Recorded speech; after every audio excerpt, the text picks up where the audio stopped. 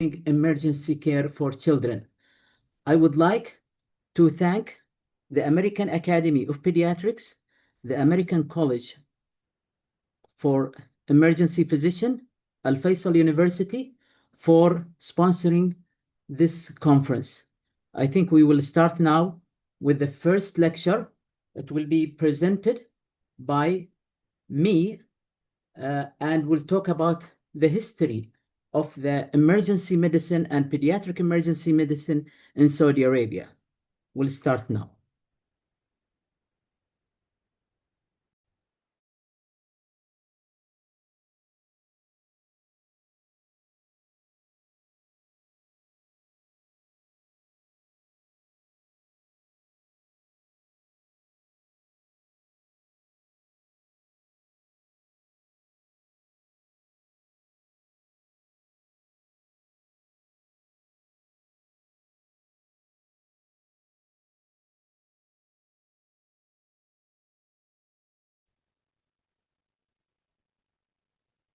بسم الله الرحمن الرحيم. السلام عليكم ورحمة الله وبركاته.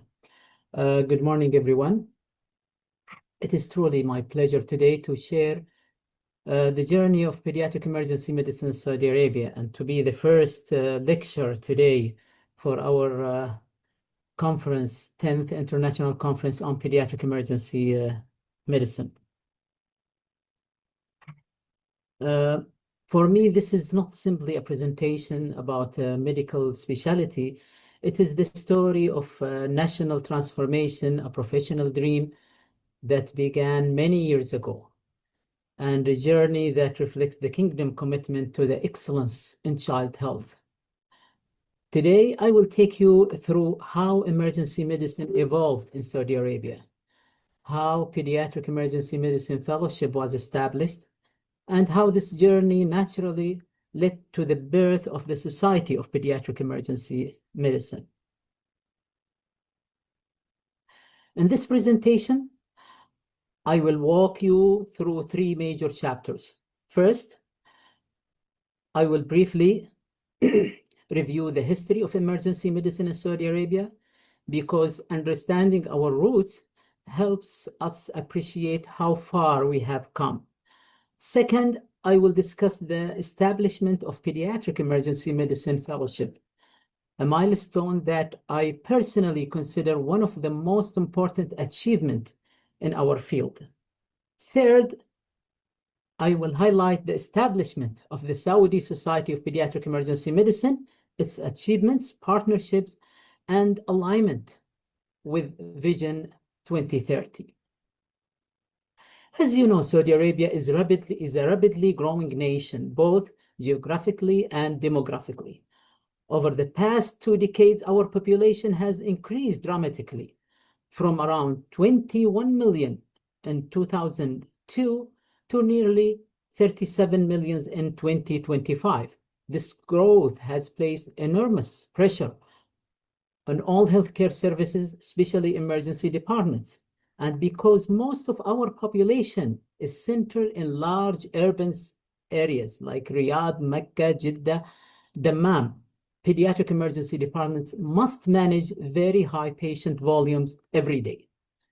From my perspective, this population growth was one of the strongest reasons behind the need to build advanced emergency and pediatric emergency system. Are we unique in Saudi Arabia? What do you think? Yes, we are. Our healthcare landscape has several special challenges. We have a very high burden of chronic diseases like diabetes, hypertension, liver failure, and other obesity, one of the significant problems, and also significant trauma related to youth risk behaviors, and one of the highest emergency department utilization rate globally, traumas in Saudi Arabia. These realities forced us to innovate early, and it became clear that general emergency medicine alone was not enough. The children required dedicated pathways, dedicated specialists, and dedicated system. As I mentioned, for many years, road traffic injuries represented one of the most important causes of trauma in both adult and children. In pediatric emergency medicine, trauma remains a major part of our daily clinical work. This burden pushed hospital and training programs to strengthen pediatric trauma readiness, airway skills, procedural sedation, and critical care transfer system.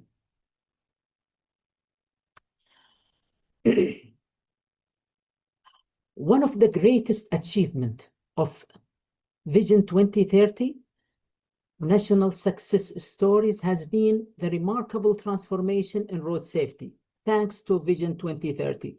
As you can see, numbers can talk. Better infrastructure, digital traffic monitoring, and stronger regulation, we have seen major reduction in accident and fatalities, as you can see in the slide. As a pediatric emergency physician, I can confidently say this has had a direct positive effect on child trauma outcome. As most of you are aware that Saudi Arabia remains a very young nation. Nearly 1/3 of our population is below the age of 15.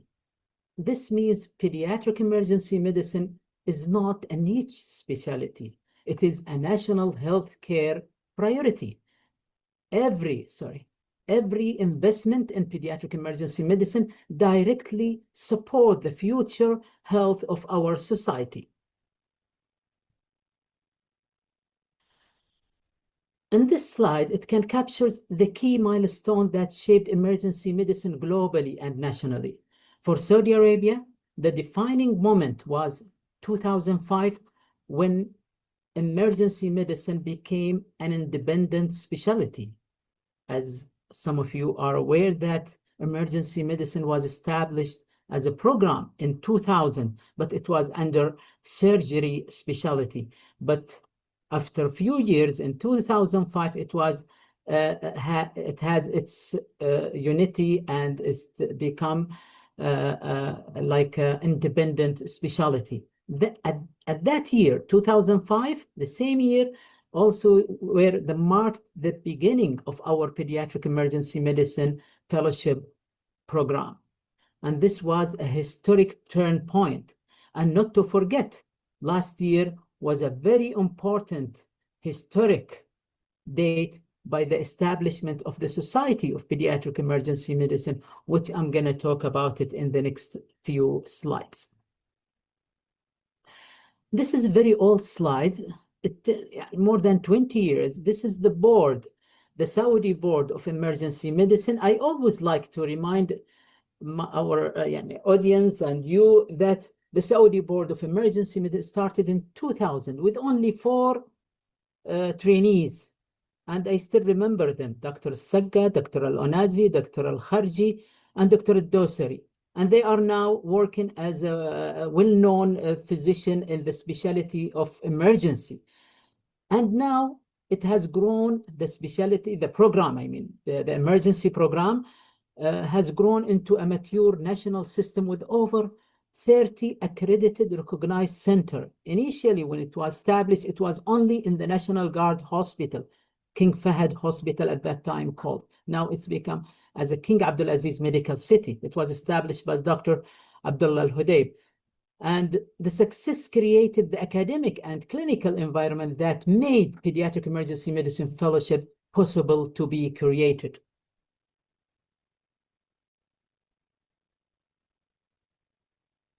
Recognition of the emergency medicine in 2005, as I mentioned, as an independent specialty was essential. It validated our discipline academically, clinically, and professionally. Without this step, subspecialty like pediatric emergency medicine would not have been possible.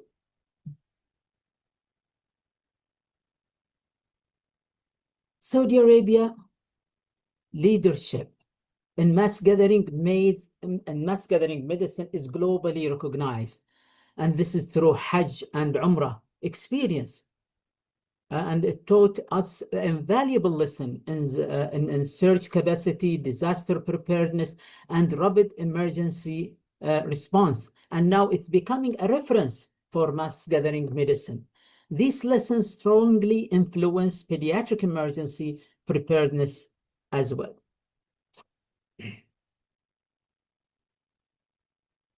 As you know that this is the most important principle in our field. We usually said children are not small adults, and their physiology, since their physiology, psychology, communication style, and disease presentation, it's fundamentally different. Why we have to establish pediatric emergency? Because pediatric emergency require expertise in resuscitation, in trauma, toxicology, sedation, developmental communication, and family-centered care.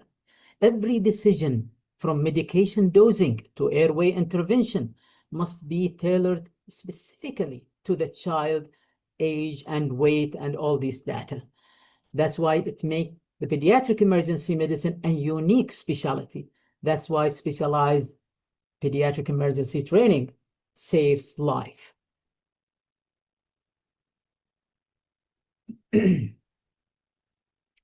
The first on our journey officially began with the proposal submitted to the Saudi Council for Health Specialty in 2003. This is the time when we were thinking to start the fellowship program. It was approved in 2004, and by 2005, the first two centers were established. And these two centers were King Abdulaziz Medical City in Riyadh and King Faisal Specialist Hospital Research Center in Riyadh. These two institutions help define curriculum, standards, faculty expectations, and board preparation method. And from there, expansion continued steadily across the kingdom. The speed of recognition was remarkable. Within a short period, pediatric emergency medicine was formally approved. This reflected a strong national need, strong academic preparation, and strong leadership support. Today, the numbers speak for themselves, as you can see. Hundreds of pediatric emergency medicine graduates and more than 200 active trainees in F1, F2, as well, and more than 25 centers distributed across the kingdom. I would like here to thank Dr. Akkam for giving me this information recently. And this scale positions Saudi Arabia as one of the strongest pediatric emergency medicine ecosystem in the region. Saudi Arabia was the first country in the region to establish a formal pediatric emergency fellowship program. Today, many neighboring countries, their fellows are among our Saudi fellows trained in pediatric emergency medicine, and they look to our curriculum and training model as a benchmark. This is something we should all be proud of.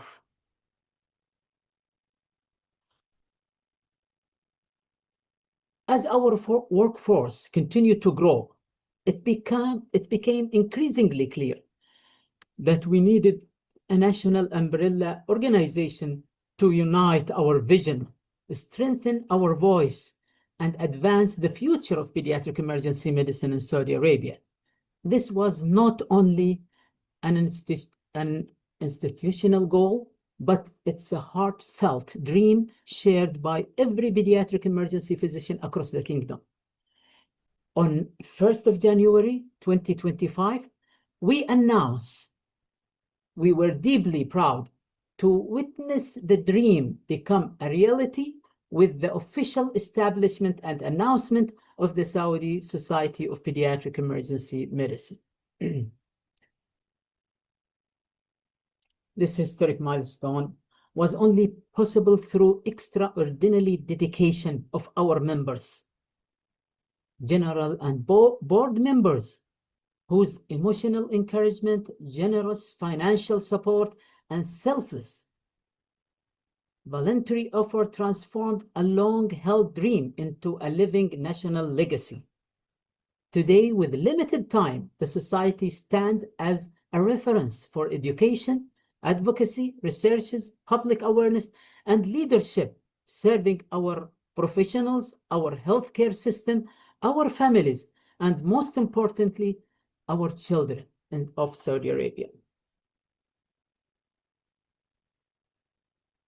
At this stage of our journey, visibility and identity became extremely important.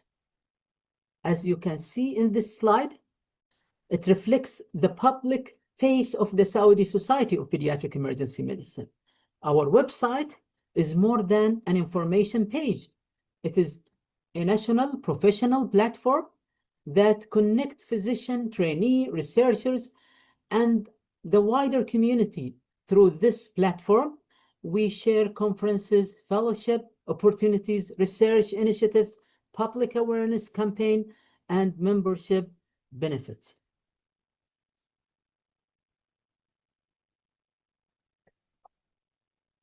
The mission of the society is simple yet powerful: to improve child outcome through education, research, awareness, and leadership. Every initiative we launch is built around these pillars.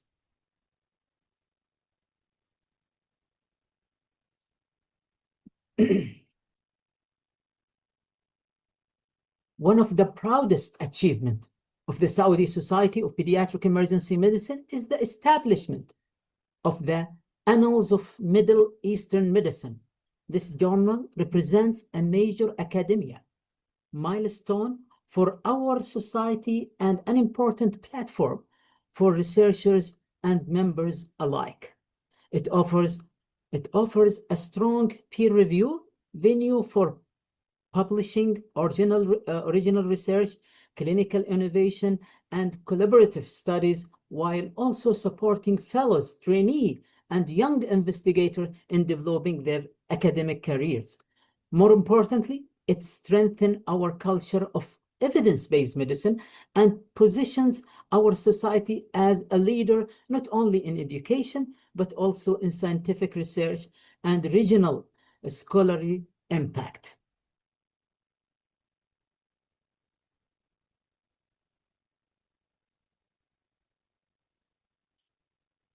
This slide represents our expansion beyond fellowship training into a major scientific leadership. Our conferences that we've been doing for the last many years and to continue, including the International Pediatric Emergency Meeting, which today we are doing the 10th one, and ultrasound courses presented by one of our best ultrasound teaching academic physician, and also other major conferences like mass gathering conferences, and also the MENA talks that has been done just in first of this year in January 2026, demonstrate that Saudi Arabia is now hosting a world-class educational event. These meetings are not only educational gatherings, they are strategic platform for collaboration, scientific diplomacy, research networking, and positioning the kingdom as a regional hub for emergency medicine excellence. We are proud that these events now attract participants from so many countries all over the world. And we are proud to have our conferences well recognized by our partnership in America, in Europe, and all over the countries, and confirming that by getting CME awards from American Academy of Pediatrics and also CME awards from ACEP, American College of Emergency Physicians. Here, just to show you how our colleagues and our society doing these activities in the malls and in different places in schools, and which like a message of the society to educate children, families, in shopping malls, in school, and everywhere, which is considered part of the important message that the society will do for our families and our lovely children. Finally, I would like to thank our partnership, our collaboration with ASIP, with so many AAP, PIM, STAT, Saudi Council for Health Specialty, Ministry of Health, Al Faisal University, and not to forget our future vision sponsor for this conference, which strengthen our ability to deliver impact national and international conferences. At the end, I'm proud of the achievement of our society, and also proud of my colleagues, the member of the society, for their hard work. And the story of pediatric emergency medicine in Saudi Arabia is a story of vision, leadership, and commitment. And I sincerely thank you all for attending, for your attendance. And together we will continue advancing pediatric emergency care across Saudi Arabia, the region, and the world. Thank you very much.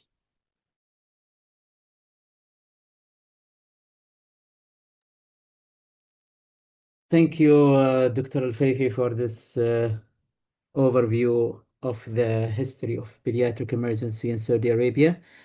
And I'm proud now to present our next speaker, Professor Mohsen Saidi Najat.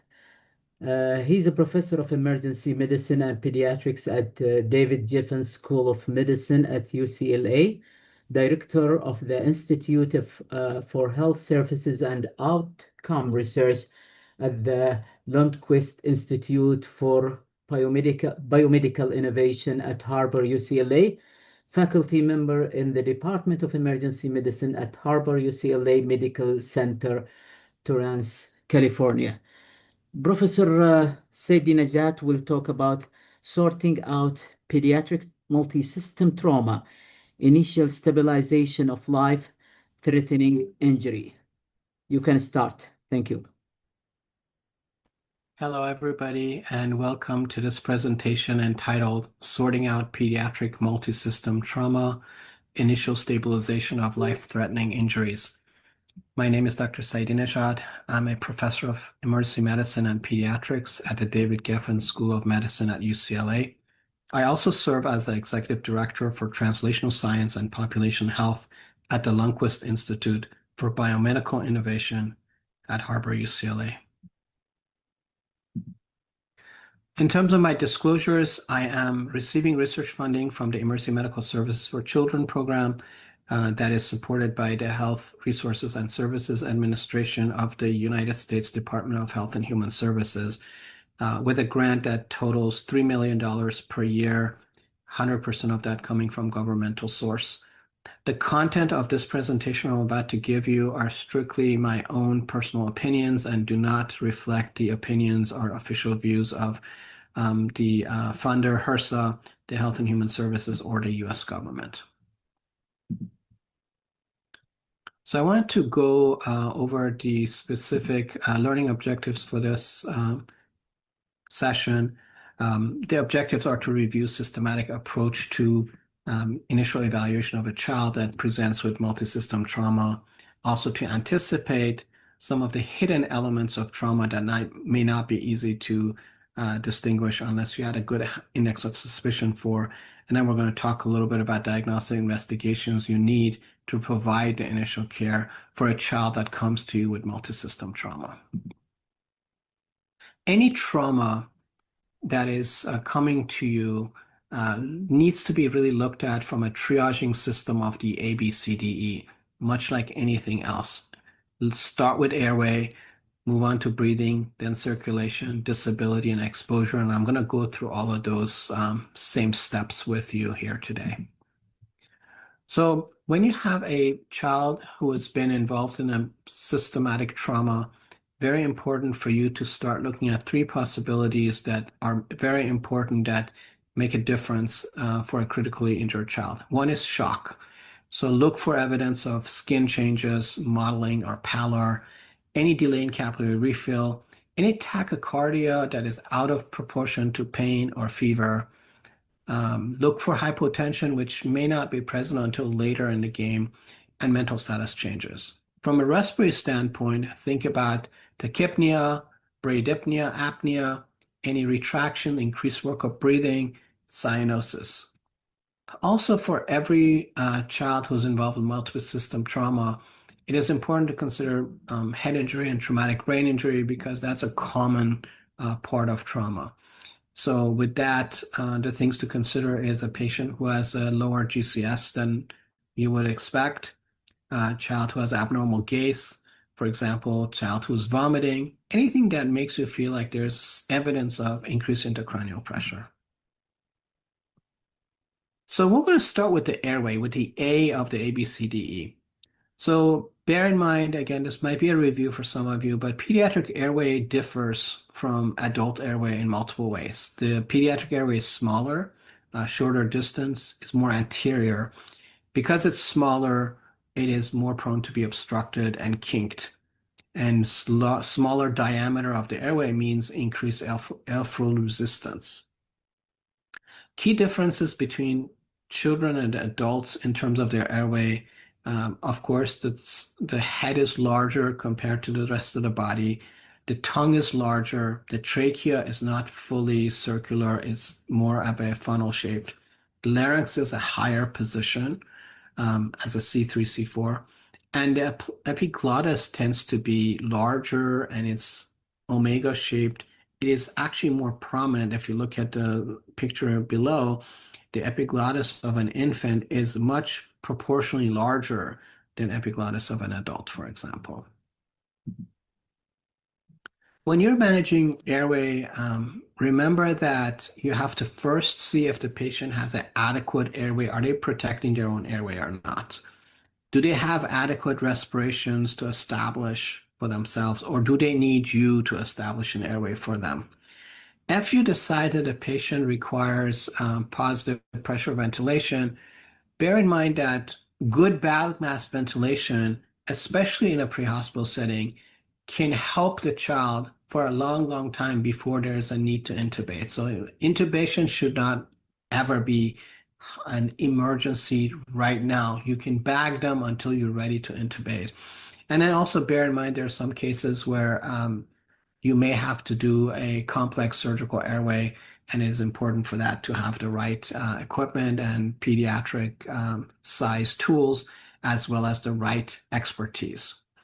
To the right here, I put in just as a review the laryngeal mask airway and laryngoscope sizing to be used for children and infant based on their size and age. In terms of induction agents, if the child is in any way even partially responsive, it is good to have an induction agent and give them the proper sedation before they get intubated. We like etomidate, ketamine, and propofol equally. Some emergency departments in the United States don't use propofol because that is strictly controlled by anesthesia. But we use etomidate very frequently for trauma patient. And if you have a situation where you want to have bronchodilator effect, ketamine 1 to 2 milligram per kilo IV push is a good choice. In terms of paralytics, there are 5 choices, as you can see here. I personally like rocuronium, 1 milligram per kilo, the best.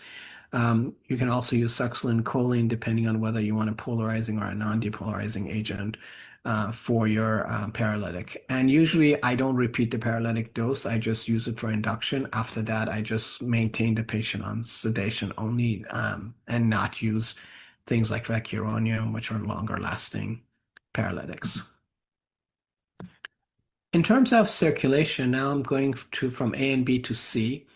Recognizing the need for circulatory support is very important. As I mentioned, children usually don't manifest hypotension until it's later in the game.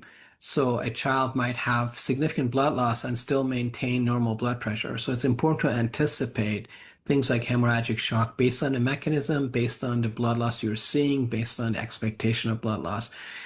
And undetected significant hemorrhagic shock has a high mortality rate, and it's very important to consider that. We also are starting to teach more about using actually early blood products versus using crystalloids. So both the American Heart Association and the American Academy of Pediatrics last year put up a recommendation that specifically encouraged using of blood products as soon as possible versus continuing large boluses of crystalloids. In terms of transfusion and when you need to activate a massive transfusion protocol, it really depends on how much blood you're going to need. So if the patient is showing any signs of hemorrhagic shock, significant tachycardia, hypotension, decreased responsiveness, low urine output, severe acidosis, or you have visible external bleeding or evidence of hemothorax, those are all kind of reasons to suspect that you're going to need more blood product, and that may cause activation of a massive transfusion protocol. We also have a document that I put in as a QR code here, the pediatric trauma imaging key considerations that is important to look at while you're trying to manage the considerations for hemorrhage in a trauma patient. This here, just a review of normal heart rates, normal blood pressures, and definition of systolic blood pressures by age. So this is just here for you as a review. I'm sure most of you already know this, but this is a table to use if you wish.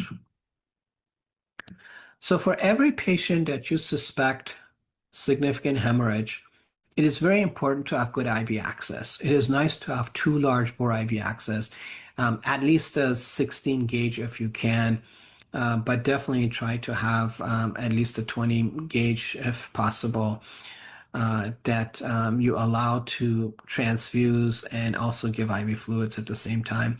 It's important to get baseline labs. Good to have a type and cross, at least a type and screen. Check the CBC, fibrinogen, etc. Important to look at any evidence of external bleeding and try to apply pressure, tourniquet, whatever you need to stop the bleeding rapidly.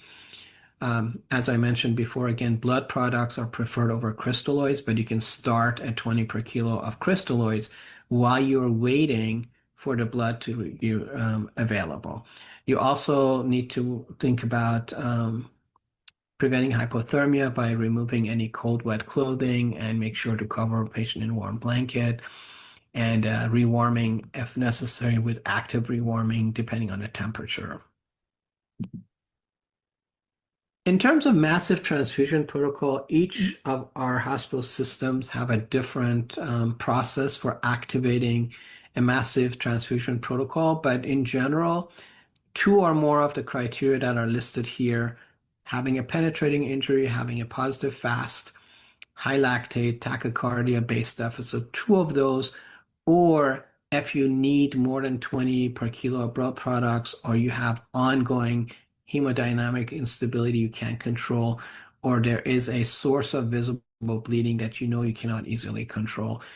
Any of those can activate a massive transfusion protocol, which essentially means more rapid access to blood products for you so that you can continue to treat your patient. In terms of what products, we used to say packed red cells initially, but it is important to try to mimic the whole blood. So a mixture, equal amount of packed red cells, fresh frozen plasma, and platelet. As you can see, 10 per kilo starting with each and then adding additional. Or if you have whole blood, then you can use that as a 10 per kilo. The milligram per kilo volume is needed the most is the neonates, 85 to 90, and then it's a little bit less in children, 70 to 75 milliliters per kilo of body weight to be transfused. As you are managing a child who is a concern for you about hemodynamics, You have to also think about your hospital's ability to continue to manage this. Do you have, especially if you have multiple patients with the same need, let's say there was a building collapse and there was multiple children brought to you, how many of them can you manage and how are you going to triage which one goes first? And so you have to be able to have a plan for what happens to these children after the initial management. You have to also think about whether you have the specialists available that are comfortable caring for an injured child, and you have an intensive care unit to be able to manage this. And if you don't have this, is the child now been stabilized enough where they can safely move to a different location? And do you have a hospital that can take this patient? And we always say that it is very important to have some of those considerations made ahead of time before you actually have a patient who has significant trauma or multiple patients. So doing a mass casualty simulation or a drill would be really helpful because then you can decide whether you have agreements with other hospitals that are going to participate in getting these patients cared for if you don't have sufficient resources. So again, rapid control of bleeding, rapid infusion of blood products, and prevention of hypothermia, acidosis, and coagulopathy. This is basically a table showing based on weight category, the different levels of blood products that you're going to need. The minimum is packed red cells and fresh frozen plasma. Then the next level is you're also going to add platelets. Then you add cryo precipitates and so on and so forth. So there's different levels of need. Adjunct therapy also, we use TXA or tranexamic acid, which can be used within the first 3 hours of injury. The data for TXA use is much better in adults, but there is going to be a nationwide study that is going to be looking at this for head injury and traumatic brain injury in children. As you can see, 1 gram over 10 minutes for greater than 12, 15 per kilo over 10 minutes for the patients who are younger than 12. And then you have other TEG and calcium after 2 rounds of MTP, massive transfusion protocol. So make sure that your facility has a surgeon available if you're going to be managing these very critically ill patients, have anesthesiology available, have operating room availability, and make sure you have available inpatient resources because these patients, once they come out of the operating room, they need to have critical care. A lot of times you also are going to need neurosurgeons and orthopedic surgeons available. So it is possible to sometimes get some of these consults shared between different hospitals. And then, as I mentioned, blood products and looking at specific elements of critical illness, which is hemorrhage, head injury, respiratory failure, etc. So now we're going to go with managing the disability. There's a different talk that I am doing in this conference, which is specifically going to focus on imaging for multisystem trauma. So this is part of that where we talk about head trauma. That is important to look at when the patient arrives by ambulance and their GCS is less than 9, that usually has a much higher odds of being a serious injury that requires intervention. There is a decision tool to help you with deciding what sort of management you need for a patient with traumatic brain injury. The card that you see to the right is the one that the PCARN team developed for children over 2. There's a similar one that's for under 2. So you're basically going to decide at what point they need a CT, when can they be just observation, and what do you anticipate during the observation period. When it comes to C-spine, C-spine is not as common as a traumatic brain injury, but it is significant when the patient does have a C-spine injury. So think about a C-spine injury in a child that has a focal neurologic deficit, somebody who has a low GCS, and somebody whose mechanism was more of an axial loading mechanism. sort of like a diving mechanism, and also consider significant injury to the C-spine on a child who has any sort of atlantoaxial instability, such as, for example, Down syndrome children, or those who have ligamentous laxity, such as Ehlers-Danlos, for example. And I'm going to go over this in a sec about pseudosubluxation, which is some entity that gets confused with the true subluxation, but also consider the spinal cord injury without radiographic abnormality.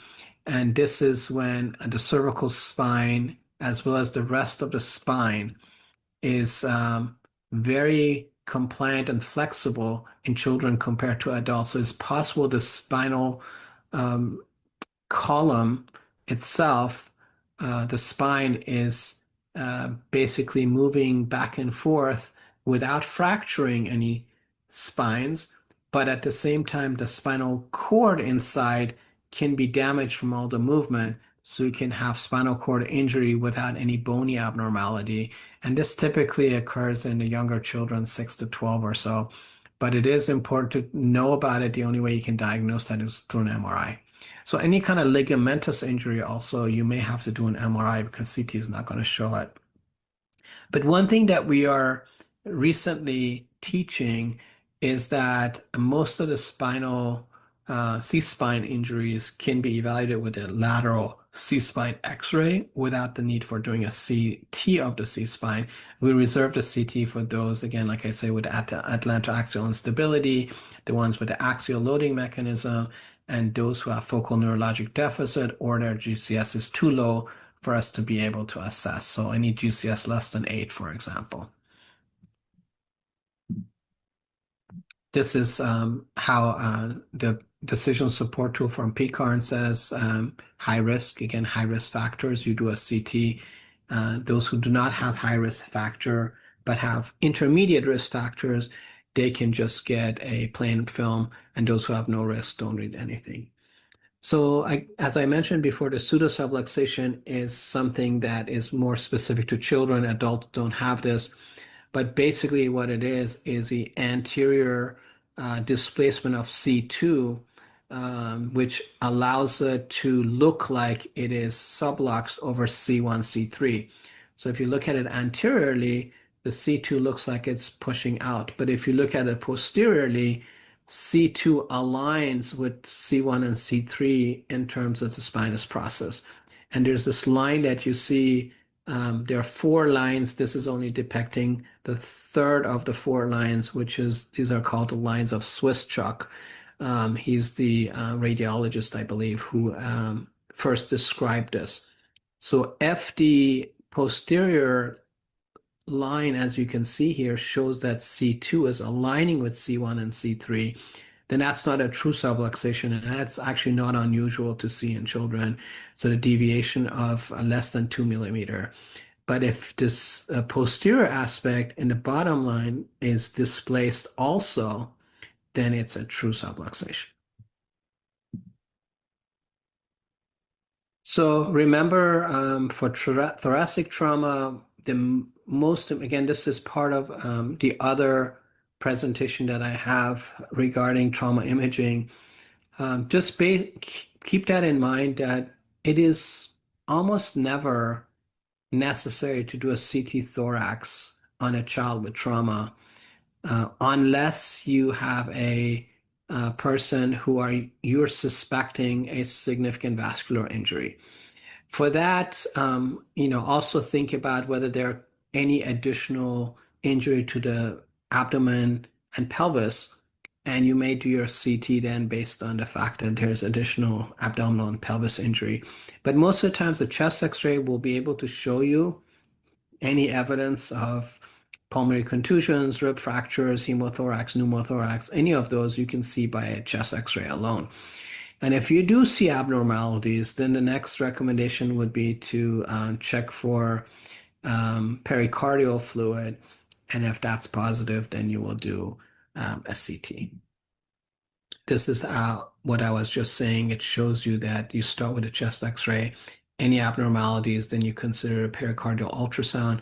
If that's abnormal, then you do a CT. If not, you don't have to do anything further. So very important to consider just starting with a chest X-ray before you jump into CT.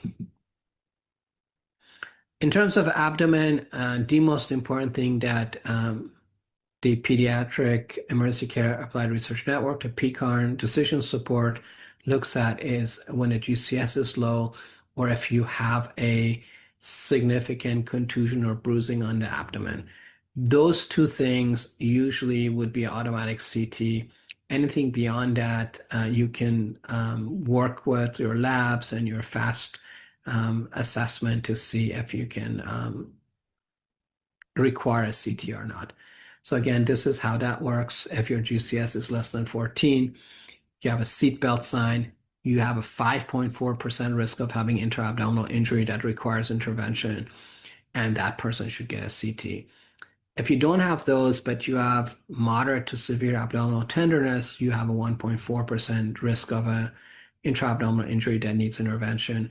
That falls under CT versus observation, and you can use criteria to decide which one you want to do. You can do some labs, you can do fast, and you can see if they deteriorate over the period of observation or if they have more than one finding.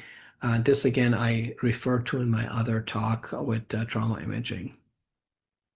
And then last part is if the patient says my belly hurts, but you can't really elicit tenderness, or if they have thoracic trauma or they're vomiting, their risk is 0.7%. The recommendation here is just observe them for 4 to 6 hours.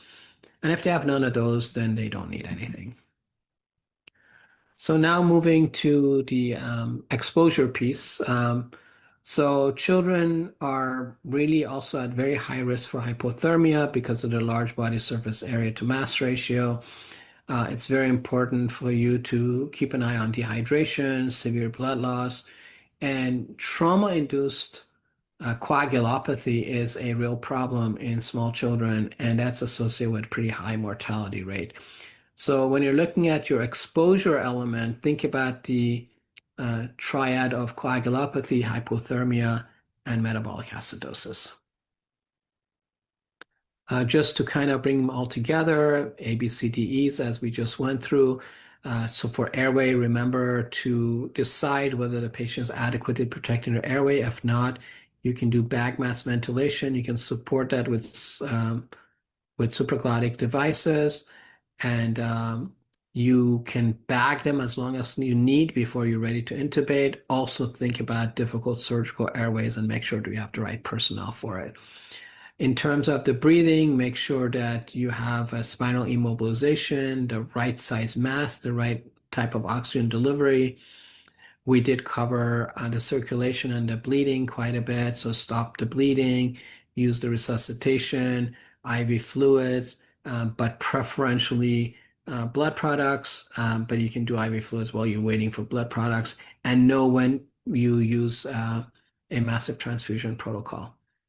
Also, in terms of disability, just remember the level of consciousness, GCS scale, and look for evidence of any head injury or anything that might be missed.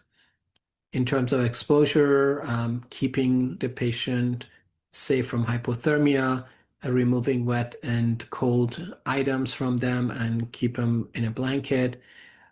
Important to have a full evaluation of their body surface area. Look for any signs of non-accidental trauma or child abuse for every smaller child who cannot tell you what happened to them. I'm going to go here through a case example. So this is a 6-year-old girl that was crossing the street with her mother, and she was struck by a car that went through a red light at a high speed and struck her. She was thrown several meters into the air and landed on her back, unconscious with large hematoma on the left side of her head. Her vitals show tachycardia, tachypnea, hypotension, O2 sats are low. She has multiple abrasions on her leg and arms. Cap refill is delayed. She is tachycardic. She has decreased breath sounds on the left. She has a contusion on the right lower abdomen, and her GCS is 8. So as I was saying before, she has all of those signs of things that point to a significant multi-system trauma.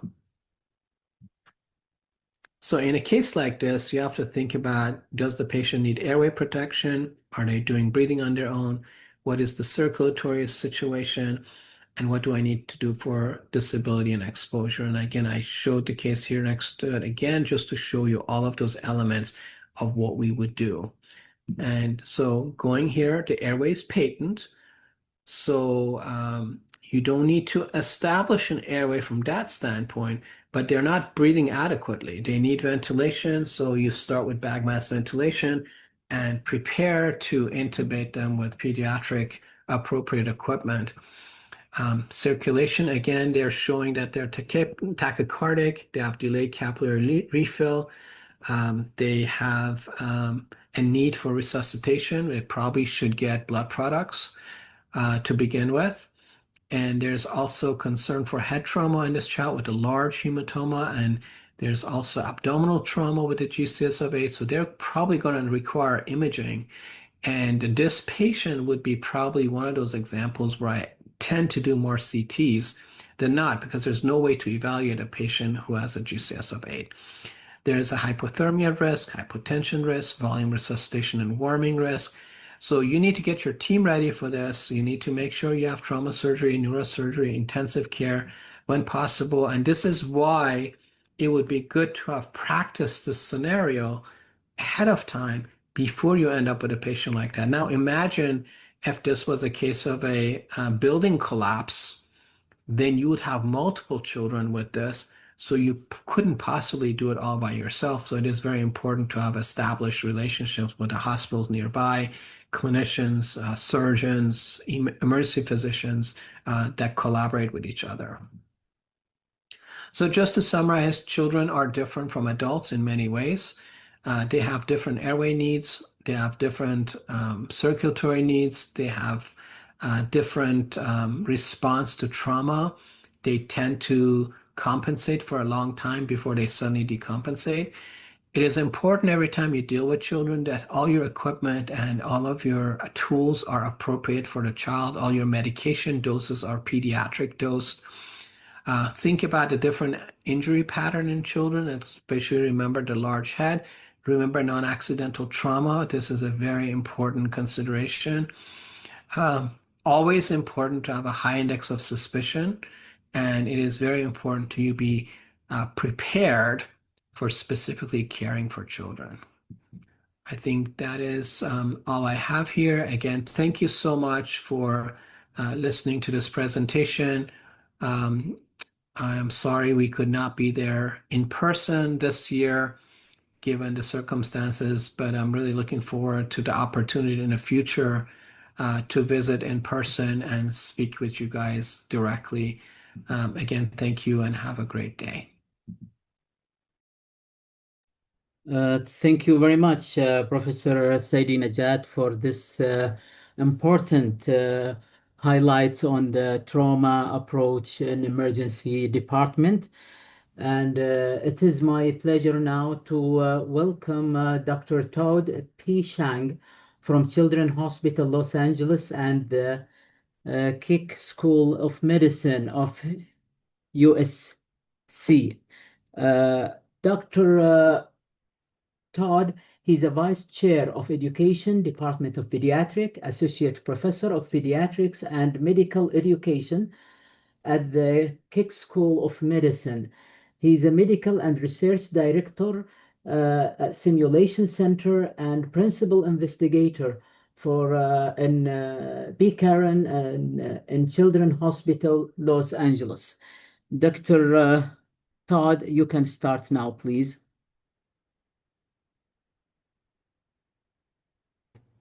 Hello to everybody. My name is Todd Chang. I am faculty at Children's Hospital Los Angeles in the United States, and I am very honored to talk to you about the use of simulation to improve knowledge and skills. The objectives for today include listing 5 different modalities, there's more, for simulation in pediatric emergency medicine, our specialty. We're going to discuss different zones, which is relatively new in simulation as it applies to the different types of simulations and developing the pediatric emergency department skills. And we're also going to discuss evidence on simulation-based educational programs. So how that works and why it's useful to do simulation, not just for education, but for patient outcomes. So first, we're going to do something pretty simple. We're going to define simulation because the technology has changed so that we keep updating the definitions. The Society for Simulation in Healthcare, SSH, has a working definition, but typically speaking, most of us understand simulation as basically a difference between work as imagined, what you think you can do, or what you think your team can do, and the work as done, what actually happens. And most of the time, what we think we can do in the optimal chances and optimal context is not exactly what happens in real life. And simulation allows you to tell the difference between those two. So for my definition, I like to propose that it's not just an education modality, but it reveals the gap between work as done, which is the actual work and performance, versus work as imagined, what we think we should be able to do. So I like to illustrate this with this particular teapot. For those of you who drink tea or coffee or any hot beverage, you can tell that this is not a good teapot. You know right away what will happen if you use it because you've used a normal teapot for a very long time.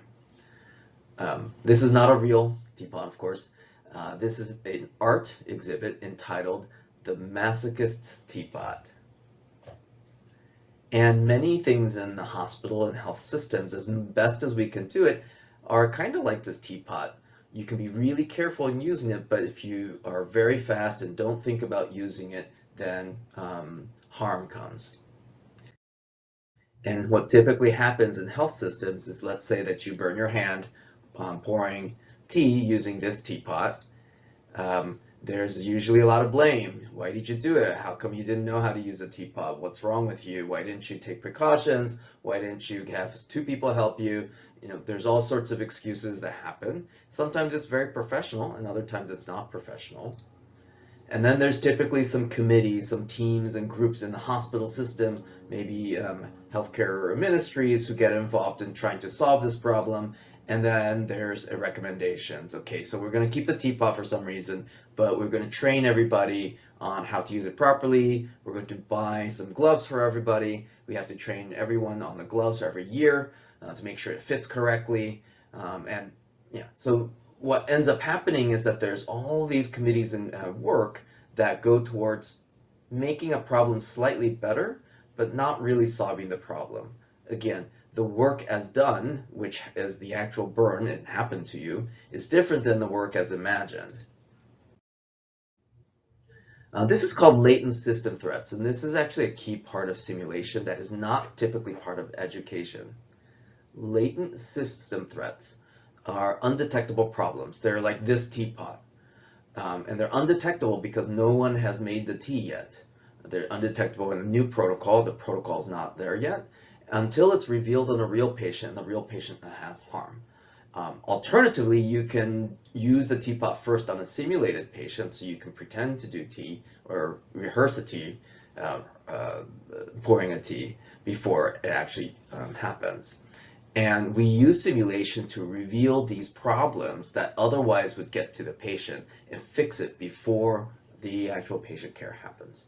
And so it's a slightly different way of thinking about simulation. Rather than just teaching and doing simulation and making sure you're experienced, we make a critical thought process utilizing the simulation so that the learners and the hospital systems see problems that they would never see anywhere else. Here's an example that we'll talk about later in Seattle, Washington, which is on the northwest corner of our United States. They opened a new children's hospital, including an emergency department. And before they actually fully built the emergency department, they built a fake emergency department in a warehouse. So this is the simulated emergency department in the critical care areas. And before the actual building went on, these simulations occurred here. So they've simulated multiple types of patients, including catastrophes, major accidents, power outage, fire, what would happen to this space, and could people still functionally work or escape this area? And through these simulation exercises, they found quite a few things to change and alter before the actual emergency department was built. And so this is the power of simulation. It's not just to teach people, but it really illustrates things, including teaching components, latent safety threats that you cannot see otherwise. It illuminates the work as imagined and work as done. So it can be education, evaluation, it can be all of these things. And the way we do simulation has now expanded based on our technologies. So typically speaking, there's mannequins, there's screen-based and digital, standardized, procedural, and resource management simulations. And most of us know what mannequin-based simulations is, and this can occur in various different fidelities. The one on the left is typically what we use for CPR training, but there's much more higher fidelity mannequins that have artificial intelligence that can look at you, speak to you, in any different numbers of ways. You can combine that with any screen-based simulation, which can be in a computer, on your phone, or perhaps on a device like a virtual reality headset. And these have some specific advantages and disadvantages. Standardized patients are also done typically to practice communication skills, giving bad news, telling them that their child has cancer, they're telling them that their child may have been abused. All of these things are communication and empathy things that you have to practice with. You can also use patient simulators using AI. So with most AI agents, you're allowed to create a patient simulator. They do a pretty decent job of being able to play a character that you use with prompt engineering. And more on that later. The simplest simulations are procedural task trainers. These are fairly low fidelity, but they actually allow you to practice the hands-on skills that you need in pediatric emergency medicine. And finally, there's resource management. So these are usually computerized, but not always, simulations that really look at the resources across a very large area within the country, within the city, within the entire hospital system.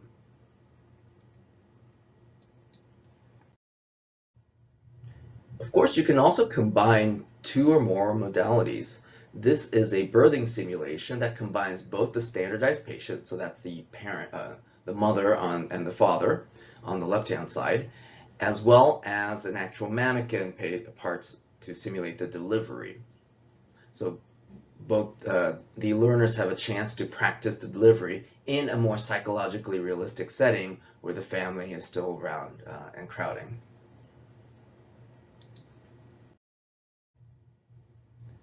One of the questions I usually get as our medical director for a hospital simulation center is how real we need the simulation. Everybody wants it to be very, very realistic. It takes time, it takes money, it takes a lot of effort to make it perfect reality, but most of the research actually shows that you actually don't need full 100% fidelity to run an effective simulation. There's a concept of what's called uncanny valley. This is typically a term that we use in art or movies, where if something does not look very human, we feel okay about it, and that's called affinity on the y-axis. And as we become more and more human, as this thing becomes more and more human, we tend to like it a little bit more. We have stuffed animals that our kids love so much, and then we start getting a little too real, and we drop into these uncanny valley. The uncanny valley is where we can get creeped out. We don't feel very good about it. This includes looking at a dead body, right? So it looks human. It's very different than seeing something else. And we have very visceral reactions. And similarly, there are visceral reactions to a very realistic mannequin when we use simulation. So we do have to be careful about making a mannequin that is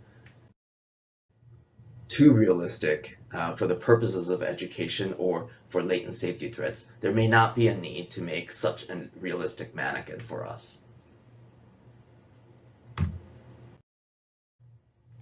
And finally, just because there's simulation centers all around and they're wonderful places, not everything needs to be simulation.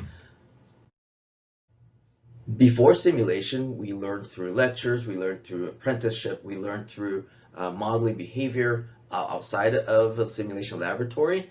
And there's plenty of skill sets that just don't really need the resources or the time of simulation centers or simulation programs. Great. Now we're going to talk about a very new topic. We have not talked about this before, called sim zones. The sim zones, or zones of simulation, was a concept that's provided from folks at Boston Children's and from Starship Children's in Auckland, New Zealand. And it very much describes the complexity, the learning objectives, and the amount of effort it takes to do simulations with very low zone to all the way to pretty much a real life scenario, zone 4. And so from left to right, you can see that the zone 0, your learner goals, the clinical signal amount, in other words, the amount of distractions, the amount of debriefing afterwards, and the types of modalities and examples look very different than zone 3 and 4. Most of us start in zone 1 in terms of simulation. When we do our CPR skills, we're usually in zone 1, but when we put them together in a team, what we call them mock codes, for example, or in situ simulations, you're usually in zone 2 and zone 3. You want to see not just one person do something, but the team communication is also of interest. When that happens, you also need to change the way you do simulation. It frames the purpose of simulation usually 4 different ways. How do you teach? How do you review afterwards? What happens with the team, and how much do you want the team to participate in the discovery? And how much can you use to test the system, for example, testing the whole hospital emergency department?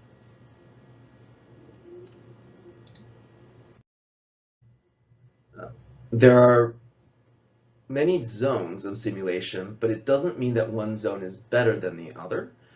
So in this particular example, if you are learning to play within an orchestra, you may need to do many different types of practice.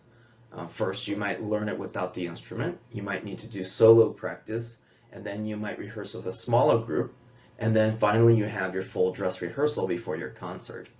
All 4 of these zones are very important to producing a final recital concert that is actually worthwhile for music and for the audience. But each one has pros and cons on why you would do this, and they also play off of each other. Practicing solo enables you to do better in the small group activity, and learning music theory, the book, will also help you with all the other sides as well. So all the zones are interconnected, and no one zone is better than the other.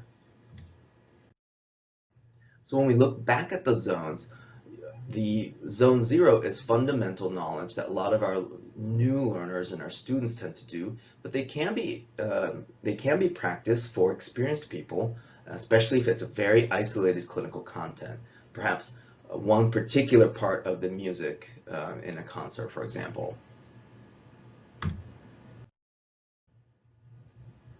So now that we can conceptualize what the zones are in terms of the simple simulations all the way to the complex simulations, does an entire simulation program improve outcomes? And at this time in 2026, we actually finally have evidence that yes, it actually improves patient outcomes, but it's not exactly what most educators think it does. So one of the first articles was in 2009, where internal medicine residents being taught how to insert central lines in a ICU rotation were able to have decreased complication risks and decreased central catheter associated central venous catheter associated blood infections. Furthermore, when they calculated the costs, in other words, the cost of complications of keeping a patient in the ICU longer to manage the complications, they were actually able to show that the education was extremely cost effective. For every $30,000 to $40,000 that was used, you recouped about $600,000 worth of healthcare costs because of decreased infection rates and decreased dwell time for the catheters. So one of the things that I've learned throughout the years is that one simulation is not enough to change any outcome whatsoever. We do our best, we enjoy the simulation, but it's just one thing, one simulation.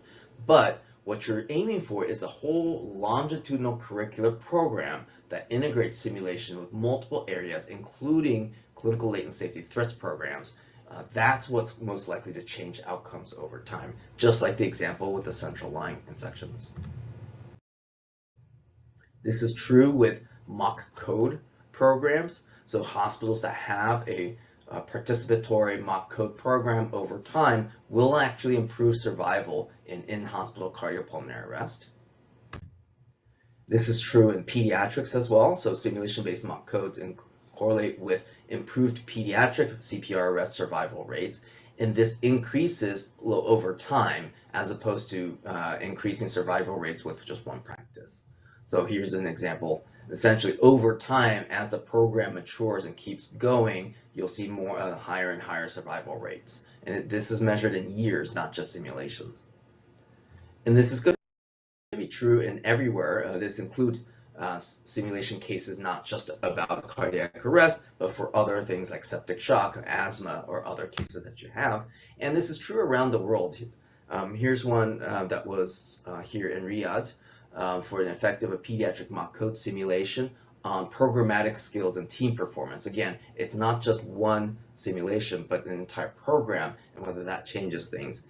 And what you'll see is that over time, as more and more people participate in the program, you'll see better and better metrics on the performance of resuscitation, and time to critical action start to fall over time.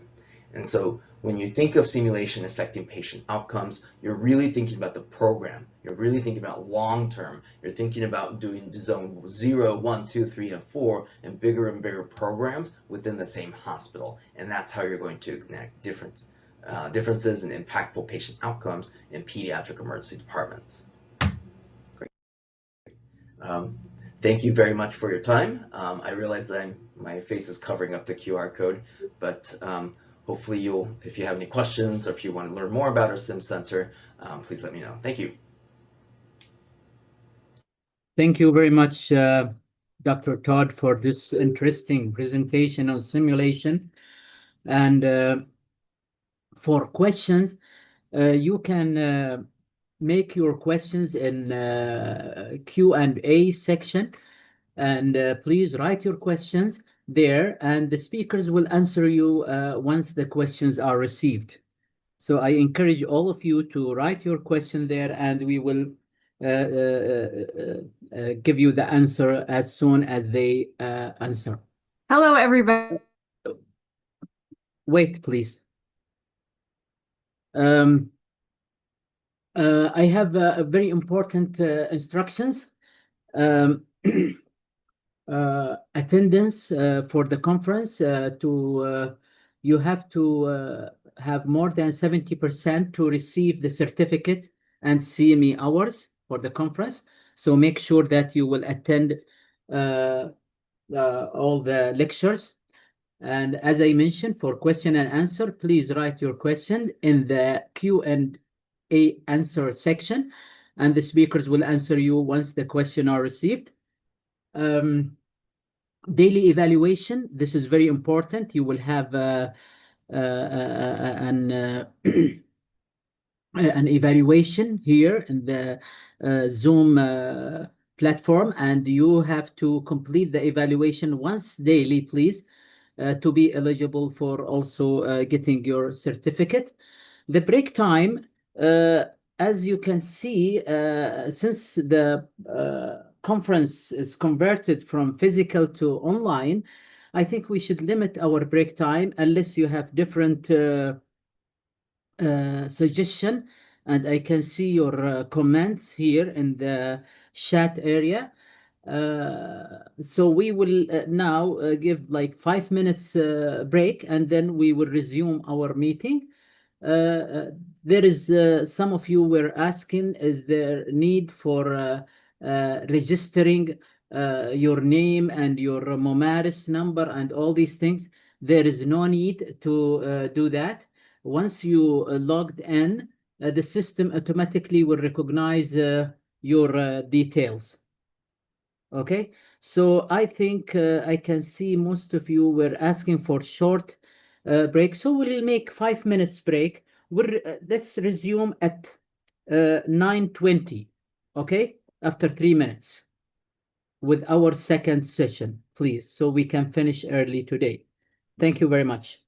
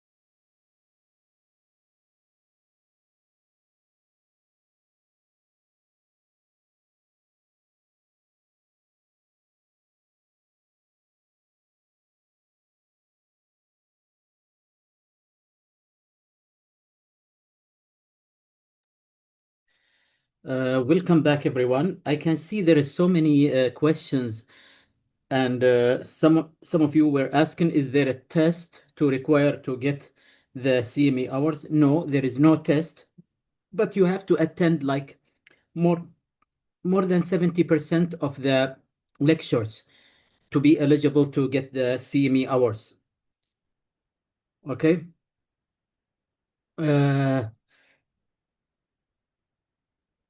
Now I think we should resume our activity. We'll go to the second session of today activity. It is my pleasure to welcome Dr. Emily Rose. She's Associate Professor of Pediatrics and Pediatric Emergency Medicine and Assistant Dean of Student Career Advising at USC. Dr. Rose will contribute and talk about distinguishing common from life-threatening rash. Dr. Emily, you can start, please. Hello, everybody. My name is Emily Rose, and I am faculty at the University of Southern California, the Department of Emergency Medicine at the Los Angeles County Hospital there. And I wish I could be there in person with you all. I really regret I can't be there. Unfortunately, I have a conflicting meeting the same week. But I'm so excited to talk to you about rashes. I love to speak on this topic, and I have about 200 slides for the next 30 minutes. So we're going to go very, very quickly. We're going to talk about how you distinguish common rashes from the more life-threatening. There's a lot of mimics. And so without further ado, let's get into it. So first of all, just stepping back, big picture, there is a lot in conquering a rash. And the steps are actually quite simple. It's really important to consider the history and time course and gather information, gather that differential, even before you go into the room with the patient and look at the patient. You can actually often make a diagnosis just by the history. And obviously, the whole picture, the vital signs, how the patient looks, that's going to be really, really important. But generating that differential is so important because we tend to get distracted by how a rash looks. And there's a lot of mimics to certain rashes that can trick us from making that diagnosis. So make yourself consider a differential. Because if you don't consider the diagnosis, you don't often make that diagnosis, right? And another pitfall about conquering rashes is that rashes can look differently on different people, depending on, is it early in the rash, after treatment, and the underlying skin tone of the patient. So being aware of that, you may be able to pick up a more subtle rash. Okay, so this is the first rash that we will talk about. This is a very common rash that we see all the time. It may look like this, may look like this, pretty irritated. And this is, of course, eczema. Eczema, you can look, you're much more likely to see an atypical presentation of something common like eczema than, a zebra diagnosis. So just a quick refresher on how eczema presents. In younger kids, it tends to be a lot more sort of red, weepy, pruritic, and it tends to be much more on the face, scalp, and extensor surfaces. In older, 2 years to puberty, it tends to be more neck and flexural surfaces, and it can be a little bit drier, localized with lichenification. So just awareness of that helps you make that diagnosis. And of course, treating eczema, we're very familiar with that. You want to eliminate anything that's exacerbating the condition, hydrate the skin, and control skin inflammation. But what about this case? This patient came in, parents bring this child in, they say, oh gosh, they've had eczema and they're doing everything that we can, but it's just getting worse. The treatment isn't working. Or it could look like this. You see these hemorrhagic punched out lesions. My question for you is, what's the treatment?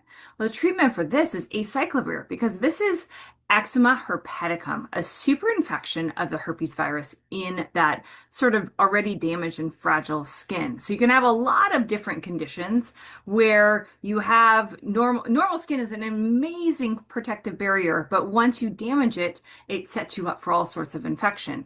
And eczema herpeticum is treated with acyclovir. Now, if it's localized and the child is healthy, you can do that orally on an outpatient. If it's more extensive or severe in a very young child or a child with comorbidities, they may need IV and admission to the hospital. But eczema, just predisposes your skin to superinfections and also atypical presentations of infections like eczema molluscitatum. You basically have molluscum in areas of eczema. And Coxsackie can look much more severe and accentuated in areas of eczema. All right, on to another rash. Now, if we were in person, I would poll the audience and say, okay, who can tell me what this rash is? And after lots of guesses, people have great guesses, I say, well, great, I'm so glad that you guys know what it is because I have absolutely no idea what virus is causing this rash. And that's kind of my point. Viral exanthems, super, super common, and we're much more likely to see an atypical presentation of something common than a zebra diagnosis. So viral exanthems, just to kind of summarize it, they can be macular, papular, vesicular, urticarial, petechial. They can be widespread or localized. So, I mean, if you are into gambling or betting, if you're going to place your bet, if you see a rash in a child, what is it most likely? Well, statistically speaking, it's most likely a viral exanthem. And most of the time, we don't really know what the diagnosis is just based on the look of it. There's so many viruses out there. But there are a few viruses where we have characteristic features and patterns, and it's kind of fun to be like, oh my goodness, I know what virus is causing your condition. And this is one of them. So you can see that this really bright red, beefy red cheeked child followed in the next day or two by this lacy reticular rash that's really accentuated. If they cross their arms, you can see it on their forearms. This is slap cheek or Fifth disease caused by parvovirus B19. Now, most of the time it really, it's just like if somebody's previously healthy, it's not a problem. It's just like any old other virus, but there's two conditions that we really worry about. Pregnancy, so you want to avoid visiting family if you have a child with parvovirus because this can cause pregnancy complications, miscarriage, hydrops, fetalis, all sorts of problems. But in a child with sickle cell disease, this is associated with aplastic crisis. So you may want to investigate, do labs on that child. Another rash, there's nothing clearly distinct about this rash, but it's in the history that we can make this diagnosis. So this rash looks very similar to the last picture where I asked you what the virus was, but really the history is what gives the diagnosis away. So this kid looked pretty well, like maybe a little sniffles, but nothing really that we could hang our hat on for a cause of fever, but had a fever, no clear source, and then breaks out with this rash. And we're like, oh, we know the diagnosis. That's roseola. So that preceding fever, but they look pretty well, and then that rash starts centrally and then moves peripherally. Now, next rash. Now, there's nothing really distinct about the rash that I'm showing you here. But this is an important and potentially life-threatening condition, and we should make this diagnosis because it's a public health concern. So this rash is very, nondescript, macular, papular. You could call it morbilliform, which is morbilliform just means measles-like. And there's so many different conditions that cause a morbilliform rash. So nothing distinct. If you just show somebody a picture of a rash, you couldn't look at this. A dermatologist wouldn't say, oh, I know what this is. Very nondescript. But the pattern and history and circumstances lead us to make this diagnosis. So this rash, we'll just give it away right now for the sake of teaching, is measles. And the classic presentation of measles that starts on the head and neck, really kind of around that scalp line, and then spreads down to the trunk and extremities. Sort of like if you cracked an egg on your head, it will drip all the way down. Starts on the head, trunk, and then involves the whole body. It is associated with an enanthem, but there's some pitfalls that I'll tell you about in a minute. The classic ananthem is sort of white grains of sand on an erythematous base. Buccal mucosa is very, both sides, most common location, but it can be anywhere. And then associated conjunctival injection. So you have a rash, fever, conjunctival injection, think measles, also think Kawasaki, which we'll talk about. Here's some other pictures of measles rash. These kids tend to look a little bit more toxic, very flushed. I have many, many examples thanks to Lauren Yamamoto in Hawaii, who has lots of images of patients when there was measles outbreak there. Here's some pictures from Dr. Yamamoto of the Koplik spots on the buccal mucosa. And I show you lots of pictures just to give you options of things that it can look like. So Koplik spots, a couple things about it. So buccal mucosa, most common, can also involve lips, gums, conjunctival, and even vaginal mucosa. The pitfall about Koplik spots, though, is that they can appear 48 hours prior to the rash, and patients often don't present to us until they have that rash. And Koplik spots only last about 12 to 72 hours. So they very well may be gone before they present to you with that rash. So don't say, oh, I don't see any Koplik spots. This can't be measles. That's a big pitfall. That's a big sort of take-home point. Look for them. If you see them, helpful and confirmatory in your, clinical gestalt of that diagnosis, but not helpful if you don't see them. So measles, think rash, head, trunk, spreading down, conjunctival injection, Koplik spots. And if you're thinking Kawasaki's, think measles. If you think measles, think Kawasaki's. That will help you consider these important diagnoses. It's very, very, very contagious. You're infectious actually 5 days before you even have symptoms. So no wonder this spreads so rampantly. And actually measles, I mean, if you're in a room and a patient with measles is in the room and then they leave, that measles virus is just airborne in the air for 2 hours after that a patient leaves the room. So very, very highly contagious. And to make that diagnosis, we can obtain the PCR from the nasopharyngeal swab or urine, but only after the rash. It takes some time for that to be positive.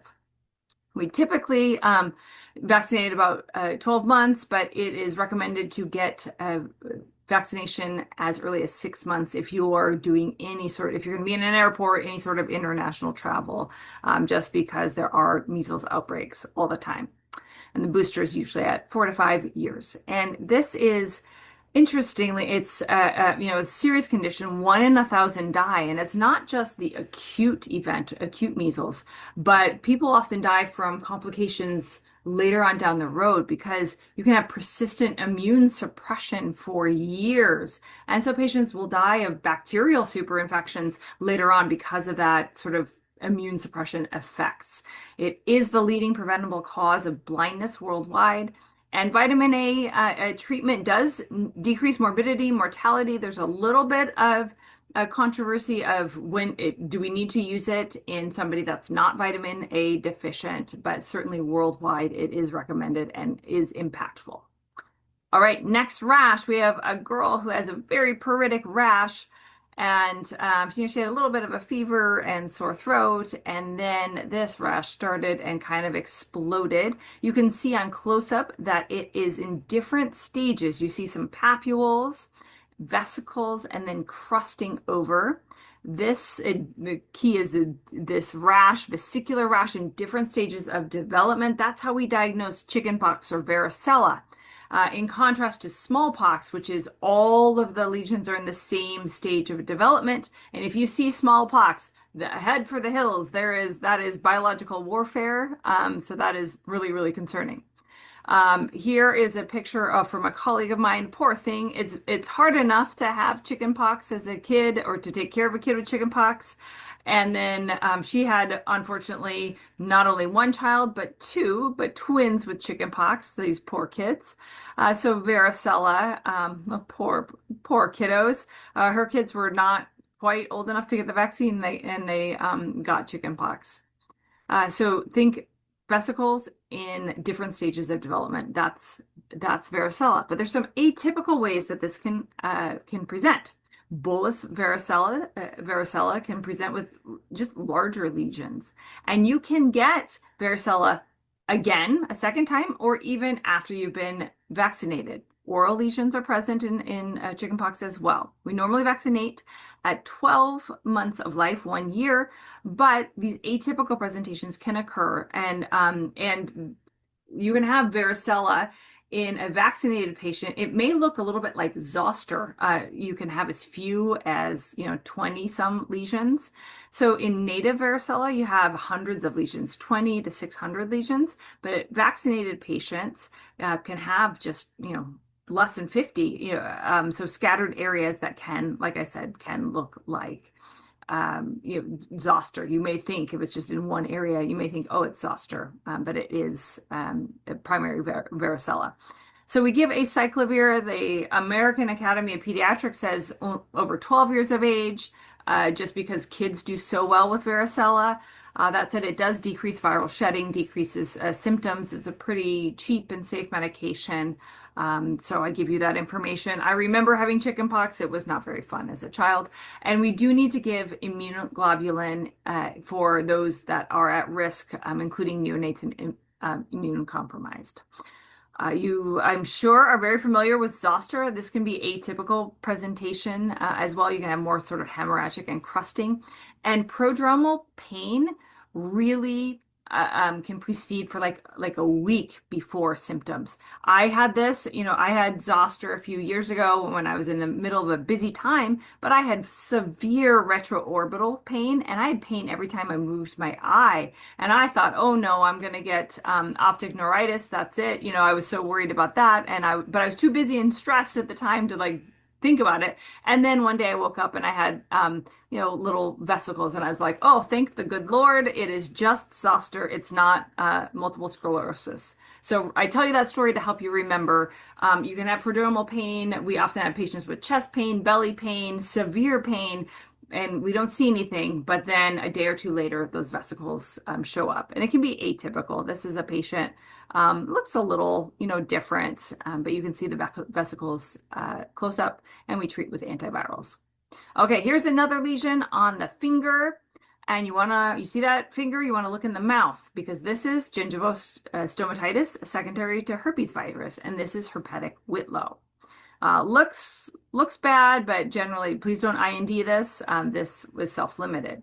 Here's another rash, posterior palatal vesicles, and this is herpangina. You can have, posterior palatal lesions, herpangina, or anterior herpes stomatitis tends to be a little bit more anterior. So you can have just the isolated lesions on the back of the throat presenting, having a child has fever without other source. You're always happy. You're like, oh, I have a source. I found it. Or you can have lesions on the hands and feet. Now we have a little bit more of an aggressive strain.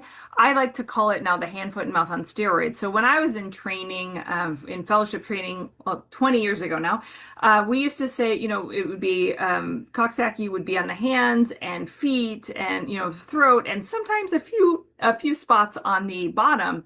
But now we have really a much more aggressive strains where you can have like bullous lesions, and it can be involved all of the extremities. It can be pretty severe. So here's hand, foot, and mouth with bullae. Look at those bullae in this kiddo. Really, really big.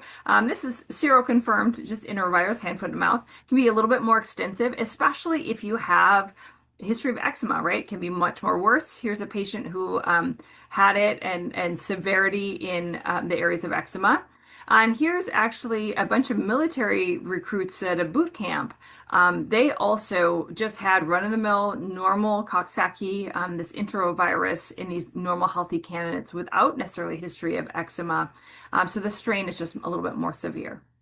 Here's a photo of one of our residents who had hand, foot, and mouth, and of my colleague who had, you're going to have significant sloughing and peeling of the extremities. And my poor colleague, I mean, he's never missed a day of work in his life, but he actually had to call off from work. He's like, I can't intubate. I could barely walk because his hands and feet were sloughing so much with hand, foot, and mouth.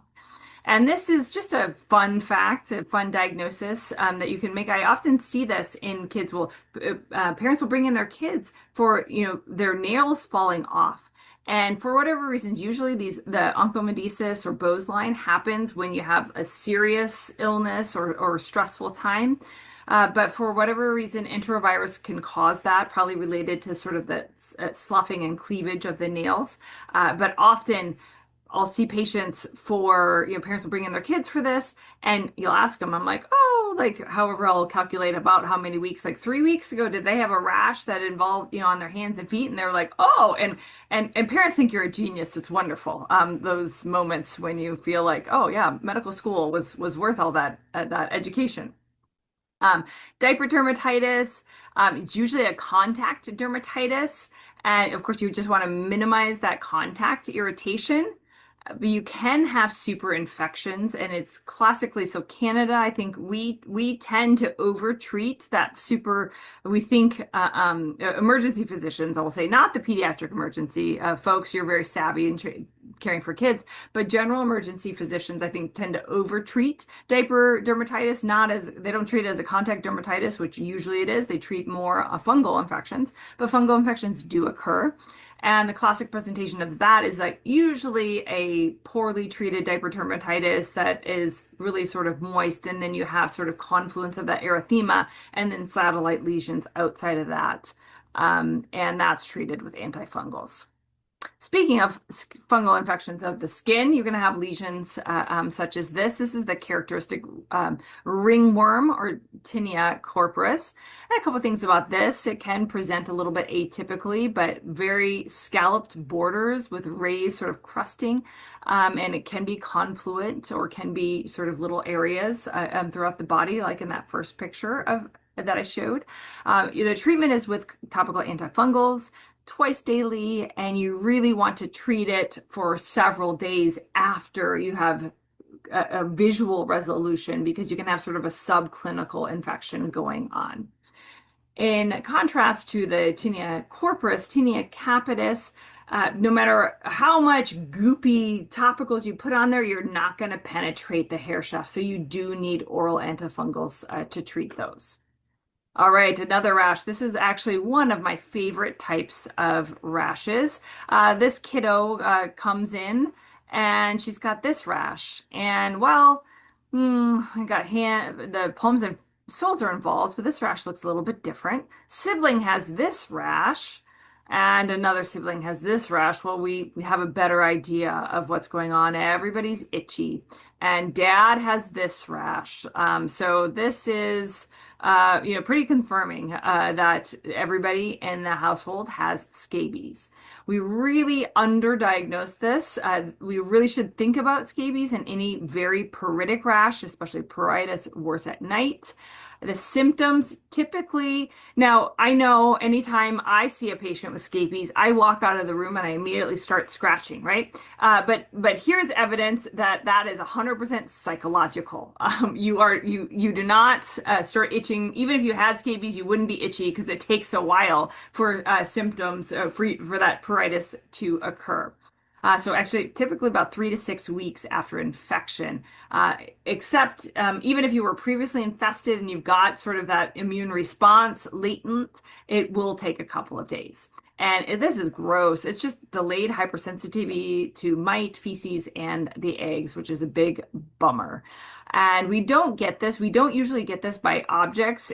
Scabies mite can't live on fomites for very long. It's usually prolonged skin-to-skin contact. Treatment is permethrin or ivermectin. There is some resistance, so pay attention to your local resistance patterns.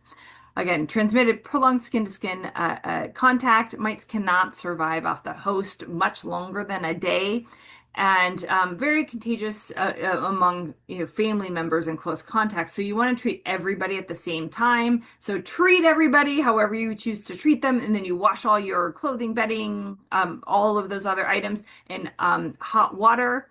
And then any items that can't be washed, you just quarantine them for 72 hours. And I do repeat the treatment 1 week later just to improve the likelihood of treatment. The pruritus, depending on how long that infection has been going on, that pruritus may persist for weeks because you have those dead mites and eggs and feces still in there. So that does take some time to resolve. That's why I minimize the confusion. Is this like persistent treatment or persistent symptoms or inadequate treatment? That's why I just do the 2 treatments just to improve my chances of treatment. Okay, next rash. This is a type of rash that I see misdiagnosed all the time. My wonderful colleague sent me images of she was working at a Syrian refugee camp in Greece many years ago, and she was kind of worried because all of these kids started having this rash, and she was worried about some sort of tropical disease. All of these kids have the same condition, and this is all of them have the same thing here. Just in this picture, you see many different presentations of the same thing. This is impetigo. Anytime you have a rash that spreads among, especially kids, but family members, face, hands, and papules, pustules, crusts, this is the classic diagnosis. When at the beginning, I said, don't be distracted by how something looks. Think about the history.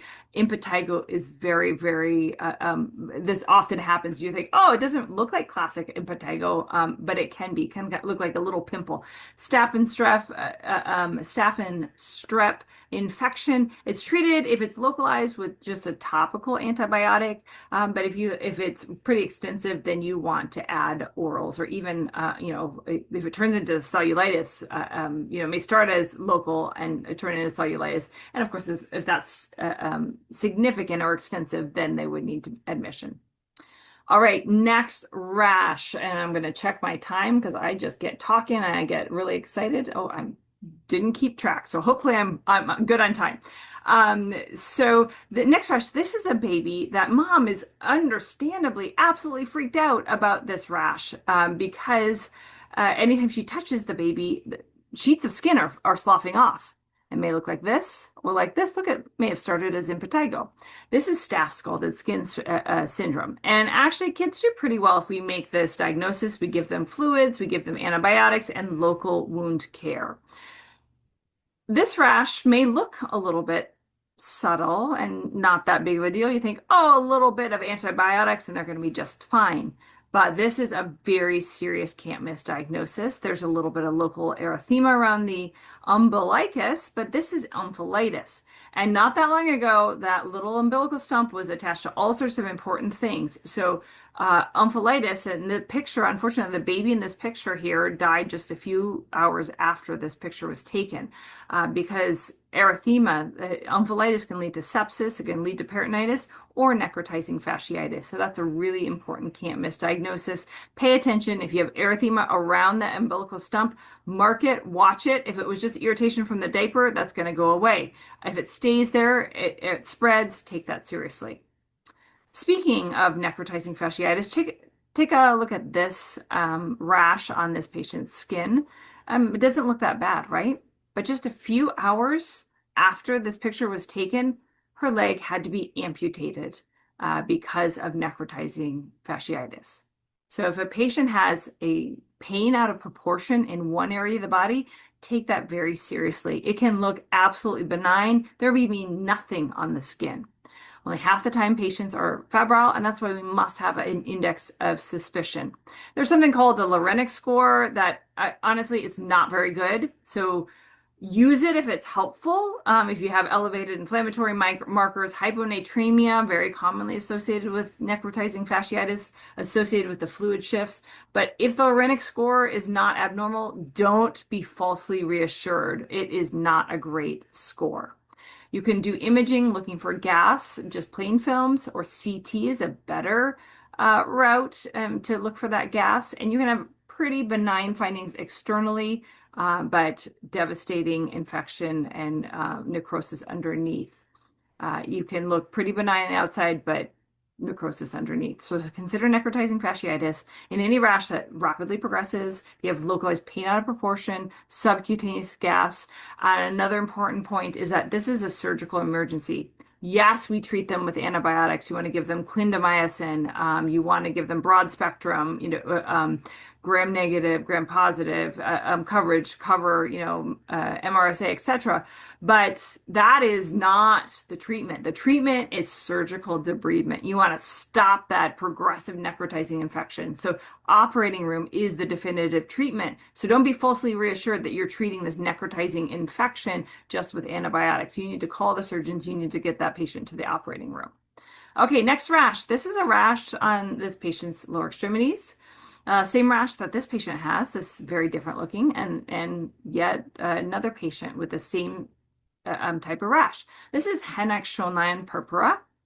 And this rash is often initially macular or arterial, which can look a little atypical. It can even look like you can even have hemorrhagic bullae and sloughing of those bullae. GU pain and swelling may be the only presenting symptoms. The diagnosis of Henneck-Schönlein purpura is really a clinical diagnosis. So virtually everybody has palpable purpura. Most patients have arthralgias, arthritis, and half of all patients have abdominal pain, and renal disease is the complication that we worry about. So that palpable purpura is in dependent areas. It tends to be symmetric and associated with edema.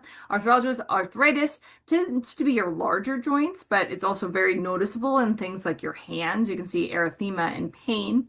The intestinal purpura associated with it is associated, it can cause that belly pain, and especially if you have submucosal hemorrhage, you can cause that can serve as a lead point for intussusception, and you can develop intussusception. Now, most of the time this happens in the small intestine, so you can't really diagnose it or treat it with an enema. If it has to be reduced, it has to be operative reduction. Thankfully, most of the time, it does not require that. It is self-limited and does resolve on its own. So a lot of patients don't have to go to the operating room, but that's important to note that this intussusception is typically small bowel. So how do we test HSP? So we want to get, again, it's a clinical diagnosis, but what do we have to do when we make this clinical diagnosis? We want to get a urine in all patients. And if that's abnormal, then we want to get a serum creatinine. Now, I've made this diagnosis in adults and, adolescents. Sometimes I'm like, well, I'm not entirely sure. In those older patients, they're more likely to have renal involvement. So I do get labs on those patients to check their creatinine, but also to make sure that their platelets are okay if it's some other disorder. I don't want to, make that mistake. But you can stop with the urine dip if that's normal, but all of these patients do need follow-up because you can develop renal sequelae later. We treat everybody with NSAIDs. Steroids do decrease your belly pain, but they do not impact the outcome, and there are risks, so it's a little bit controversial. All patients do need to follow up with their primary doctor, and they do need nephrology involved, at least follow up if their creatinine is normal when you see them. But if they have an abnormal creatinine, you should consult them as soon as possible. Okay, we've got a couple more rashes. Next up here, we've got a girl who had an abscess that was IND'd, and she had Bactrim, and then she developed this rash. And you can see that she's got some macules and even some bullae, and they slough, and she's got a positive Nikolsky sign. She could have a positive Nikolsky sign or Asbo-Hansen sign. So Nikolsky's, you gently slough, seemingly normal, or stroke normal skin near a bullae, and it sloughs. Or Asbo-Hansen sign, you have gentle lateral pressure on a bullae, and that bullae extends into the seemingly normal skin surrounding it. Mucosal involvement is significant. This is Stevens-Johnson syndrome, usually associated with some sort of medication. Antibiotics, anti-epileptics, antipsychotic medications, common culprits. So you have lesions in the mucosa. This tends to be very, this patient, this is the same patient here, a lot of lesions on the trunk and relatively spares the distal extremities. That might help you in the diagnosis. TEN is also on that spectrum. Stevens-Johnson's and TEN, by definition, Stevens-Johnson's is less than 10% total body surface area. TEN is over 30%. And these patients are miserable. It's like a burn. It's just sheets of skin sloughing. It's pretty miserable. Most patients have significant mucosal membrane involvement. The worst Stephen Johnson's I've ever seen is a patient who got amoxicillin for probably his viral conjunctivitis, which is, I'm sorry, not conjunctivitis, viral pharyngitis. And then he had such bad synechiae that he had permanent vision loss from it. So be thoughtful about your antibiotics. How we treat this is we want to, keep them in the hospital, wound care, IV fluids, and discontinue that medication. That's really, really, really important. Okay, last, I think, 2 rashes here. We've got a rash. Remember we talked about measles. We've got a child with fever, strawberry tongue, lymph node swelling, hand swelling, and he's got fever for 5 days, conjunctival injection. We think Kawasaki's. Now, the criteria for this, you have to have fever for 5 days, classically, and 4 out of 5 of the criteria. Most patients have conjunctivitis, mucosal changes, extremity changes, cervical adenopathy, least common. It's often unilateral and polymorphous rash. That fever tends to be a little bit higher and resistant to antipyretics. The rash can be anything, can look like anything, but it's less likely to be vesicular, but can be. It's been reported as vesicular. Conjunctivitis is typically limbic sparing, that non-purulent, but uveitis is associated with over half of cases. So that you can have a ciliary flush involved with that. Mucositis, dry, cracked lips, really bright red tongue. That's often the first thing I notice when I walk in the room with these patients. Lymphadenopathy tends to be unilateral. First week of Kawasaki's, you have red erythematous swollen hands. Second to third week, you've got peeling and sloughing. Bad news is you can also have an incomplete or atypical presentation of Kawasaki's. Basically, you have all of the criteria, but it hasn't quite been 5 days. Or it's been, 6 days of fever and they don't meet the 4 out of 5 criteria, and you can still have significant complications. We have to consider that diagnosis and do labs. And if that borderline, look for inflammatory markers, look for that hyponatremia, sterile pyuria, that sloughing of the whites from the urethra. And why we want to make this diagnosis is life-threatening. 25% of patients undiagnosed will develop coronary artery aneurysms, and we can decrease that to less than 5% with treatment. That's why it's an important diagnosis. These patients are at risk for significant cardiac complications. And in closing, my last rash, this is the rash that isn't. So we had a patient who was chatting away with our nurse practitioner, and he was admitted. He had a dog bite that was infected, and he was getting antibiotics, and he was chatting away, looking fine. And then all of a sudden, he just was unresponsive. He had no rash. He had no shortness of breath. But thankfully, our astute nurse practitioner noticed that, oh, wow, this happened right when he was getting antibiotics infused. She recognized the fact that he had anaphylaxis, and anaphylaxis can cause death within minutes. It is a clinical diagnosis. We must consider it, and we can sometimes miss it. 1 in 5 patients do not have a rash. So think about this diagnosis. That patient that we had didn't have a rash, didn't have any respiratory symptoms. Think about it in GI symptoms: vomiting, diarrhea, cardiovascular. I had a patient once who came in.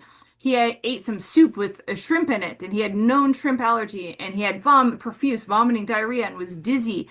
And my nurses thought I was crazy for giving epinephrine to a food poisoning patient, but he felt like $1 million.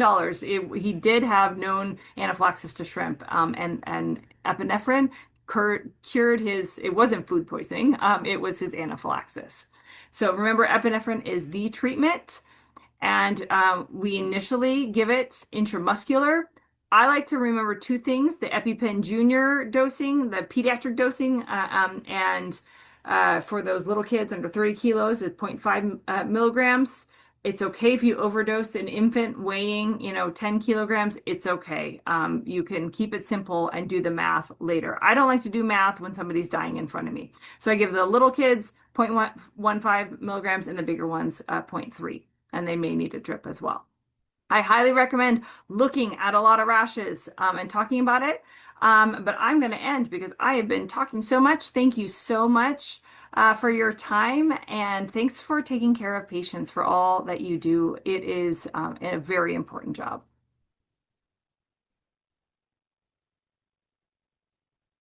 Thank you very much, Emily, for this excellent presentation. And rashes in children, how you differentiate between dangerous rashes and benign rash in emergency department. I really learn a lot from this presentation. Our next speaker, please put the slide of the next presentation. It is my pleasure really now to introduce Professor Marianne Goshi-Hill. She's a professor of clinical emergency medicine and pediatric at the David Geffen School of Medicine. Hi there, Faculty leader with the Harbor UCLA Medical Center on Emergency Medicine and Pediatrics, and executive director of academic and clinical affairs at the Lundquist Institute, Torrance, California. Professor Marianne Gushi will talk about critical priorities in pediatric resuscitation. You can start, please.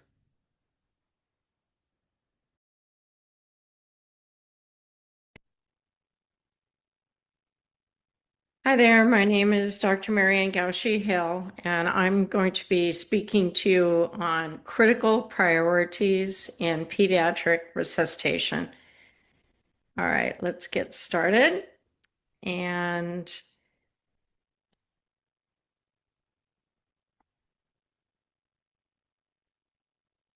here we go.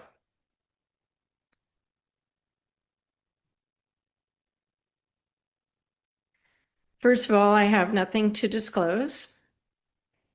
And so we'll start with a case. A 3-year-old male is brought to the ED after 5 days of fever. He's poorly responsive and limp. You see his vital signs there. He's febrile, tachycardic, tachypneic, and essentially hypotensive. Pulse ox is 84% on room air. So, the question is, what do you initiate first? Obviously, supportive oxygenation and ventilation are going to be critical, followed by perfusion. So minimally providing supplemental oxygen with the idea that you may need to support ventilation with actual bag mask ventilation.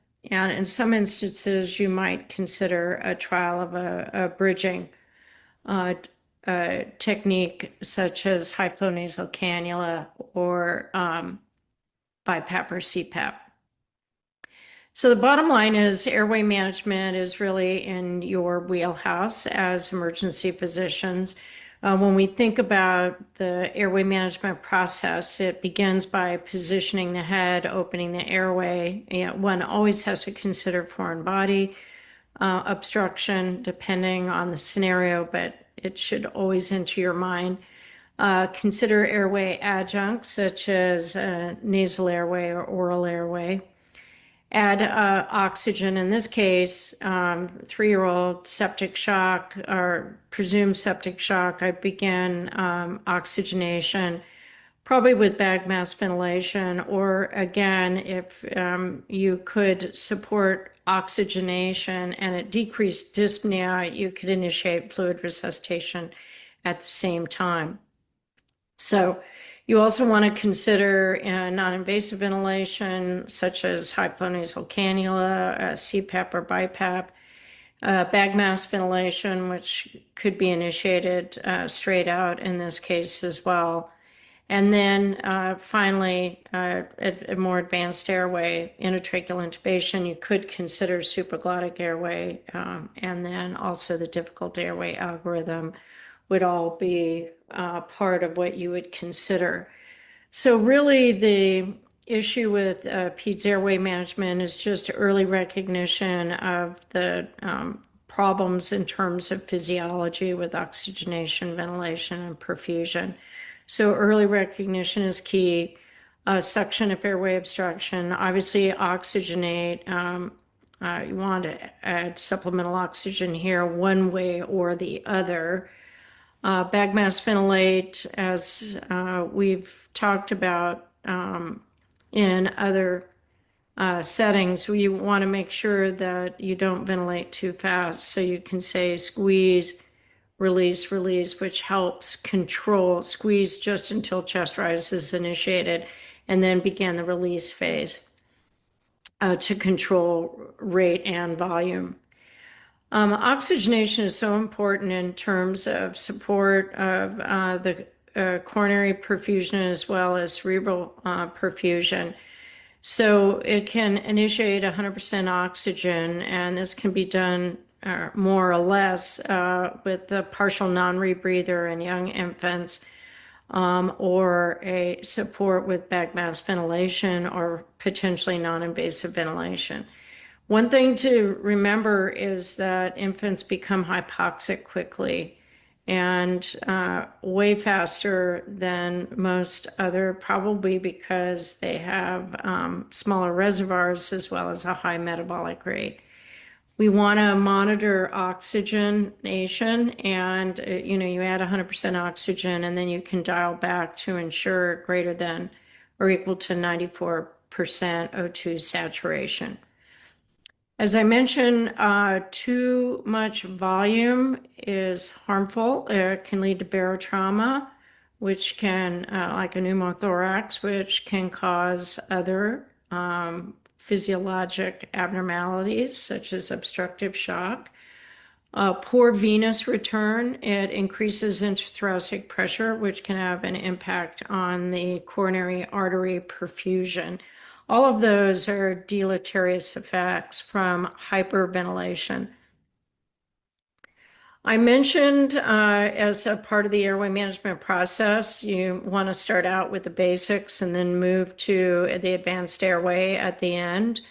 Basic airway techniques including head positioning, suctioning, airway adjuncts, and bag mask ventilation. But I also mentioned high flow nasal cannula, which can be used in some cases, especially bronchiolitis, potentially pneumonia, to help ensure oxygenation for patients who are conscious and able to breathe on their own. And then finally, BiPAP has also been used for this. And then supraglottic devices could be used as well to, if endotracheal intubation, the equipment isn't there or what have you, supraglottic device or training. Supraglottic devices are easier to learn how to use and could be used.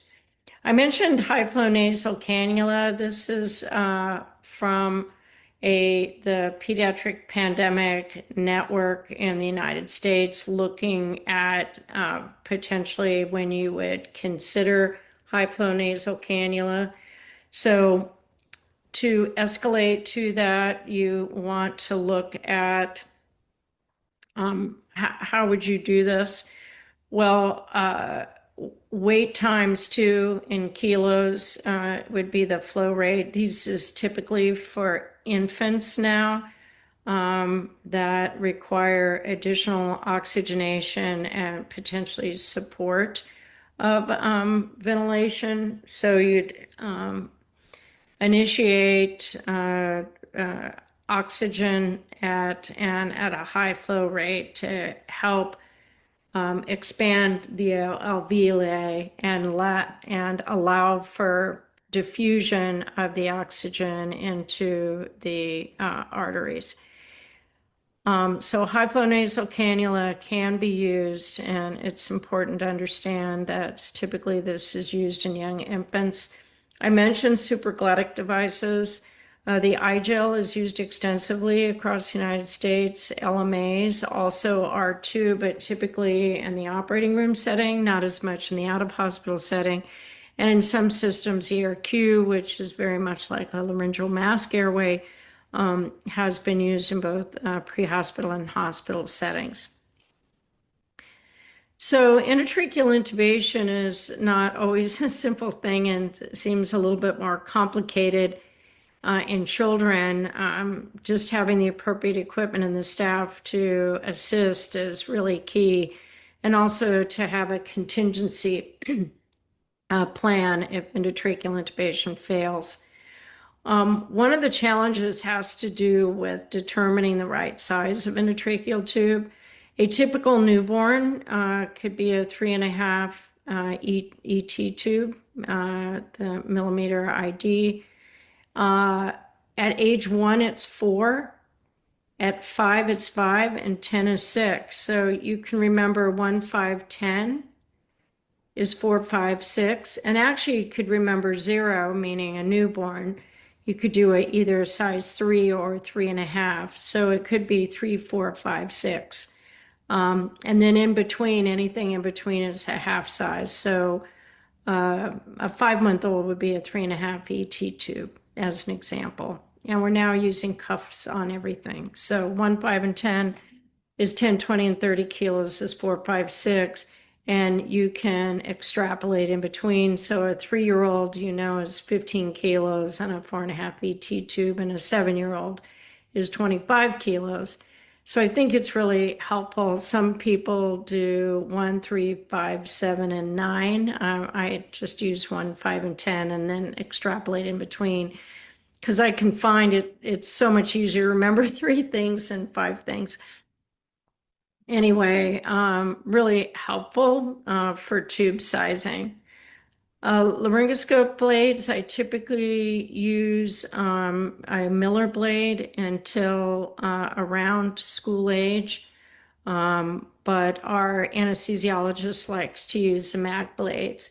So a Miller Zero is only a brand spanking newborn or a premature infant are you going to use a Miller Zero. So if the baby's not birthed in front of you, you'll probably use a Miller One for most infants. So Miller 2 after Miller 2, right? So Miller 1 initially, Miller 2 after age 2. You go to a Miller 2 after 2 years of age, and a Miller 3 at what we say is 3rd grade or 8 years of age. So Miller 2 after age 2, Miller 3, 3rd grade or after 8 years of age. For RSI, we want to keep the algorithm pretty simple: oxygenate, sedate, paralyze, and intubate. So you want them as highly oxygenated as possible. You want 95% or greater prior to initiating a potential hypoxic event, such as endotracheal intubation. So you want to keep that pulse ox above 95%. And if they're apneic or agonal, or they cannot maintain oxygenation, you can go ahead and do bag mask ventilation. In terms of RSI and using apneic oxygenation, most support it, although there's not a lot of data on it. You can use 1 to 2 liters per year of age up to 15 liters. Some would do it this way: under 1 is 5. Over 1 to age 8, and 8, you're more like an adult. So it'd be 5, 10, 15. Either method can be used. So when we look at apneic oxygenation and some of the benefits, you can see several things. One,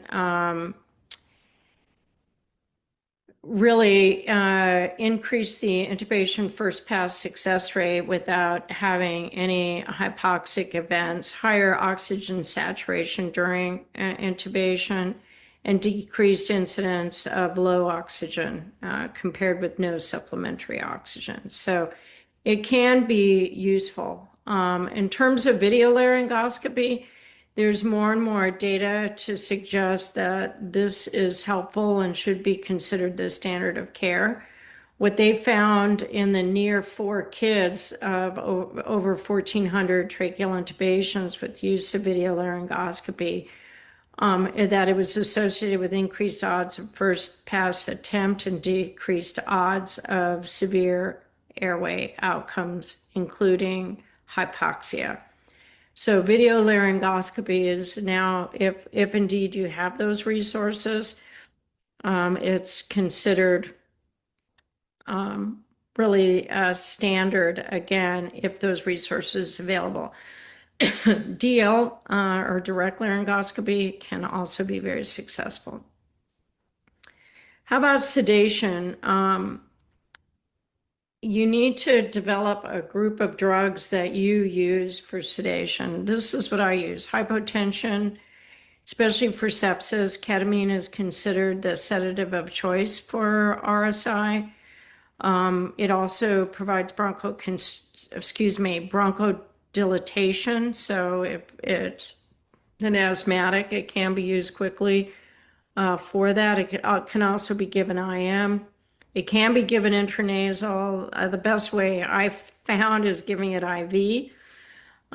Head injury without hypotension, you could use etomidate or midazolam as a sedative. And then finally, head injury with hypotension, probably ketamine is the best. For paralysis, succinylcholine, just make sure you use the right dose.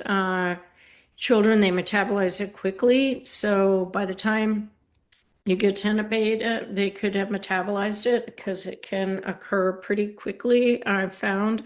So generally you want to use for sure 2 milligrams per kilo. This is unlike in the adult population, and especially the elderly where you wouldn't want to give more than 1 per kilo.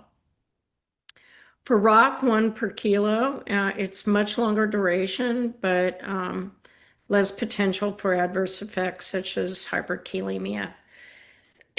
And one advancement is Bridion or Sugamedics. It can immediately reverse. It may be, generally you need at least 4 milligrams per kilo to get immediate reversal. Up to the max is 16 milligrams per kilo. So if 4 doesn't work, I would give another 4 for immediate reversal of rocuronium. What about RSI and really sick kids? You want to oxygenate, like the key thing is understanding in septic shock. You want to oxygenate very, very quickly, and if possible, give fluids. I would consider very early pressors in that case. You could either use push dose epinephrine or IV epinephrine, or peripheral epinephrine. But ideally, you would oxygenate and then give fluids prior to initiating RSI in septic shock. And then post-intubation, remember, they may wake up. In fact, hopefully they do. So you want to put them on a drip for sedation, like a midazolam drip or fentanyl drip. And then finally, ventilator settings. I bring this up because I think this is something we don't talk about a lot, and we'll get to perfusion here in a second. But ventilator settings are adjusted based on the patient's clinical status. So the tidal volume is going to be about 6 mils per kilo. And again, you're looking for visible chest rise, audible air entry, and diminution of dyspnea. So these are some of the settings under 20 to 25. You can use the IMV, intermittent mandatory ventilation. The inspiratory time are really age dependent. The younger they are, the shorter that time period is. And then you want the amount to maintain at least 90% because that's where you fall off the oxygen dissociation curve.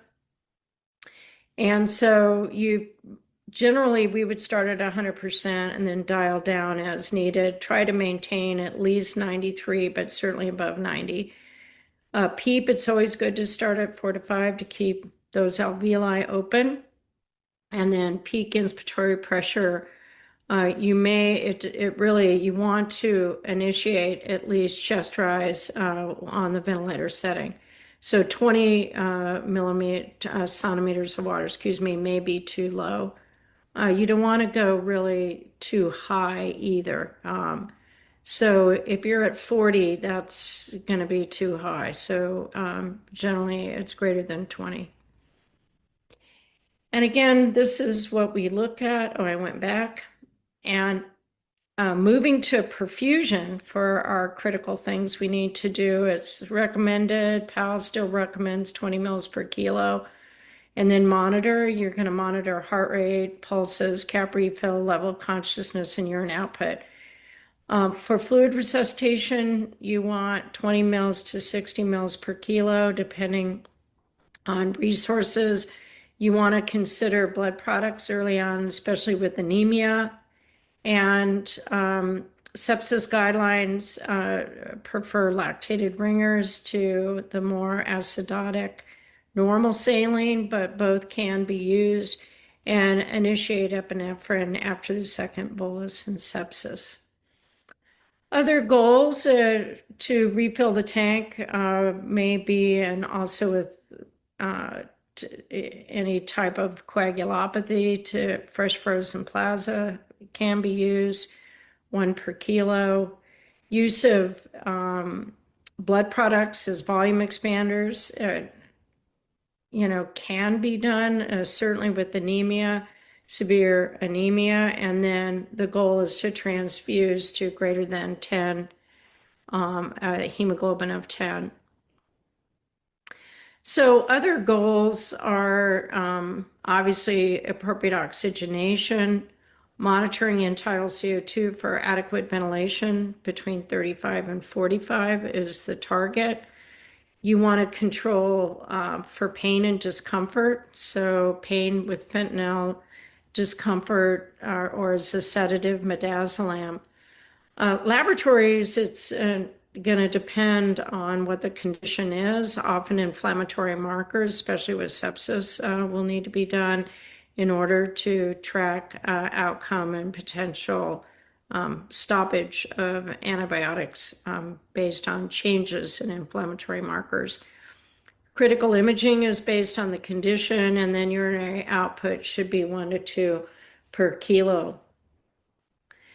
There's many different medications that are vasoactive or inotropes that can be used, and probably the most important is going to be epinephrine, norepinephrine, and milrinone for the pediatric population. Milrinone, it's a dilator, inodilator, so it can be used in combination to offload the work of the heart, especially in cases of myocarditis, in conjunction with a vasopressor such as epinephrine. And then finally, for trauma, some of the critical issues that we need to think about in resuscitation, obviously, is airway. RSI is recommended if the Glasgow Coma Scale is less than 9. I already mentioned use of sedatives. Succinylcholine is okay in most of the cases. Those with neuromuscular disease, I would stay away from succinylcholine because of hyperkalemia, but you can use rocuronium. And again, hyperventilation, you want to avoid in the first 48 hours unless there's signs of herniation. And then what about perfusion? To the left, TXA can be used to help stop bleeding because it has thrombotic effects. Anti-seizure prophylaxis for severe TBI. Steroids, I would not use. Glucose, you're only going to give that if they're actually hypoglycemic, and that could be monitored. And then massive transfusion protocols for those who lose greater than 50% of their blood volume, or approximately in children 40 mils per kilo. And that's it for critical resuscitations. Thanks so much for listening, and have a good conference. Thank you very much, Professor Marianne, for this interesting topic that you discussed this morning. And for the question and answer, there is some answers to your questions in the question and answer section. Please, you can review the answer there. And our next speaker will be Professor Mohsen Saidi Najat. Again, he will talk about behavioral health emergencies and care of the agitated patient. Professor Mohsin, you can start, please.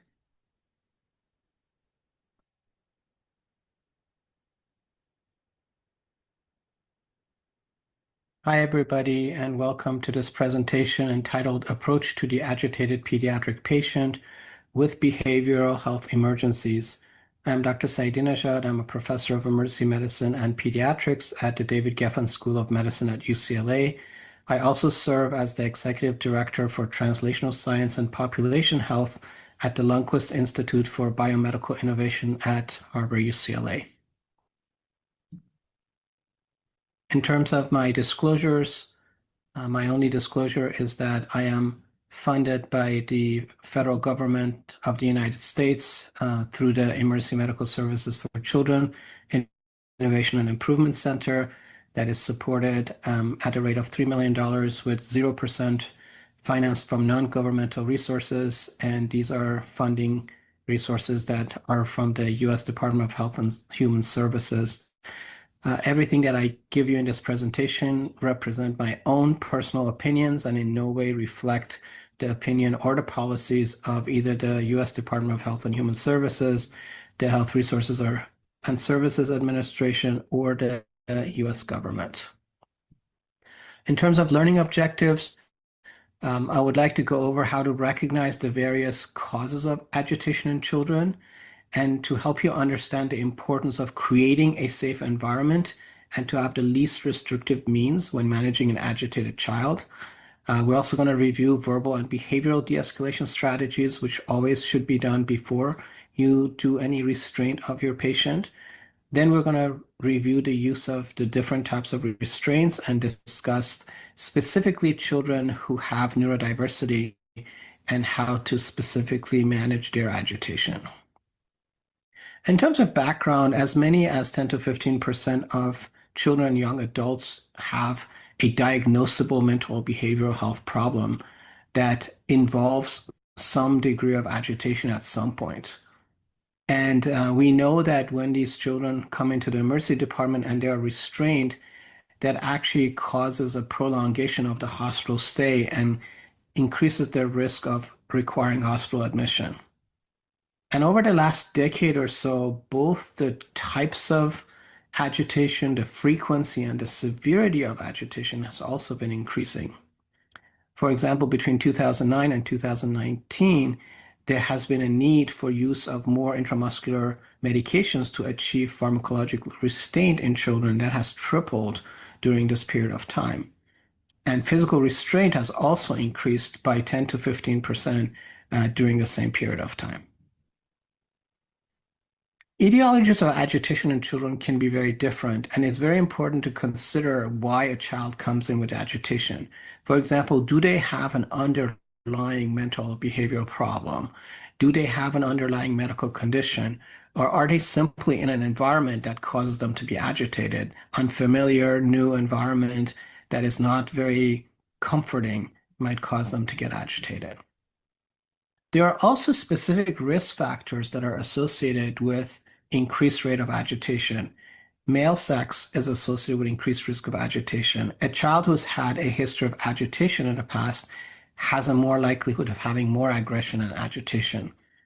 A person who has been either a victim of violence or has been a perpetrator of violence themselves has a higher risk of being agitated. Any child who has a history of bullying, whether they were the bully or they were the one who was bullied, they are at higher risk of having agitation. Patients who have difficulty communicating, for example, special healthcare needs children, special neurodivergent children, even children who have language barriers, that communication barrier can also increase the risk of agitation. Patients who've had history of mental health disorders or behavioral health disorders, as well as children who live in non-traditional homes, such as foster home, group home, or children who are incarcerated, they also have a higher risk of agitation. So these are all things that we need to consider while we're trying to assess risk of agitation. There is a difference between aggression and agitation. So aggression is a controlled behavior. Agitation is not. Agitation usually starts a little bit at a time, builds over time, whereas aggression can suddenly appear. So that if you're trying to decide which one the patient is having, it's important to consider that agitation is most likely things like restlessness, moving arms and legs and being more active. Aggression is more of a verbal and physical threats of violence. Agitation can be a form of anxiety. It can be due to stress or medical cause. Aggression, on the other hand, could be more likely a mental and behavioral health condition, substance use, or other situational factors. And this is an important kind of graph to look at that's to the right. That is the time for developing appropriate response for a patient who's got agitation. As you can see, it's every agitated child starts calm. Something triggers them to become a little bit agitated. Then that builds over time. They become agitated, that accelerates, and then it peaks at some level. And then hopefully with intervention, they de-escalate and they recover. Our goal for treatment of agitation is to get to them right when around 3, where agitation is just starting to act. We don't want to get it to a peak. So that is why agitation management is more of an anticipation ahead of time. Aggression is one of those things that require specific tools to measure aggressive behavior. It is directed towards verbal, physical, and self-directed. There is an aggression scale called Modified Overt Aggression Scale that categorizes aggression as verbal, aggression against property, aggression against self, physical aggression against others. And this is a tool that can be used for adults and for children to decide on a level of aggression how aggressive somebody is. And this is the actual scale here. As you can see, each category has a score of between 0 to 4.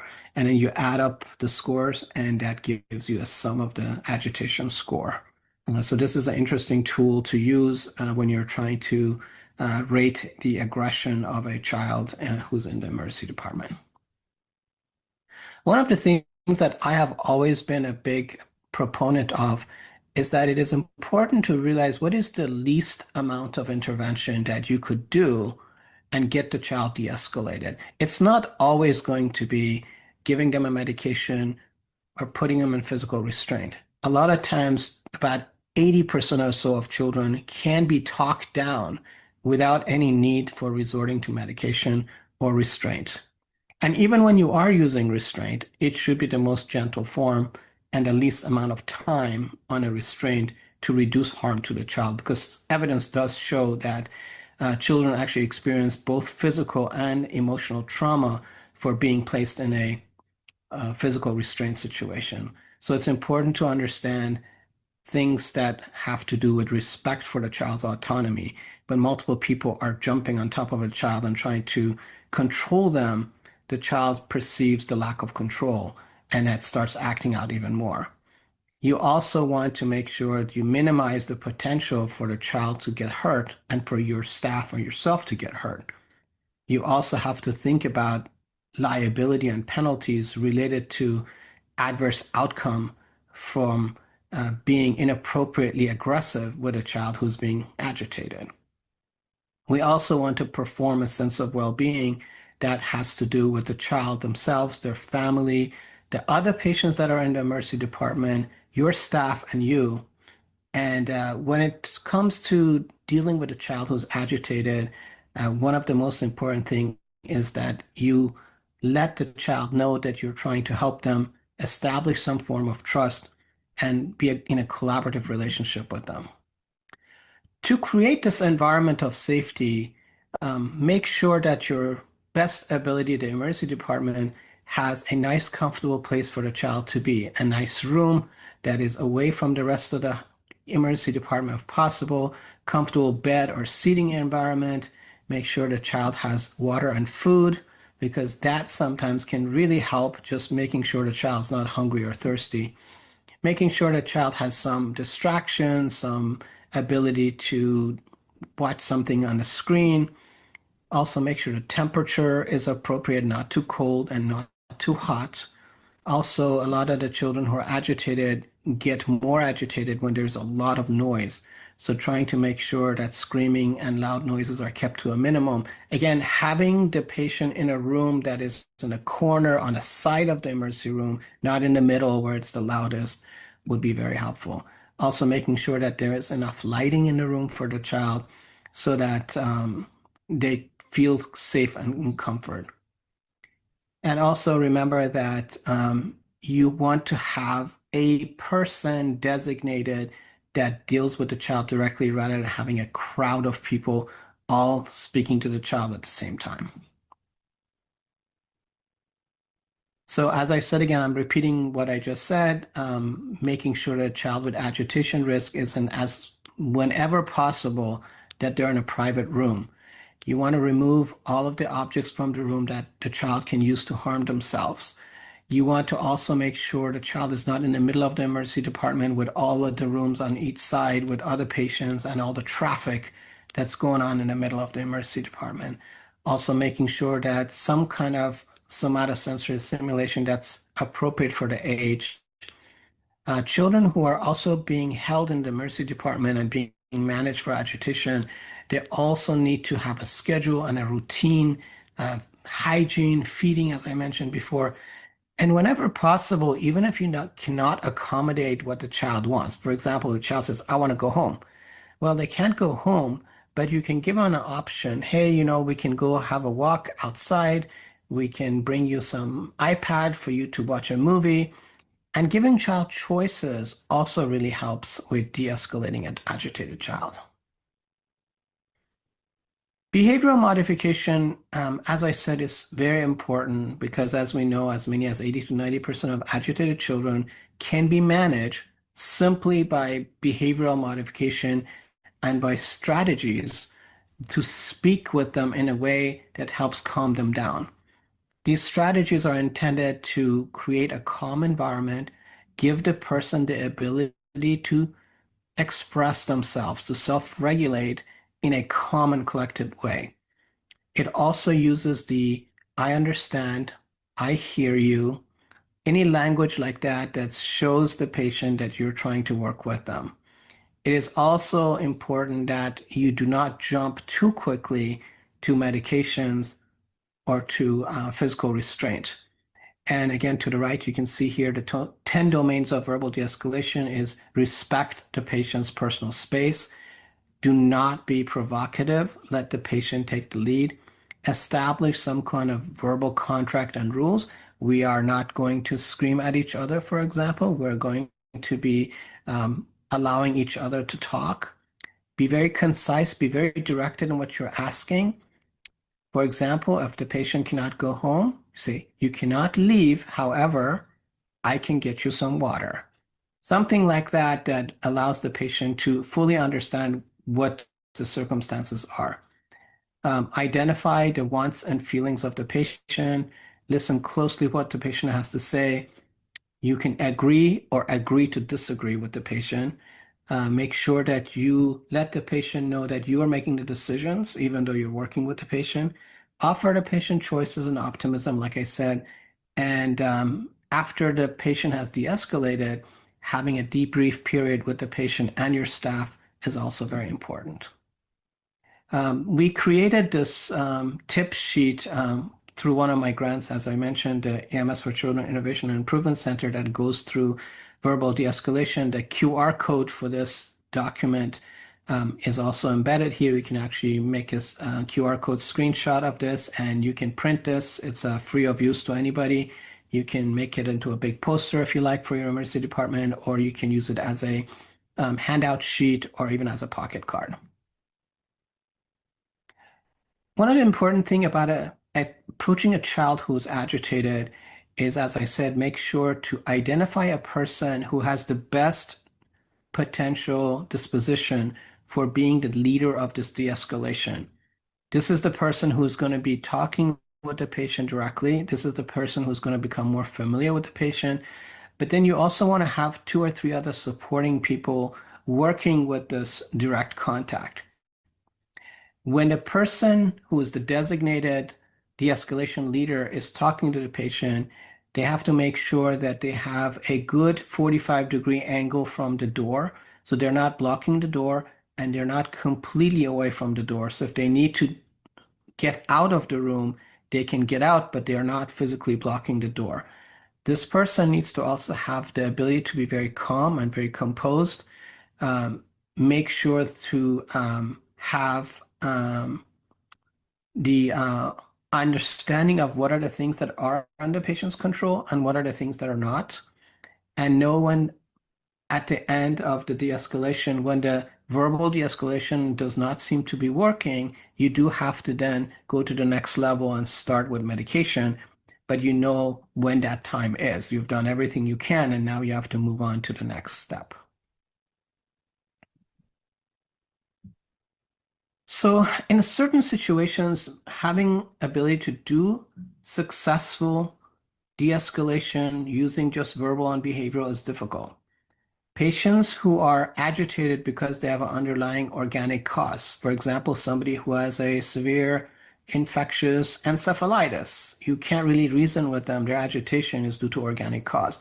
Children who are autistic, have other neurodevelopmental disorders, sometimes may not respond to de-escalation the same way.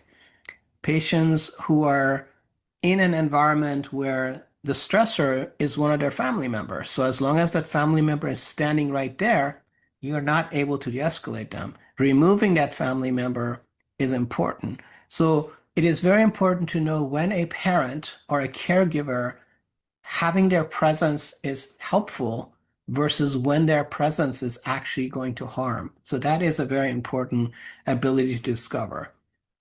And whenever you don't have a single person and you have multiple people going in and out with the patient, that also makes behavioral de-escalation very difficult.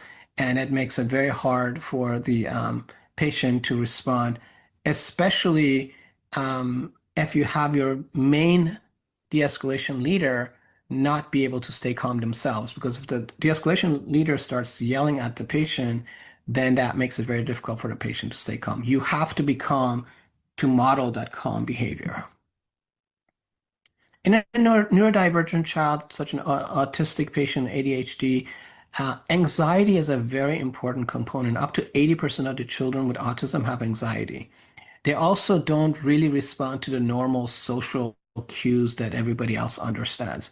They have very heightened sense of alertness to temperature changes, to light, to noise, to tone of voice.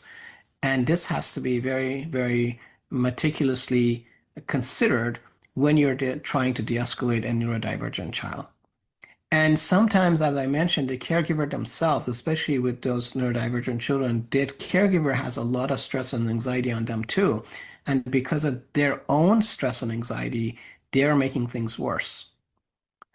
So for a person who's neurodivergent, they don't like being in a new environment. Everything is strange for them. So any sense of familiarity, such as a person that they recognize or a game on the iPad, that can be something that helps ground them into something more comfortable, and that helps them de-escalate. Also very important to note that single things like hunger, thirst, being cold or hot, specifically also affects neurodivergent children in the way they respond to their environment.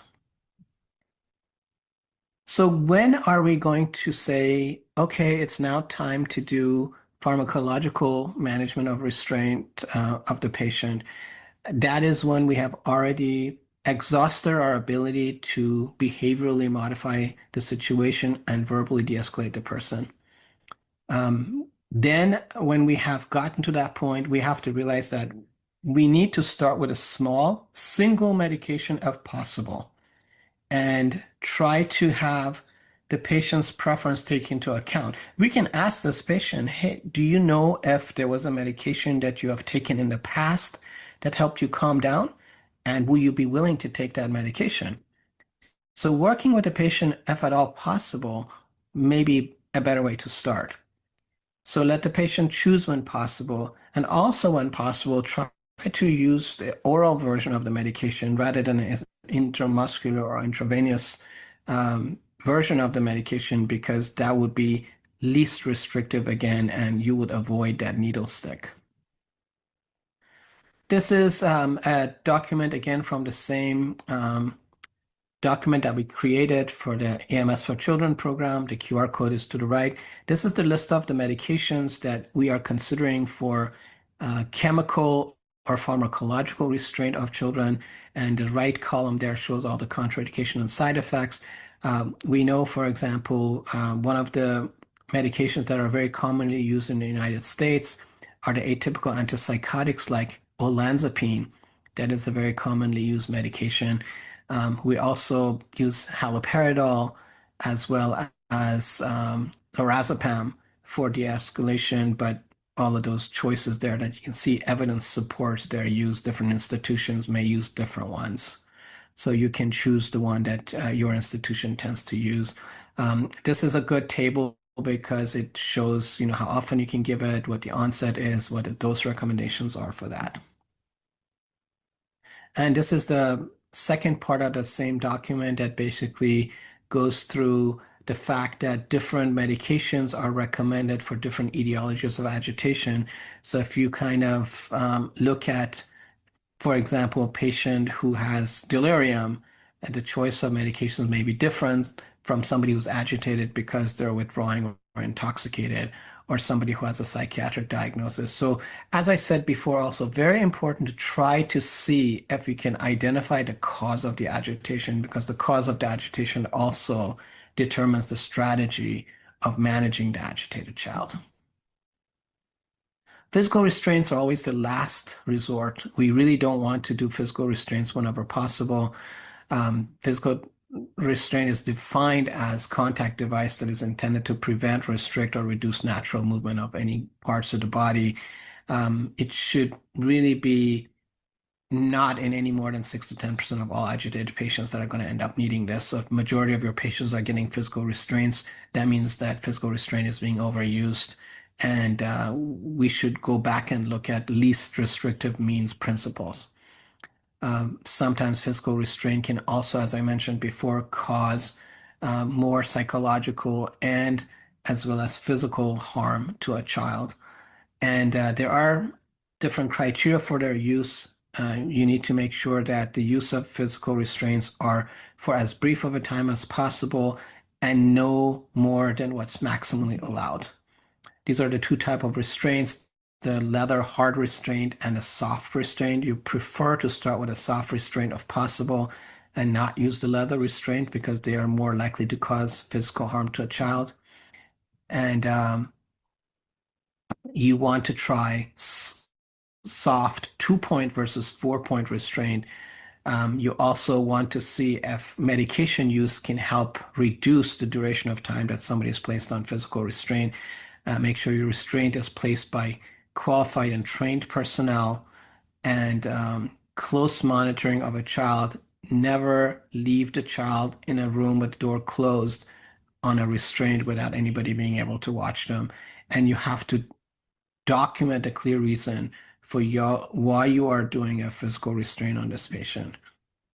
And same thing with restraint use in neurodivergent children. Medication-wise, the low-dose benzodiazepine via oral route is the first choice.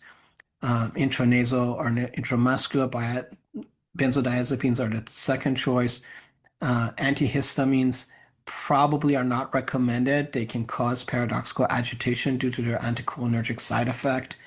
And specifically for neurodivergent children in the United States, the U.S. Food and Drug Administration has approved aripiprazole and risperidone for agitated children that are neurodivergent. Physical restraint can also be a very, very difficult challenge for these patients, and we try not to use them. This from my own institution kind of goes over the maximum time period that you can actually use physical restraint. As you can see, the smaller and younger the child, the less of a time you can keep it on. For if they're under 9, you can only leave it for 1 hour before you have to reassess. And for adult children 18 and adults over that age, up to 4 hours maximum. However, these are maximum numbers. It doesn't mean that that is the requirement. You can discontinue the restraint after 10 minutes if that's feasible. So the sooner the better. Just to summarize the discussions that I had, you have to start with trying to find out whether you can determine the cause of agitation in the child. That is very important because it affects how you approach their de-escalation and what sort of medications you can use, and how to reverse this by treating the appropriate problem. Remember that the majority of agitated children, they can be managed without the use of any medication or physical restraint.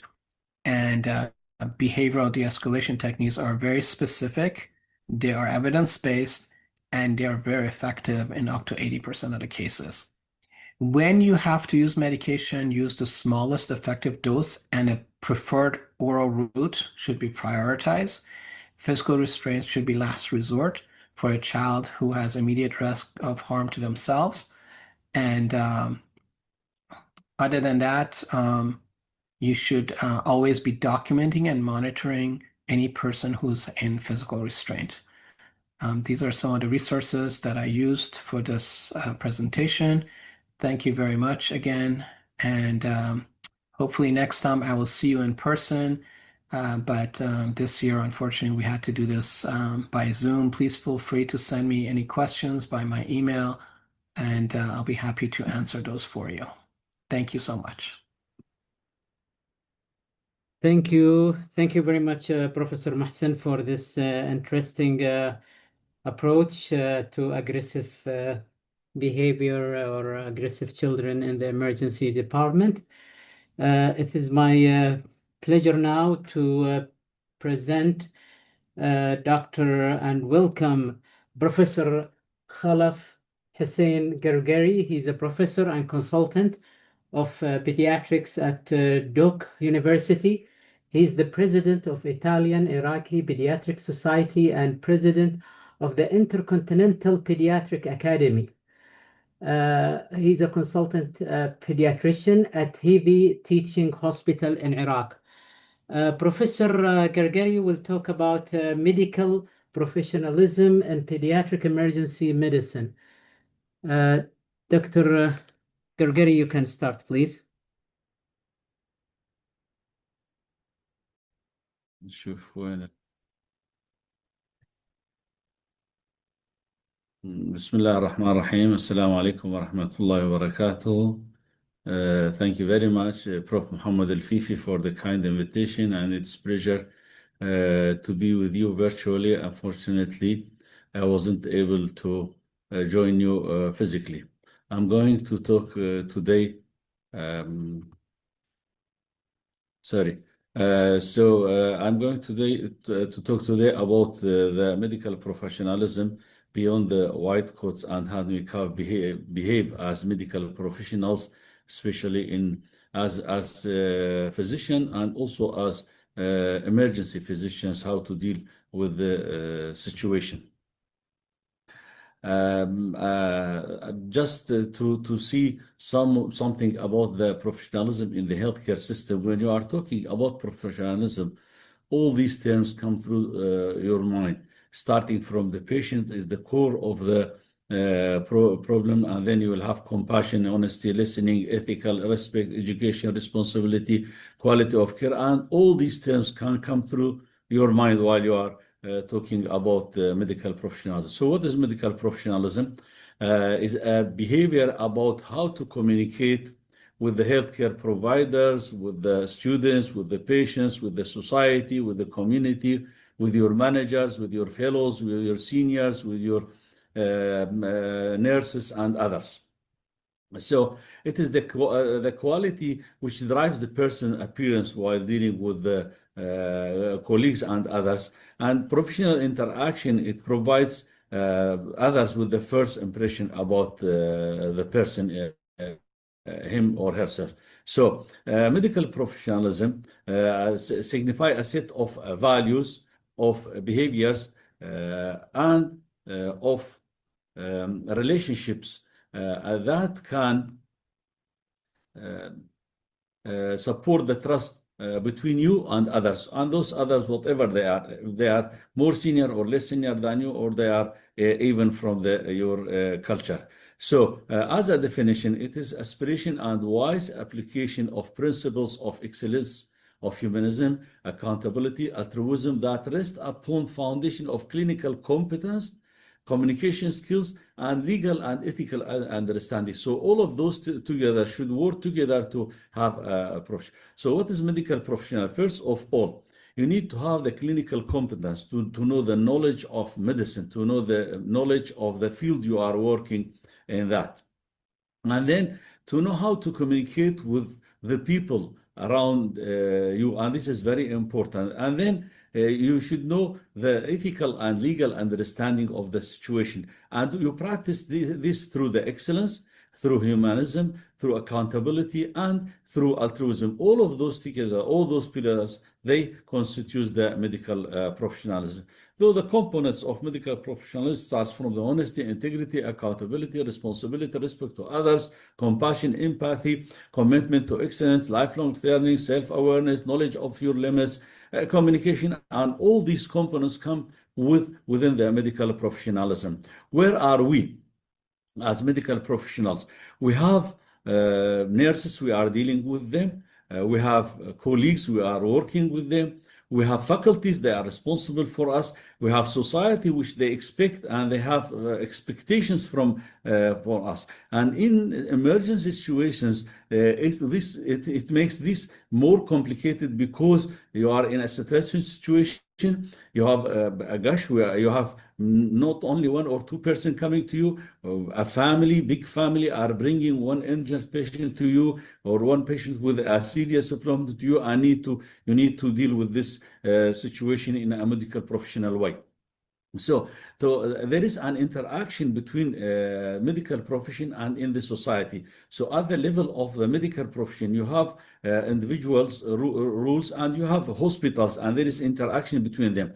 At the level of the society, you have the medical professionals, you have the public, which we are dealing with, we have the governance, we have the manager, which are responsible for you. And between those and those, there are some obligations and there's some expectation from them. And this sets the medical professionalism. It is a sort of contract between us as medical professional and between the society at the same time.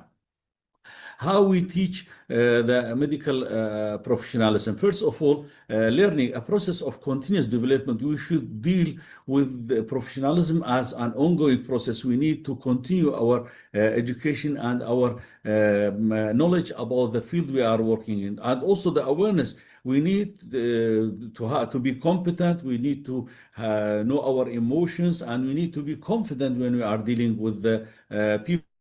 And you have certain regulations. We need to know the control of the time management, care, and control. And also we need to have a motivation. We need to have achievement drive. We have to commitment and initiatives to practice medicine at the same time. Sometimes the medical professionalism may be impaired. So like there will be a disease condition that can cause functional or mental health that disorder that compromise the judgment of the person or the behavior. And in this case, the person is not going to be a medical professional, or they are incompetent. They don't have the knowledge and the judgment. They fail to recognize their limitation. And the big one is the unethical one. So sometimes there will be falsification of facts for financial conflict of interest. And there were many problems even happens in the United States. In our region, it is happening. Some people are trying to use medicine in an ethical way to have deal with companies and others, and this will set an unprofessional way in dealing with the patients. So how to teach that? We need to do role modeling and mentoring. We need to mentor our students, and you need to teach them from a very early beginning as medical students about professionalism. And also we need to have a role play. The people are looking to our behaviors, not only our words. So we need to be medically professional, not only telling them the professionalism, we need to show them the professionalism. And we need to have some simulated patients to teach them and to teach the student about that. And medical professionals, usually it needs small group discussions. It's not like giving a lecture to a big group, 50 or 100 students. You need to have 10, 20 students. You teach them as a small group medical professionalism. In medical professionalism, we have people who know, so they know the facts, and others, they know how those facts are happening. The other group, they show how those facts are happening. And the last group, which are the best group, they are practicing what they know.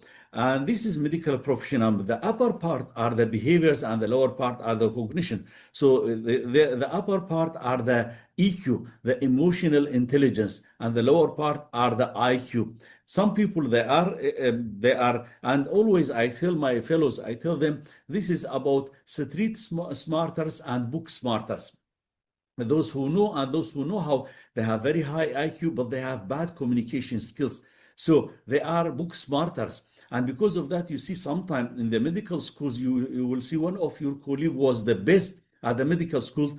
When they came into medical life, you don't see them.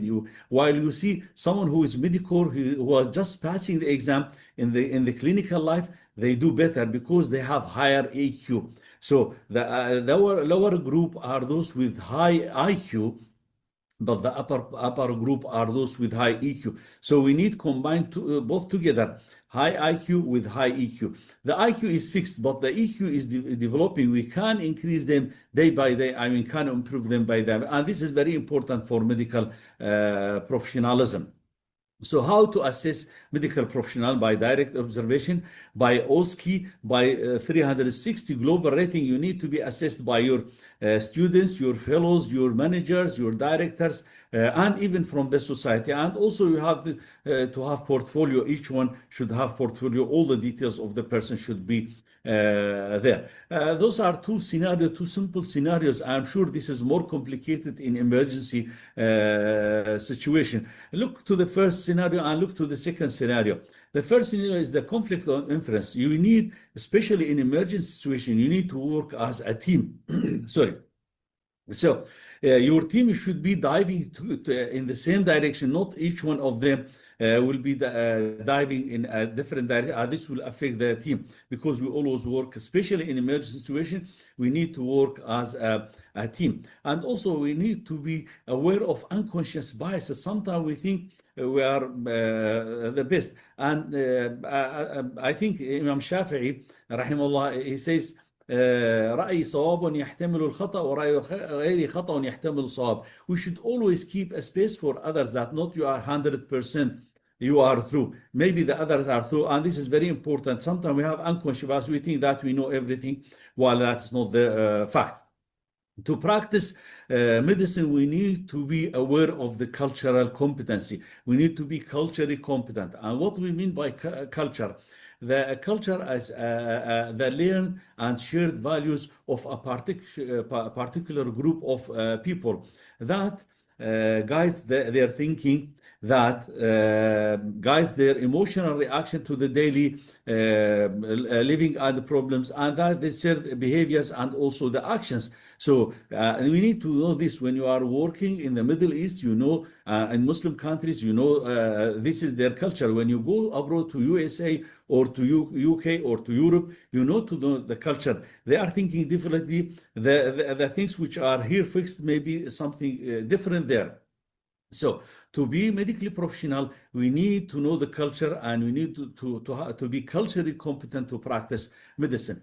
When we practice medicine, we will have the iceberg phenomena. So when you see a person, you will, as a medical professional, you will know the race, maybe the ethnicity, the gender, and the language. But when you dive deeper in medical professionalism, you will see more details. Then you will see the eye behavior of the person, the facial expression of the person, the body language, how he's talking, the gender identity, emotional response to the interaction, social interaction, mental health and other disabilities. So all this, you cannot see them unless you be medical professional and you go into details and look to the patients.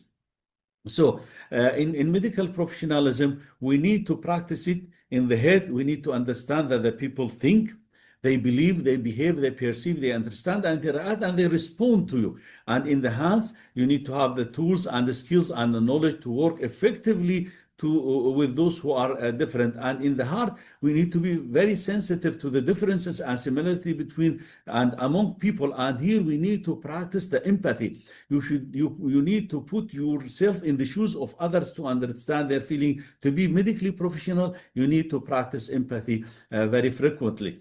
So we have some problems in cultural competency and in professionalism.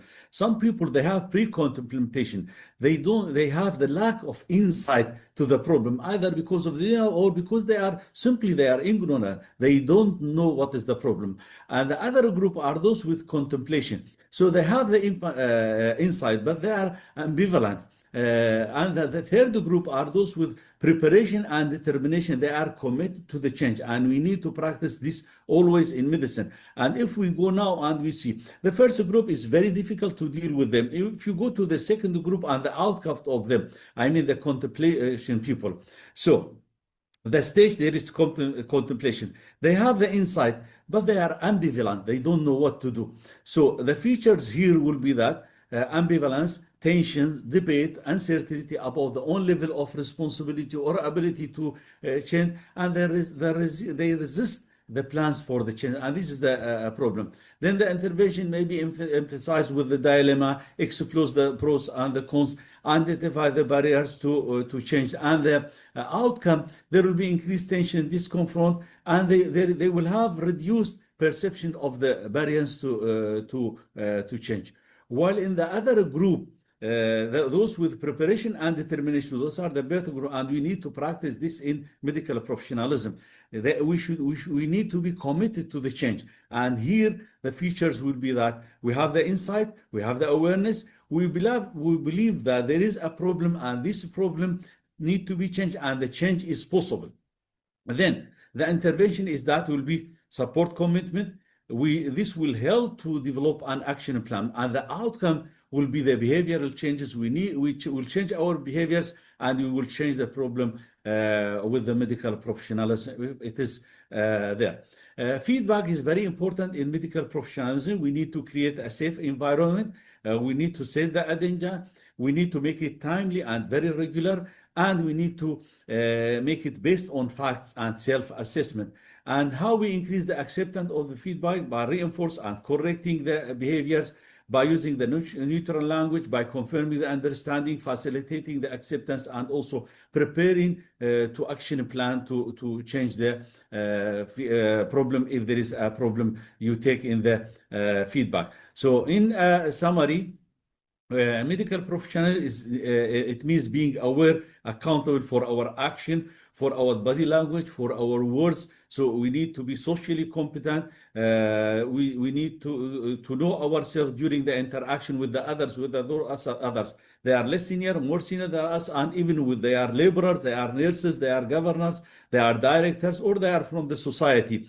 It is more than doing a particular type of job, but it is more about being a particular type of person, having high IQ, developing our knowledge in medicine. The cultural competence is very important. It has the potential to increase the trust and subsequently improve the teamwork with the others, and it provides effective, constructive feedbacks to the others. Those are my references. We welcome you to our next conference. It will be in Dubai, inshallah, 25-26 September. And Dr. Muhammad Al-Fifi, he is one of the leading person in this meeting, and you will have workshop and presentation there. Those are my emails. Please feel free to contact me through my emails. Thank you very much. Thank you very much, Professor Gargari, for this very interesting presentation. And I can assure you that most of our pediatric emergency physician, they have a very high IQ compared to other specialties. That's why the pediatric emergency medicine and specialty, one of the best unique specialty, treating and saving lives in the emergency department for children mainly. It is my pleasure now to invite and welcome Dr. Hassan Al-Garni, who is a consultant in pediatric emergency medicine and director of the Pediatric Emergency Medicine Fellowship Program in the Eastern Health Cluster. She is working in King Fahad Specialist Hospital in Dammam. Dr. Hassana will talk about interesting and challenging cases in the emergency department. Dr. Hassana, you can start, please.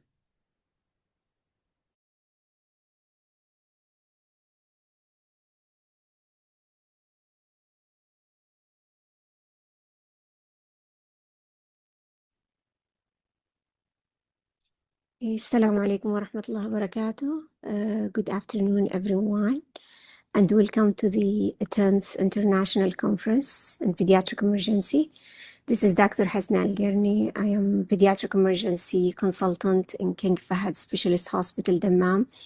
I'm Pediatric Emergency Fellowship Program Director in Eastern Health Cluster. And it's really my pleasure to share you today one of the interesting topic.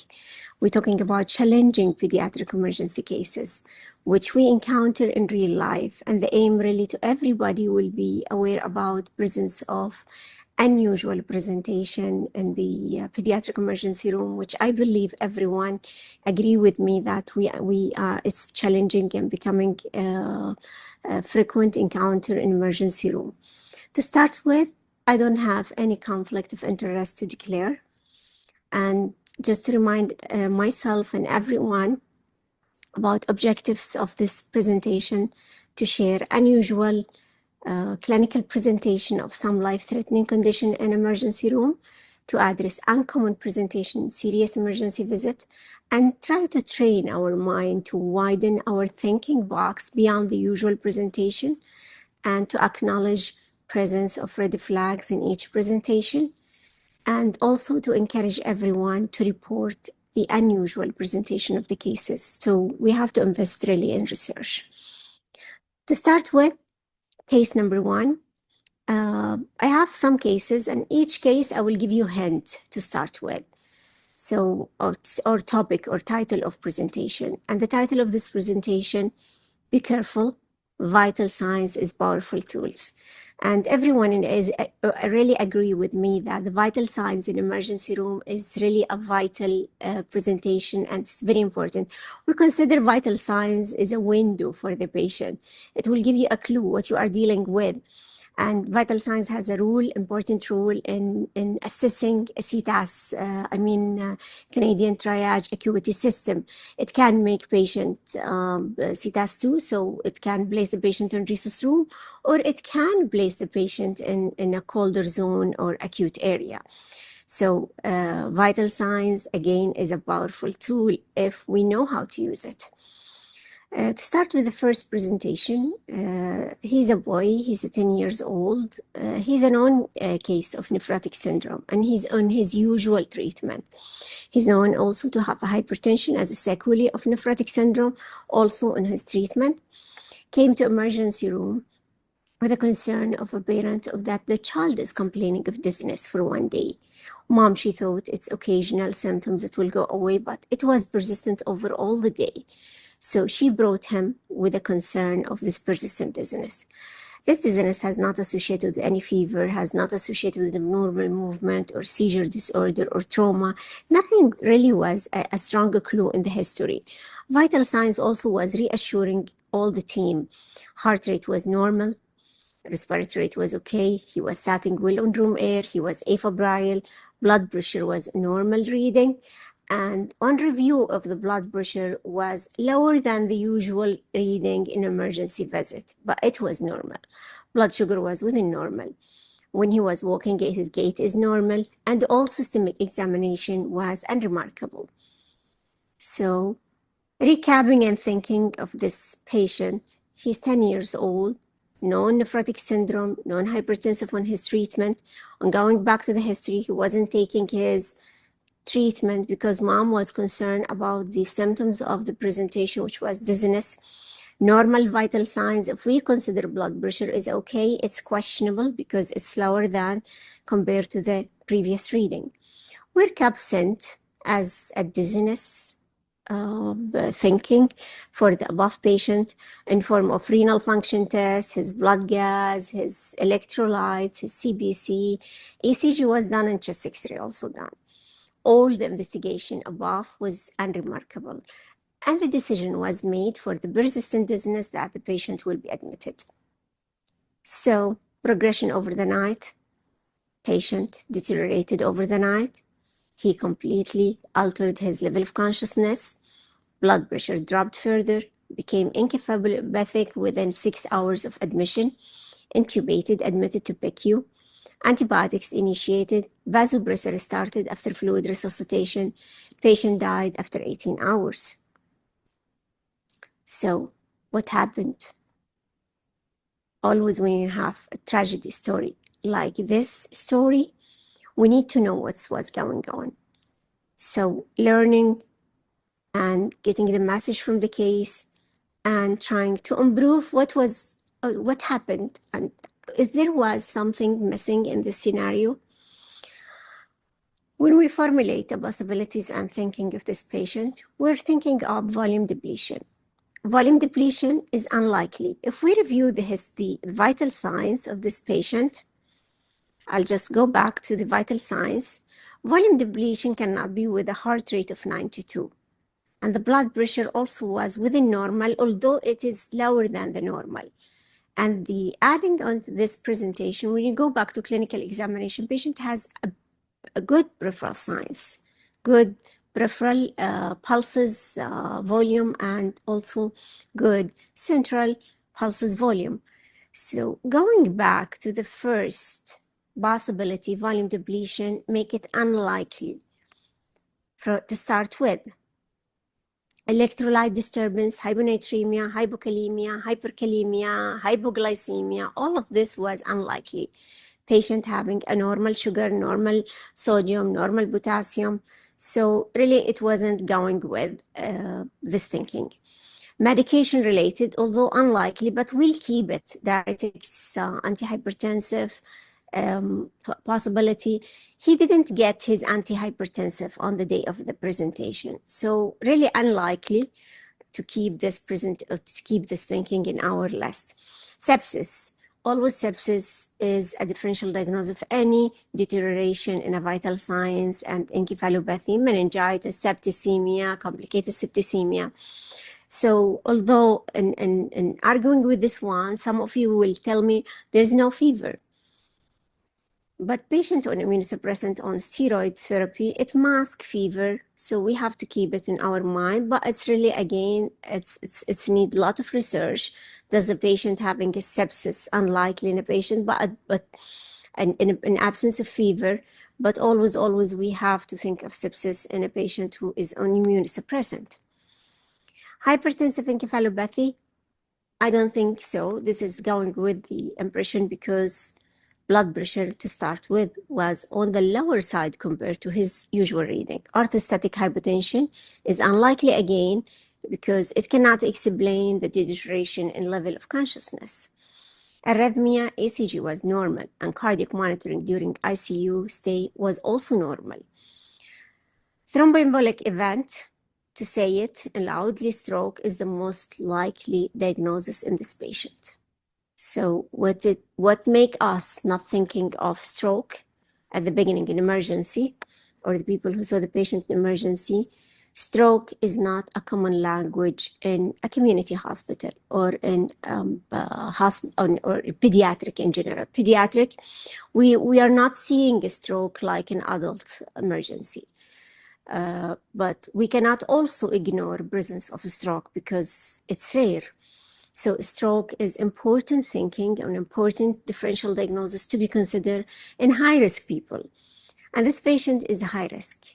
Nephrotic syndrome considered to be hypercoagulable status. So we have really to think of a stroke in the presence of dizziness and nephrotic syndrome. So learning point or learning message in this patient, consider stroke in children with nephrotic syndrome who presented with altered mentation, and dizziness is altered mentation. Activate stroke code whenever needed, because if you activate stroke code, you will have the chance to accelerate management of the patient within even 1 hour or less than 1 hour, everything will go smooth. But if we miss activating stroke code, patient will deteriorate and he will not get his right in management. So activating stroke code, I believe this is a right for the patient. And if we didn't do it, we didn't simply give the patient his rights. Don't trust number to identify hypotension in a children with hypertension or chronic disease. So always go to the record and review the reading of the blood pressure. So why nephrotic syndrome? They have a risk of thromboembolic event or strokes. They are in their hypercoagulable status, proteinuria range, loss of a lot of factors like antithrombin 3, protein S, protein C. And there is also another mechanism that there is a compensatory hepatic synthesis of lipid and prothrombin, a protein like fibrinogen, factor 5, factor 7, which will lead to increase his hypercoagulable status. And so this is another list of a patient with hypercoagulable status, elevated lipoprotein, protein C, protein S deficiency. They are rare, but they are existing. And their existence and their rarity, it doesn't give us the right to ignore their presence. Antithrombin 3 deficiency, activated protein C resistance, antiphospholipid antibody syndrome, elevated homocysteine, and elevated factor 8. There is some systemic disorder were associated with stroke, sepsis, intrathecal methotrexate use for people who is working in a college center, and metabolic disorder. The most famous one is a MELAS syndrome, which is known to mitochondrial encephalopathy with lactic acidosis and stroke-like episode. So the name will give you also the clue for it, stroke. Cerebral or cavernous sinus venous thrombosis is rare, but I consider it to be the most common thinking in a pediatric emergency when we deal with a patient with infection like meningitis, like mastoiditis, like periorbital cellulitis or septal cellulitis, and could be ischemic or hemorrhagic. This is the Saudi stroke pathway standard, and I invite my colleagues and everyone to review. It gives you a very clear standard for hospital who's taking, if it's a stroke center, you activate the stroke center. If it's not stroke centers or small community hospital, you have the right to call for life-saving and transfer the patient to stroke center within short period of time. And they will give you even the first few steps, and they will guide you for management of the patient with a stroke. Hemorrhagic stroke has a lot of differential diagnosis, which is most of them congenital anomalies in a pediatric patient, like dealing with cavernous malformation, AV malformation, aneurysm, tumor, spontaneous subarachnoid hemorrhage, idiopathic. I still remember one patient, he came with spontaneous arachnoid hemorrhagic stroke, and really it was reported by our hospital, hypertension, congenital anomalies, connective tissue disease, rheumatological condition, bleeding disorder, hemophilia, liver failure, DIC, iatrogenic. There is unlimited list of patient who can presented with a stroke. So all what you need, just ask yourself the right question. Is this patient can be a stroke or not? If there is any associated risk factor, presence of stroke, just work him out and activate the stroke code. Diagnostic tool of risk lab is different from case to case. So it's different from patient to patient. And each scenario has his own lab investigation. CT plane is the first line radiological investigation. It's rule out hemorrhage in the presence of bright hyperdense, detect large infarct, but cannot be able to detect a small infarction. So a small infarction, it will not be useless. Fast, it has a radiation, less sensitive for early ischemic stroke, and determine that if you can give thrombolytic treatment or not. CT angio, CT with contrast, visualize arterial ischemia, stenosis, dissection, identify patient for mechanical thrombectomy, and done after plain CT usually.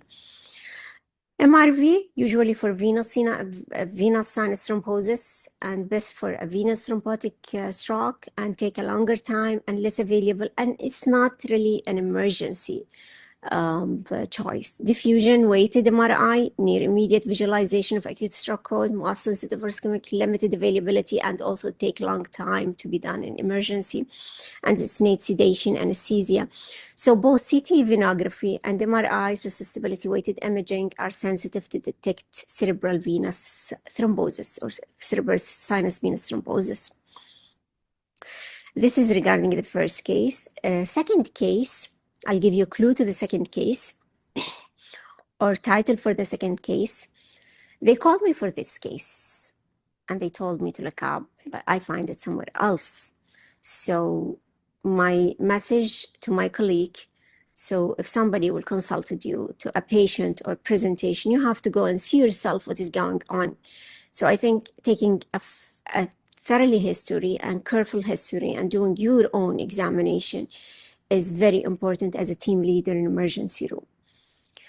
With my respect to everyone, my respect to my colleagues and my junior colleagues, I used to get this history and examination myself to double check. Maybe I can see something different. 4-month-old baby girl, she came with a concern of recurrent vomiting after falling from her eldest sister. And eldest sister, she's only 7 years old. So she wasn't that high.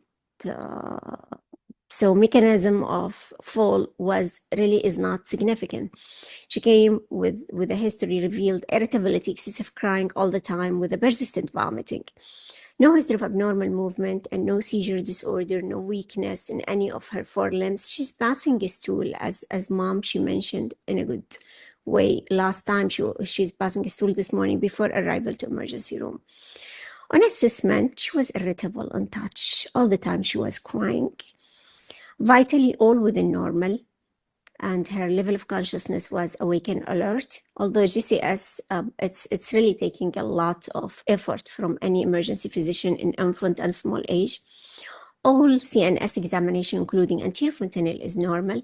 I look her mouth and ENT, looking for foreign body. There is no foreign body.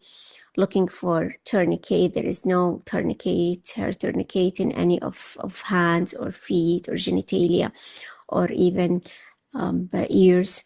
I looked for mastoid area. It was clear. I looked for anterior fontanelle. It was clear. I looked for the neck. For the chest examination was normal. Musculoskeletal system was normal. Skin examination, there was no clue for child abuse. Anal genitalia was normal.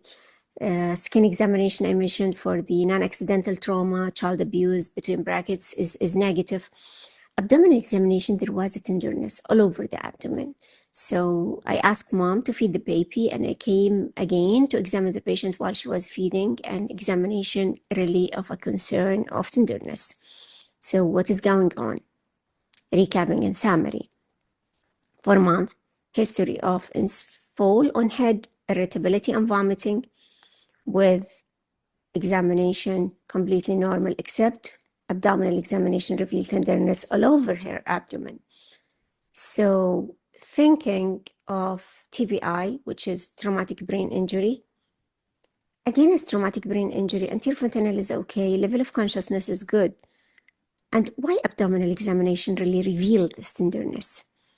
And if we think associated abdominal trauma possibility, mechanism really is not significant for abdominal trauma, as we know that the abdomen, its significance. Yeah, I agree with you that if there is a crashing or blunt high force mechanism, it will lead to intra-abdominal injury.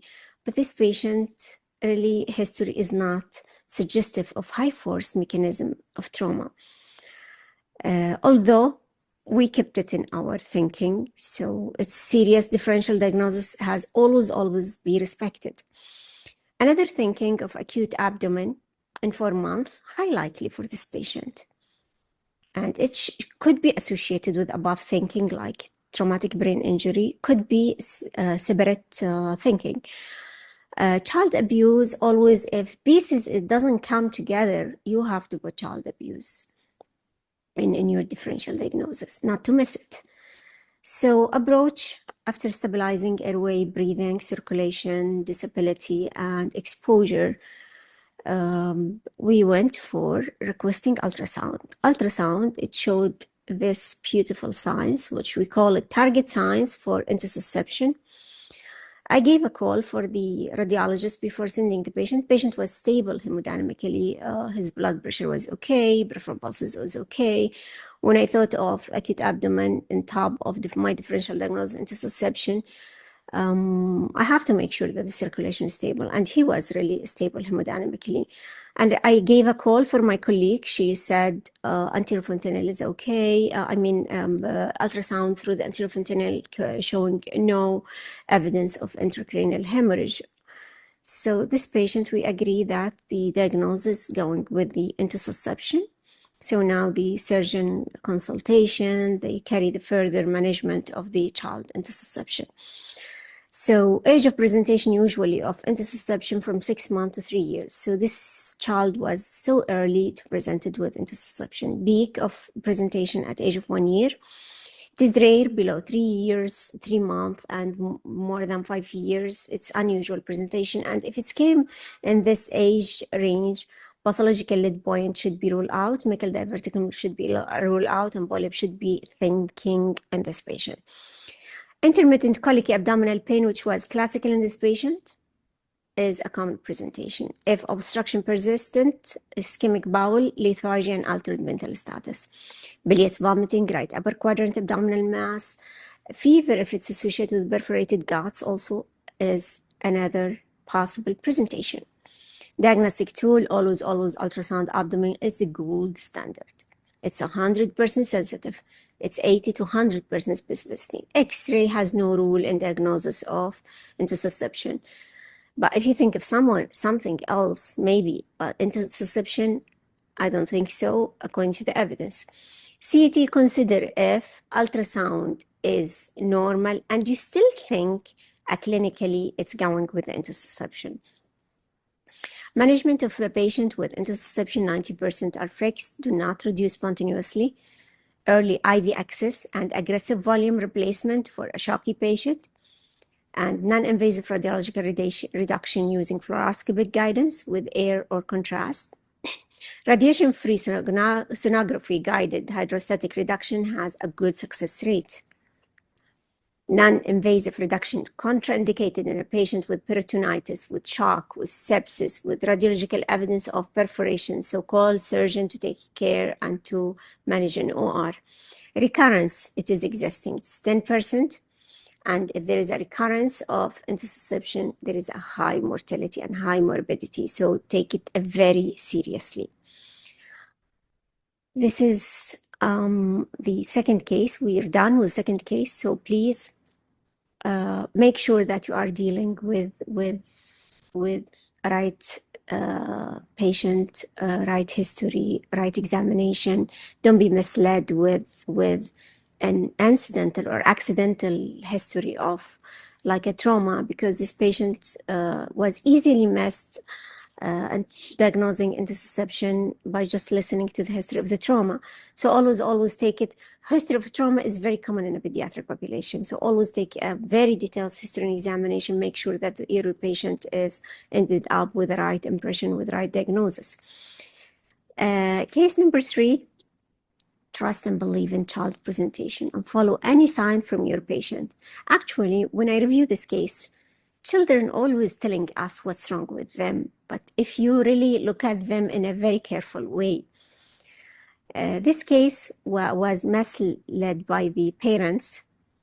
And to start with, 3 years old girl, history of head trauma. She was pushed by her brother and fall on the floor. Her brother was 6 years old, and there is no history of altered mentation or abnormal movement, and no change in a behavioral or movement, no seizure disorder, no fever. She's in her usual status, according to parents. Not only parents, they were coming, which make me worry. All the family, like maybe 5%, they were around the patient, and they were insisting that the patient is okay. She's just sleepy because she was whole night awakened. But nursing observation that the patient is sleepy most of the time.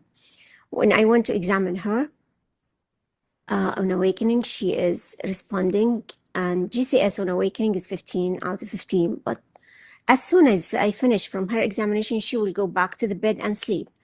Pupil was reactive, equally bilaterally, size 3 millimeter.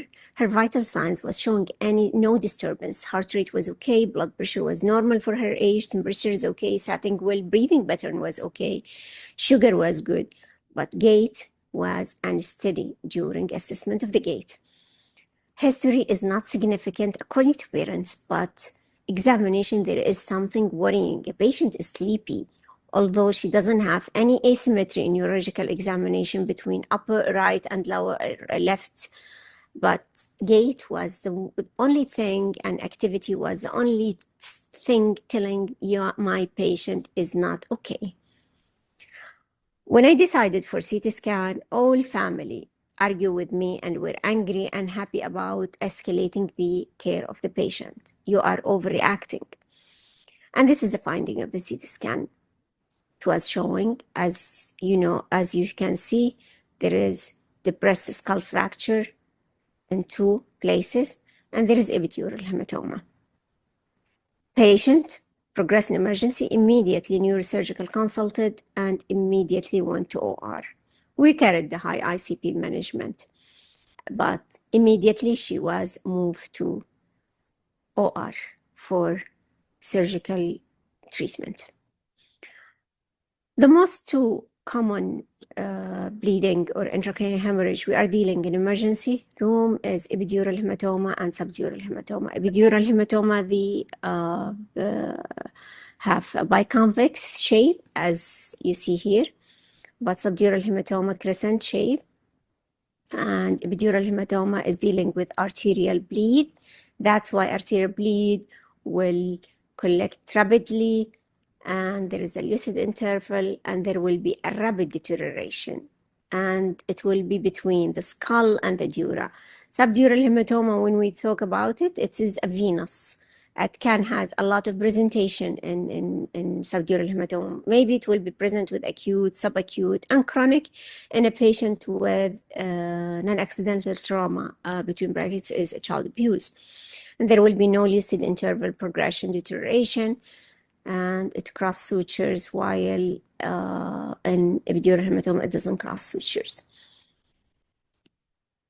Management in ED, all traumatic brain injury, we're talking about airway protection, breathing support, and circulation support, disability, and exposure. We'll go in details in airway stabilization and breathing. And there is a lot of conflict here, but if you go for intubating a patient with traumatic brain injury with high ICP, please choose the best one in the room who can intubate.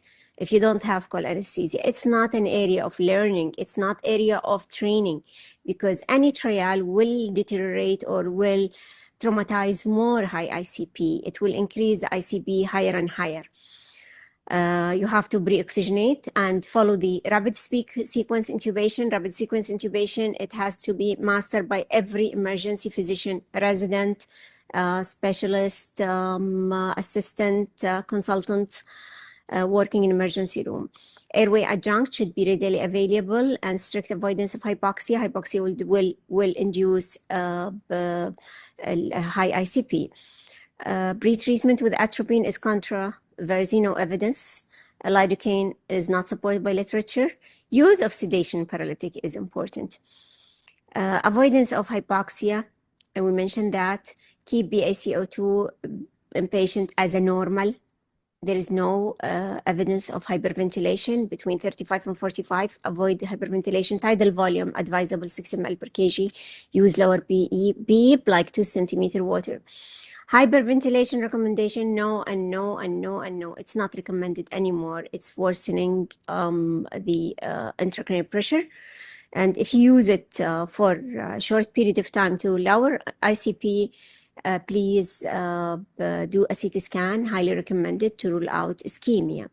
If hyperventilation refractory to high advanced neuroimaging for evaluation of cerebral ischemia is suggested, because it will reduce cerebral perfusion pressure. Circulation management, avoid hypotension, avoid hypertension. Both is harmful for high ICP.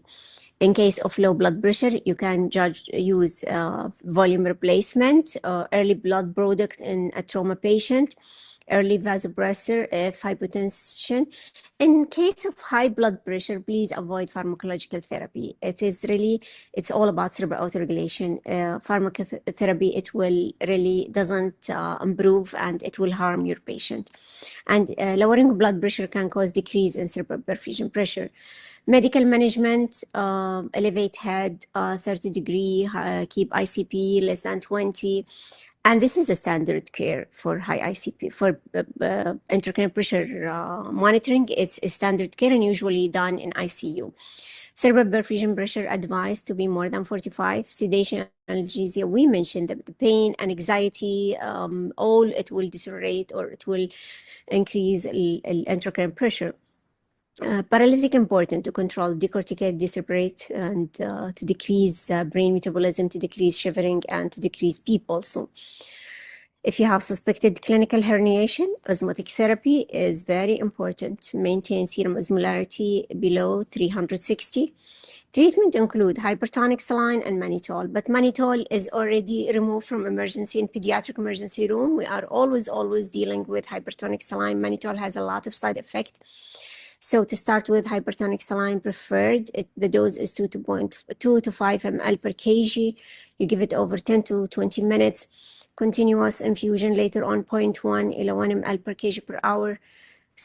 Follow up and serial monitoring for sodium and osmolarity is important. It's decrease, hypertonic saline will decrease intracranial pressure and increase cerebral perfusion pressure. It acts like intravascular volume expander, so it will draw the fluid from the brain tissue to the vasculature and maintain adequate blood pressure and cardiac output. While if we see here, it maintains adequate blood pressure and cardiac output. This is the reason why hypertonic saline was now the standard management for high ICP and not anymore as mannitol. Mannitol, it will cause hypotension, hyperglycemia, worsening for ICP. Side effect only when prolonged treatment. So it's beyond an emergency room. High serum osmolarity, hypernatremia, AKI, and rebound if you stop it, central pontine malinolysis. And mannitol now, it's not advisable anymore. 0.25 if you use it, 1 gram per kg. Some center, they don't have hypertonic saline. Every 4 to 6 hours you can use it.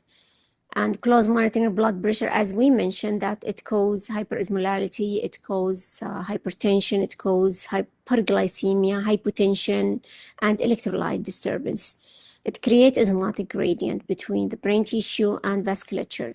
It has rheological effect, which is create an actual decrease in viscosity of the blood and increase cerebral blood flow and causing also reflexive vasoconstriction via autoregulation.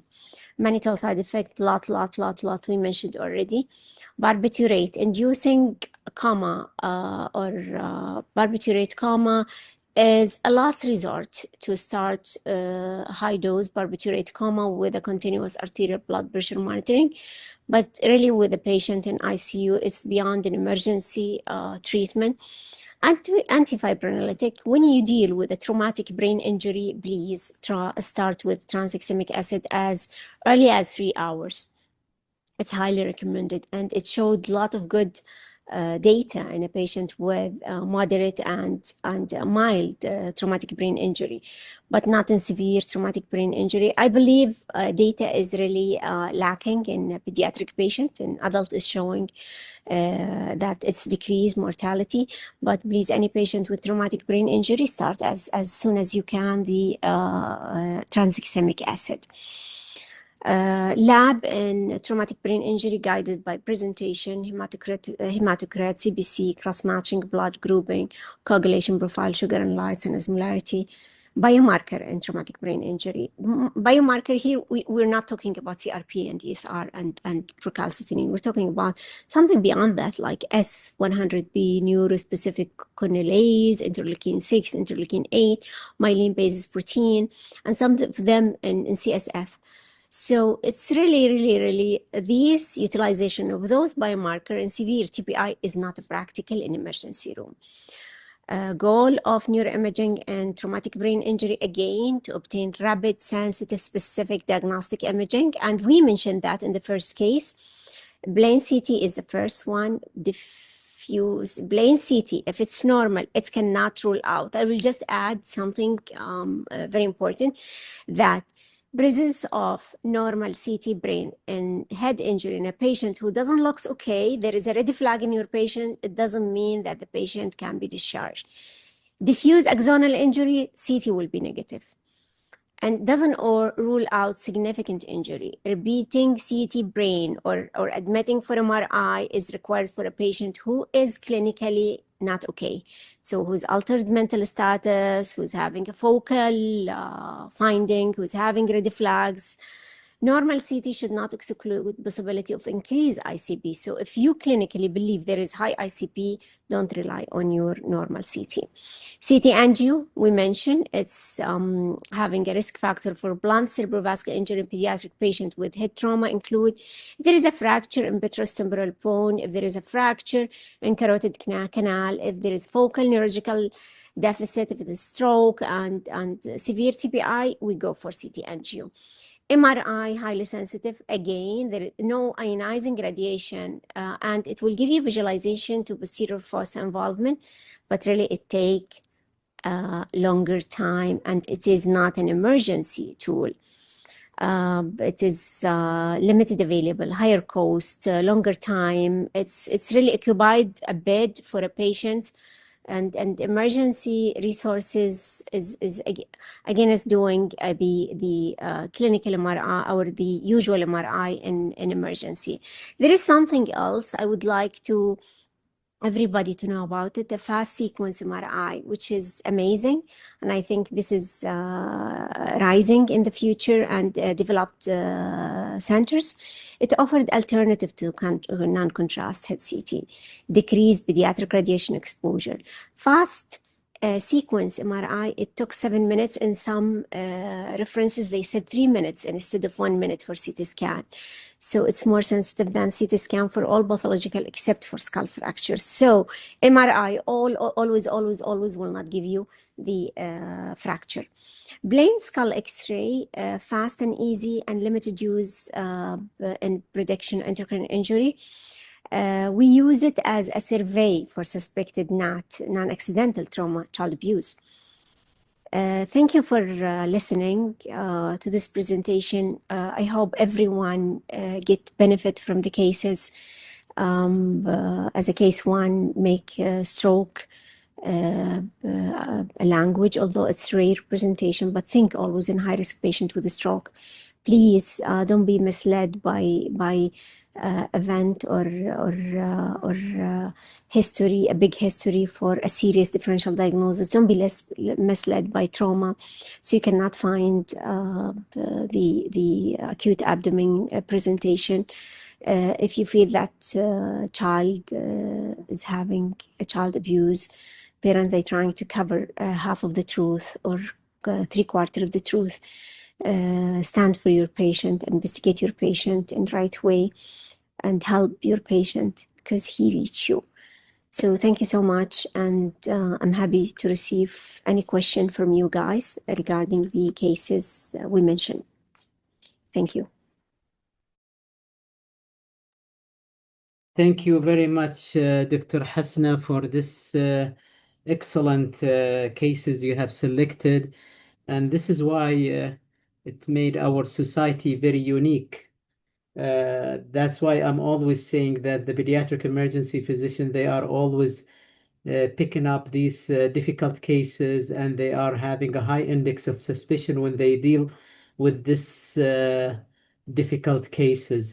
It is really an honor to be a pediatric emergency physician. That's why we are encouraging our young resident and fellows to enjoy the pediatric emergency specialty. Now, what do you think, guys? Shall we come back at 12:30 or make it more? Because now I think we should have a break for prayer and a break for lunch. So what do you think? I need your feedback, please.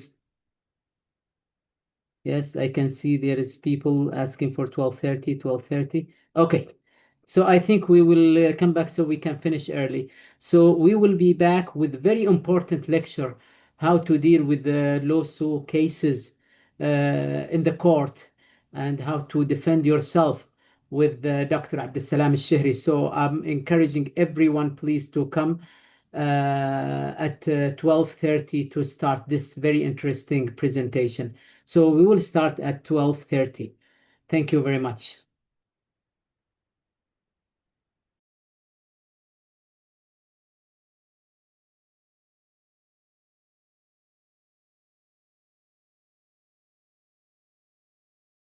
بسم الله الرحمن الرحيم. Assalamu alaikum wa rahmatullahi wa barakatuh. This is Abdussalam Shihri. I'm an emergency medicine consultant at Ad-Diriyah Hospital, and I'm also a lawyer as well, handling a degree in law and a master degree in business law. Today I'm going to speak about a topic which is a little bit important for all the healthcare professionals, especially physicians and in specific pediatricians. How to avoid medical malpractice lawsuit. Of course, I cannot speak about the whole law, but I'm going to give some hints or important hints for those who are dealing with pediatric patient on daily basis.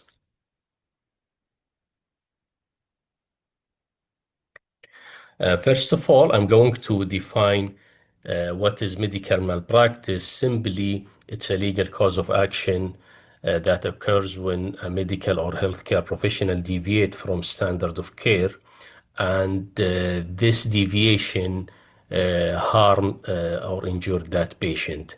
So usually we speak about standard of care and any deviation from that standard of care that caused the harm to the patient.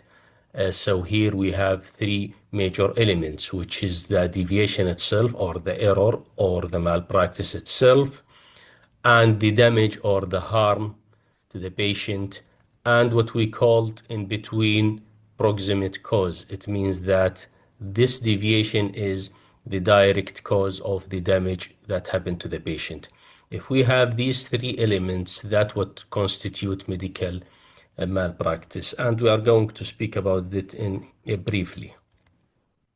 But standard of care as a general rule is always we use the terminology reasonable careful physician or reasonably careful healthcare practitioner or professional, because usually if you want to measure something which is usually subjective, you don't have objective measure, you will use some standard, which is the reasonably careful physician or the physician of the average level in the same specialty, same circumstances, same work environment, to measure his action during his medical practice.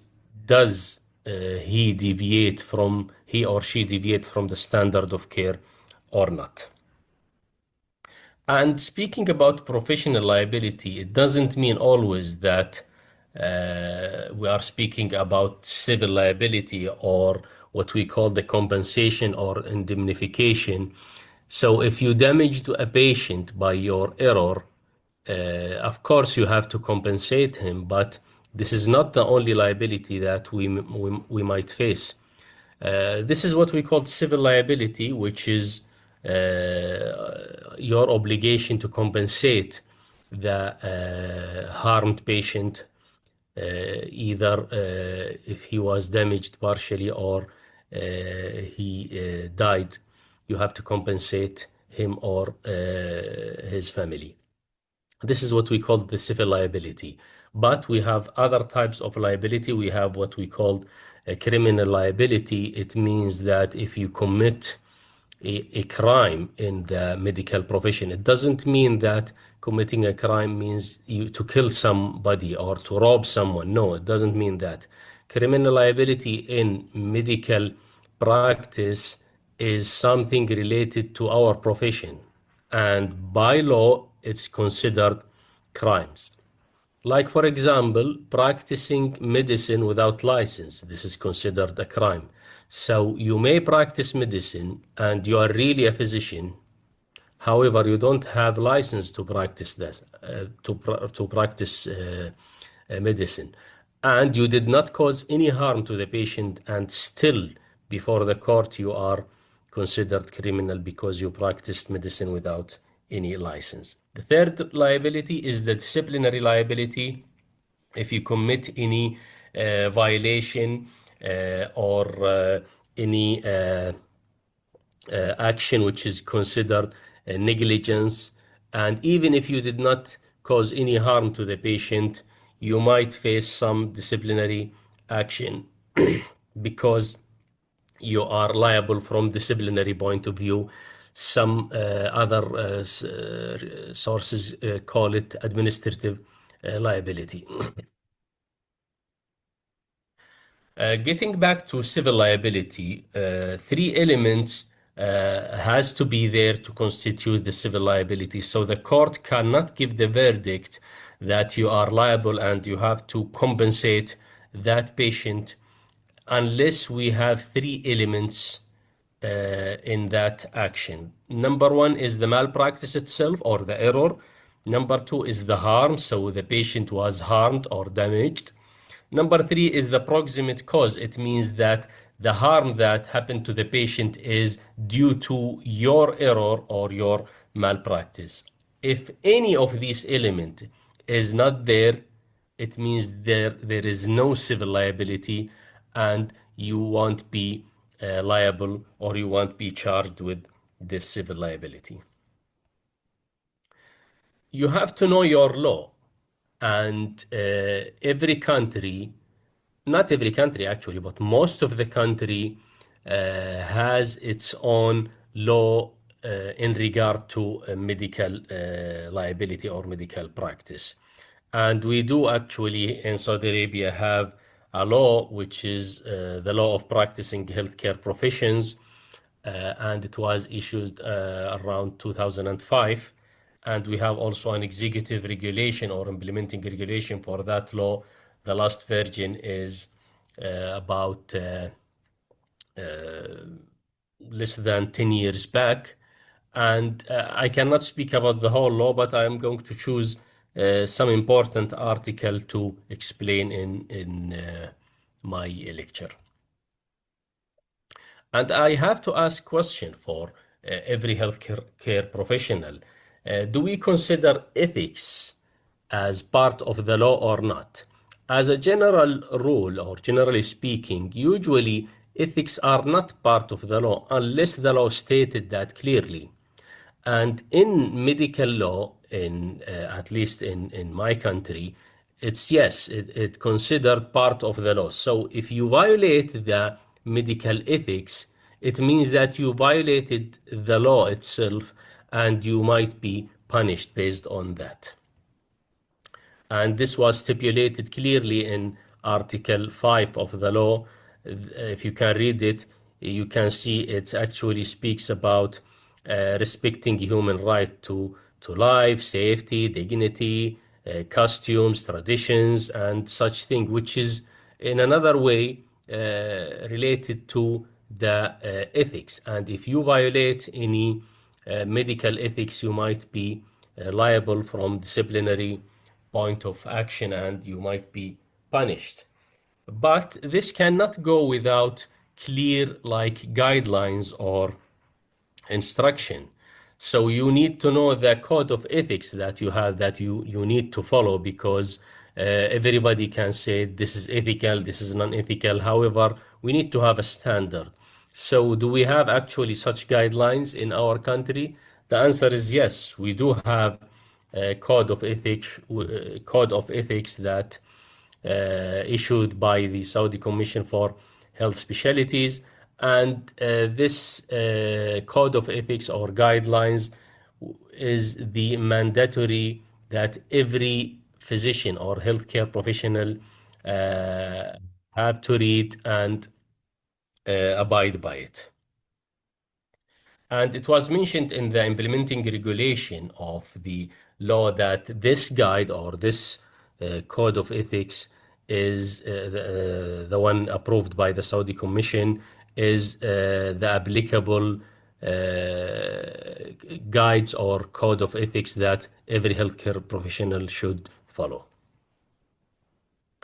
Article 9, actually, it's an important article of that law. It stipulated that every healthcare professional need or have to practice clinical work in the best interest of the patient, and he has always should make the maximum effort to help that patient. This is in paragraph A. Paragraph B speaks about practicing within your scope of specialty and capabilities. This is only applicable in case of non-emergency, because sometimes in case of emergencies and you are the only one available to help that patient, you have to intervene. Otherwise, in regular basis, you are not allowed to practice beyond your specialty or capabilities. And this is what we called in our field the clinical privileges.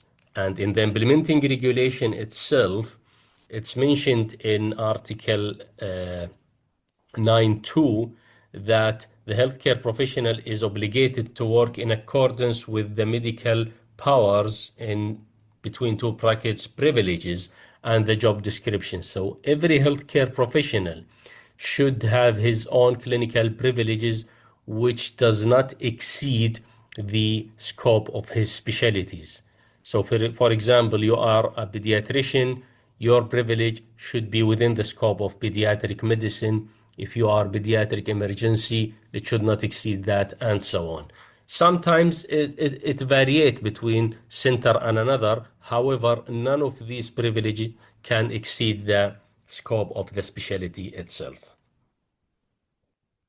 Article 19, actually, it's relatively a long article, so I separated, which make it easy to explain and to understand. It speaks actually about the consent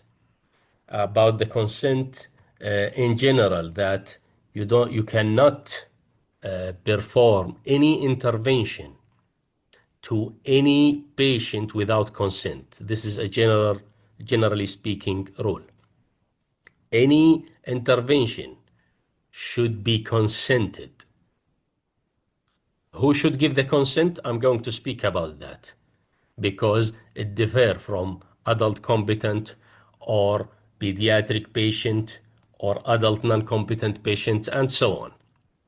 But as a general rule, any intervention needs consent. Is there an exception? Yes, there are some exceptions, like in case of emergencies and necessary action that would save the life or the organ from major damages, and you need to intervene now because you cannot take any consent. Sometimes the patient is unconscious.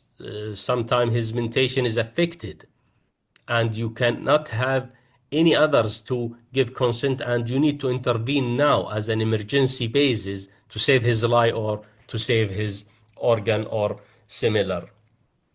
You need to intervene now without any waiting, without any delay for any action. Sometimes some hospitals, they will put certain policies that if you cannot take consent, you need to ask 3 physicians to sign, 2 physicians to sign, or whatever. Okay, I don't mind. However, it doesn't mean that you need to delay the action till you have such signature, otherwise you are protected. No, because the law gave you the permission to intervene once you have really emergency that need to be addressed now, and you cannot take any consent. So keep in mind that having a policy in your institute cannot delay the action to save the patient life or the organ. And this is the exception I just mentioned, which is the continuation of the same article.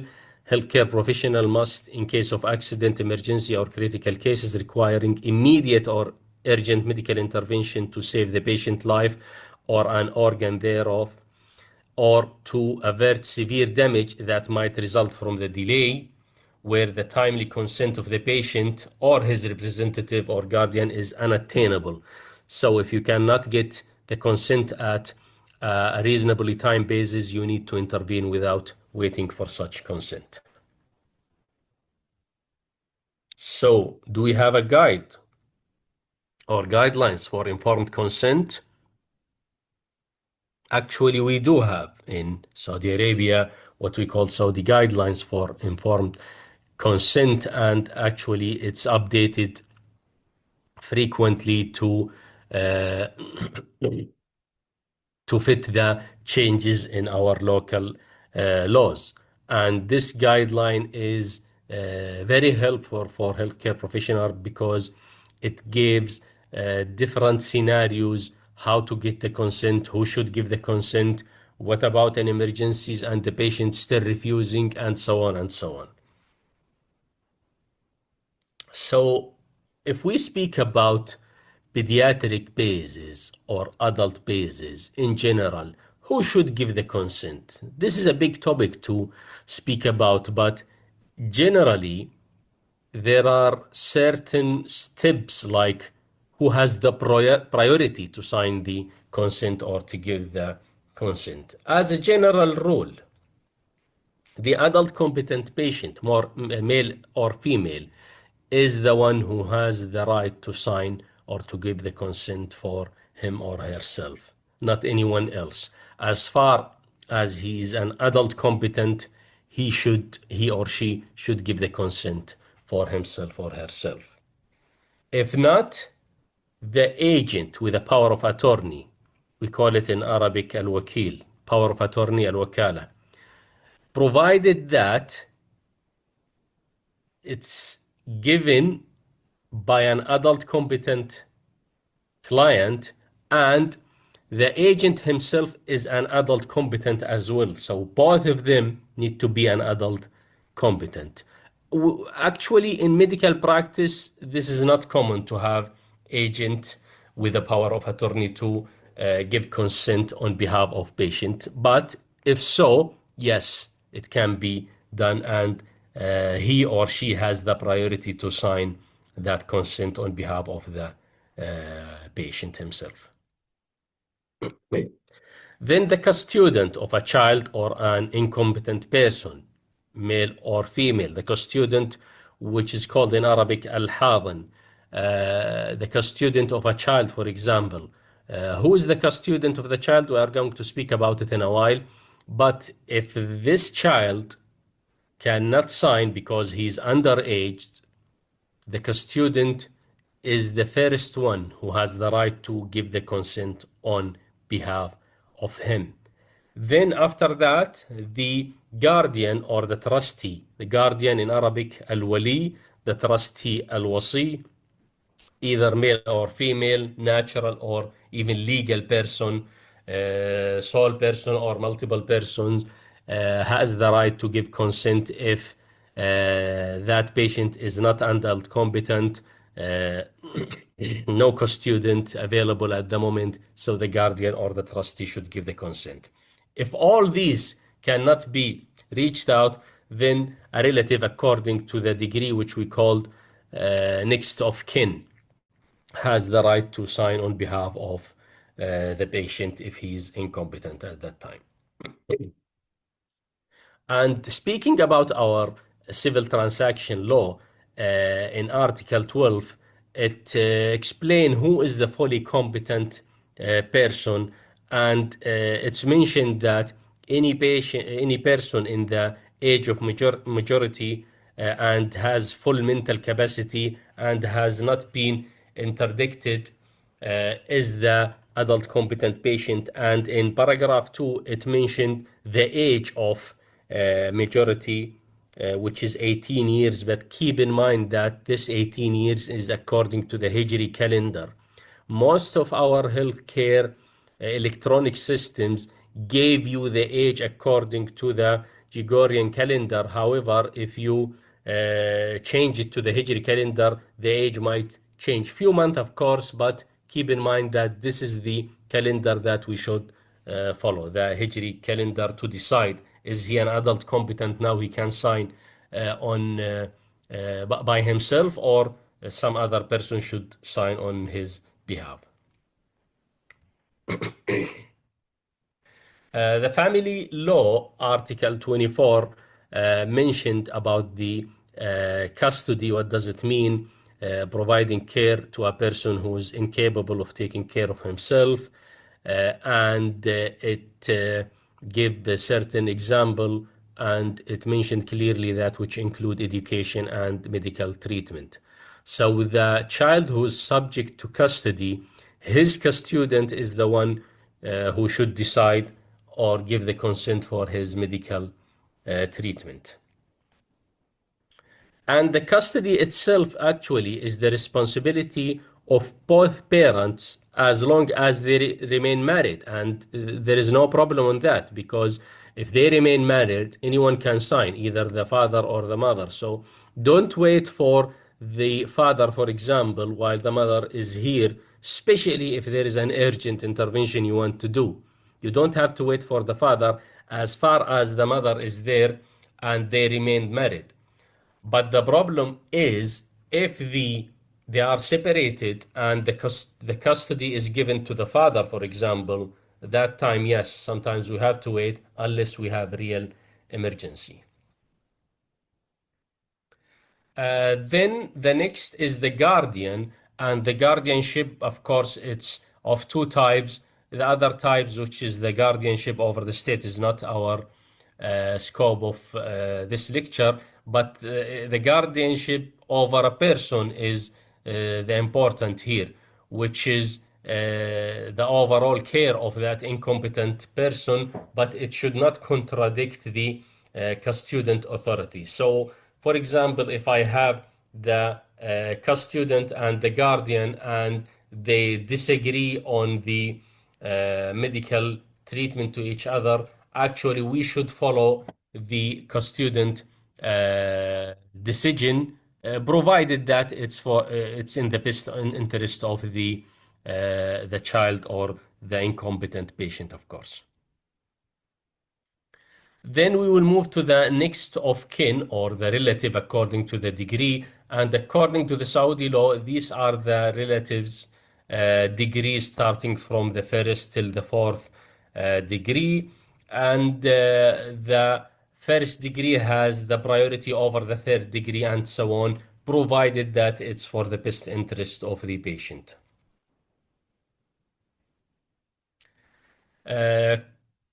If we continue reading Article 19, it's stipulated at the end of it that you cannot, under any circumstances, terminate the patient life, even if it was requested by the patient or his family. And this raised a lot of questions. Is DNR or A&D, which is allow natural death, what is meant by this article or not, this expression or not? And a lot of debate was there till we have our national policy, which was issued by the Saudi Health Councils, and it was approved by His Majesty the King. And this national policy and procedure regarding the DNR status give the details of the DNR, who should give the decision to DNR. Is it patient slash family decision, or is it a medical decision? What are the limitations of the DNR? What are the action that can be taken in DNR? It's actually a detailed document which is important for every healthcare professional who used to practice DNR to read it carefully and to know what is his rights and what is his work of duty in related to DNR order, whether this DNR order was issued in our institute or another institute. Is that institute is local institute or international institute? It gives actually all the details of the DNR process. Then we move to Article 21, which is the confidentiality. It's a big topic nowadays, especially with the huge expansion of the social media, and a lot of cases, a lot of pictures is posted there. Make sure that you maintain the confidentiality and information of every patient. If you want to post something, you need to keep in mind that no one can identify that patient directly or indirectly. So the confidentiality of every patient is very, very important and very dangerous to be violated nowadays. So keep in mind that if you want to post something, for example, or you want to speak about certain case, make sure that you maintain the confidentiality of the patient to the level that no one can identify that patient. However, you are allowed as a healthcare professional to disclose some information in certain situation to the competent authority only. Again, it doesn't mean that you are allowed to disclose this information. It means you can post it everywhere. No. For and it was stipulated clearly in the law for the following purposes. Number one, if you want to report a case of death, you suspect this death is secondary to a criminal act, or if you want to report a case of suspected crime to prevent the commission of that crime, and this should be only to the competent authority like police or such thing.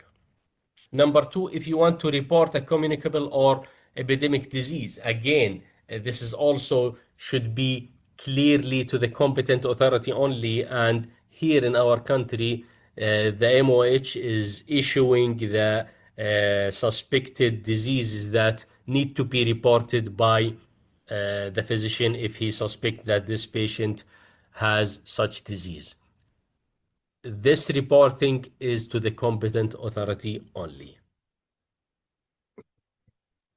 Or if you face, for example, a court case and you want before the court to defend yourself, speaking about the case is not considered a disclosure of the information or breaking the confidentiality, because you need to defend yourself. But again, this is before the court only.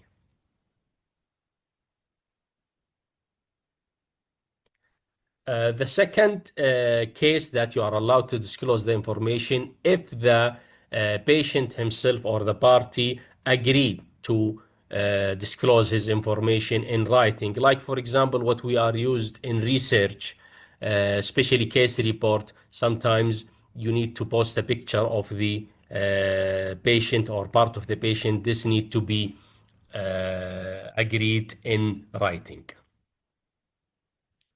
Or, of course, if you faced an order by a judicial authority, you need to obey and disclose this information, but again, to the competent authority only. One of the important points that I need to mention is the physician under training, like our resident or our fellows, because a lot of rumors mentioning that to them that you cannot be liable because you are under training, you are protected. Actually, this is not true, because the resident himself or the fellow himself is considered a physician, and he can be liable if he commit error or medical error. But this won't go without the what we call the joint liability, because here it's mentioned in the implementing regulation that the institute itself is jointly liable before the patient if this trainee commit any medical error which caused harm to the patient. So please don't tell your resident or your fellows that anything happened to the patient, you won't be responsible because the consultant is the one only responsible. This is not true, because sometimes the resident and the fellow can commit error without even informing the consultant, or can commit an error which is not expected from him, especially senior resident or fellows, and they can be liable, and they can have the verdict to compensate that patient. But most of the cases, not most of the cases, some of the cases, they will be liable jointly with the institute itself. So at the end of my lecture, don't practice defensive medicine, but evaluate patient and document in a defensible way. This is what I have for today. Thank you very much, and I hope you enjoy my lecture, and I'm ready to answer any questions. Thank you. Thank you, Dr. Abdulsalam. Really very interesting talk, and I think many of us he has some question about some medical legal issues can be faced in the your practice and your department. Will be keep that question at the end, and you can submit that your question in the box, and will be moved to next talk. It's my pleasure to present Dr. Abdullah Shamsa. He is consultant in pediatric and pediatric emergency medicine. He is the president of the Kuwait Pediatric Association, and he's a faculty from Mubarak Al Kabir Hospital. Dr. Shamsi will be present what's the update and the recent update in pediatric procedure sedation. Welcome, Dr. Abdullah.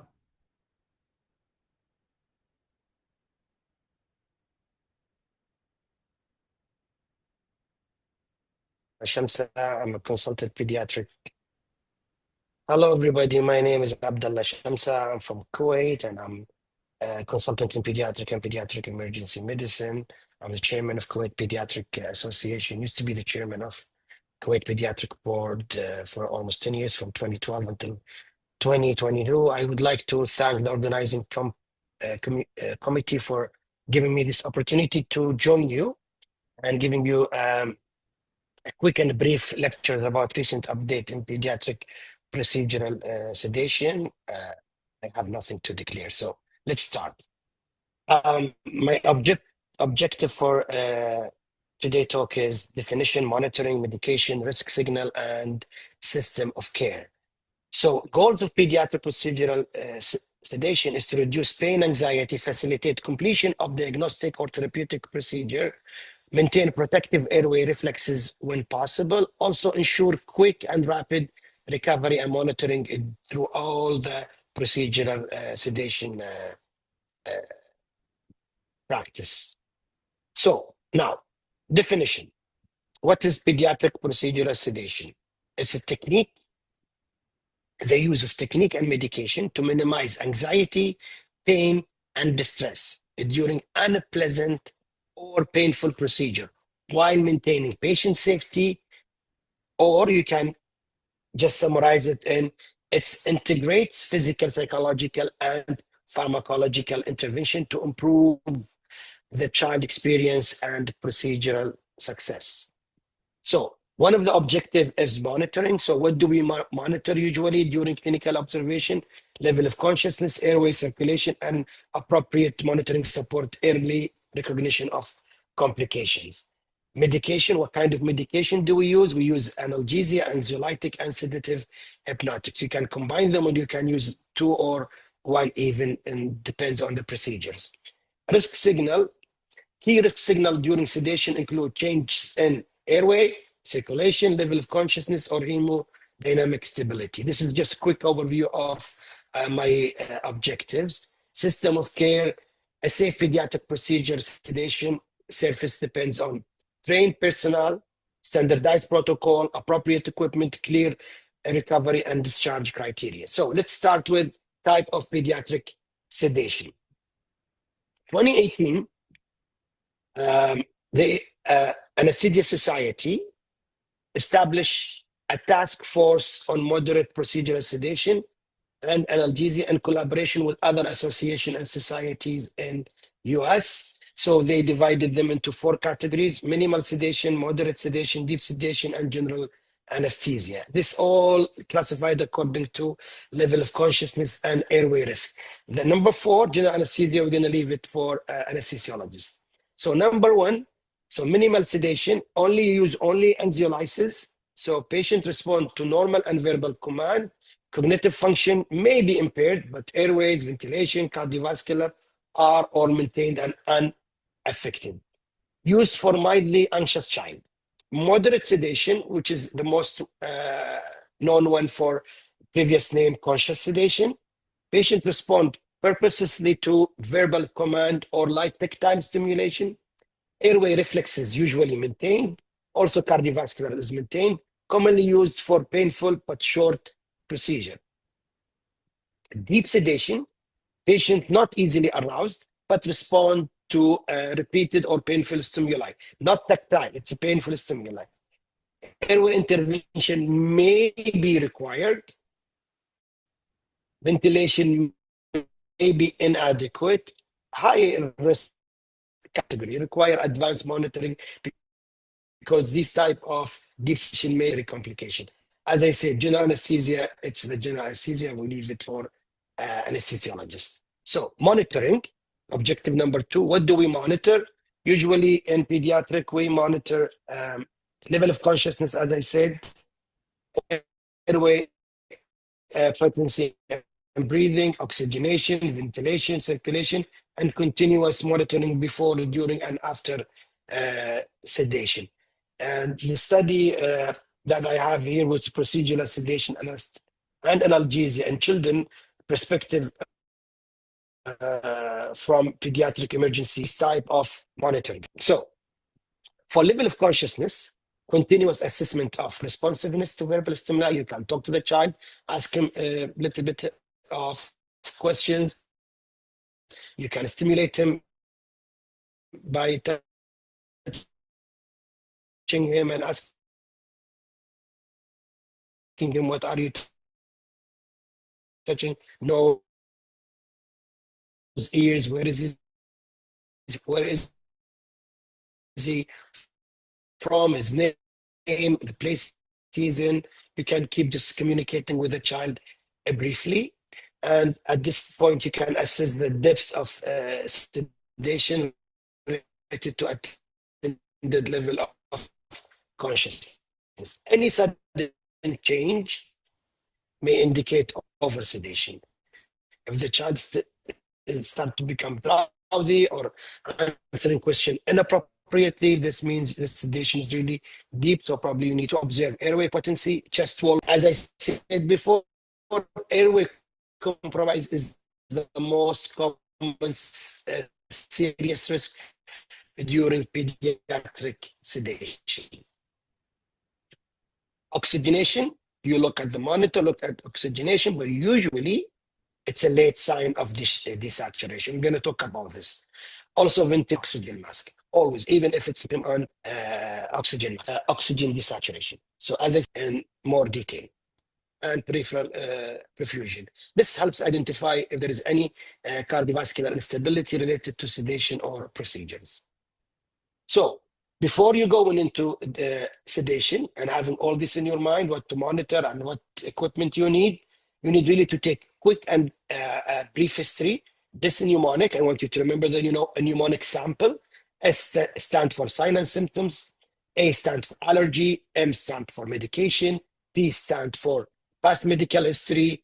L stands for last oral intake. E stands to events related to anesthesia and sedation. You may take more history if it's an elective, but this is the quick one you need to remember, sample.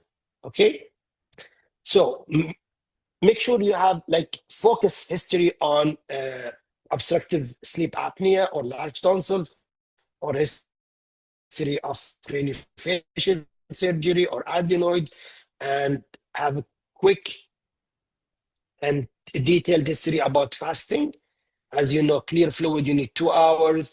breast milk 4 hours, infant formula 6 hours, and any solid 6 to 8 hours. But do you really need to conscious sedation you're going to do in the emergency department? Of course not. All the studies and all the articles and reviews show that lack of fasting is not an absolute contraindication to procedure sedation, especially in urgent and emergency cases. Large studies showed no clear increase in risk of aspiration with non-fasted children undergoing procedural sedation when appropriate monitor is used. Airway risk, patient selection, and monitoring are more important than strict fasting time.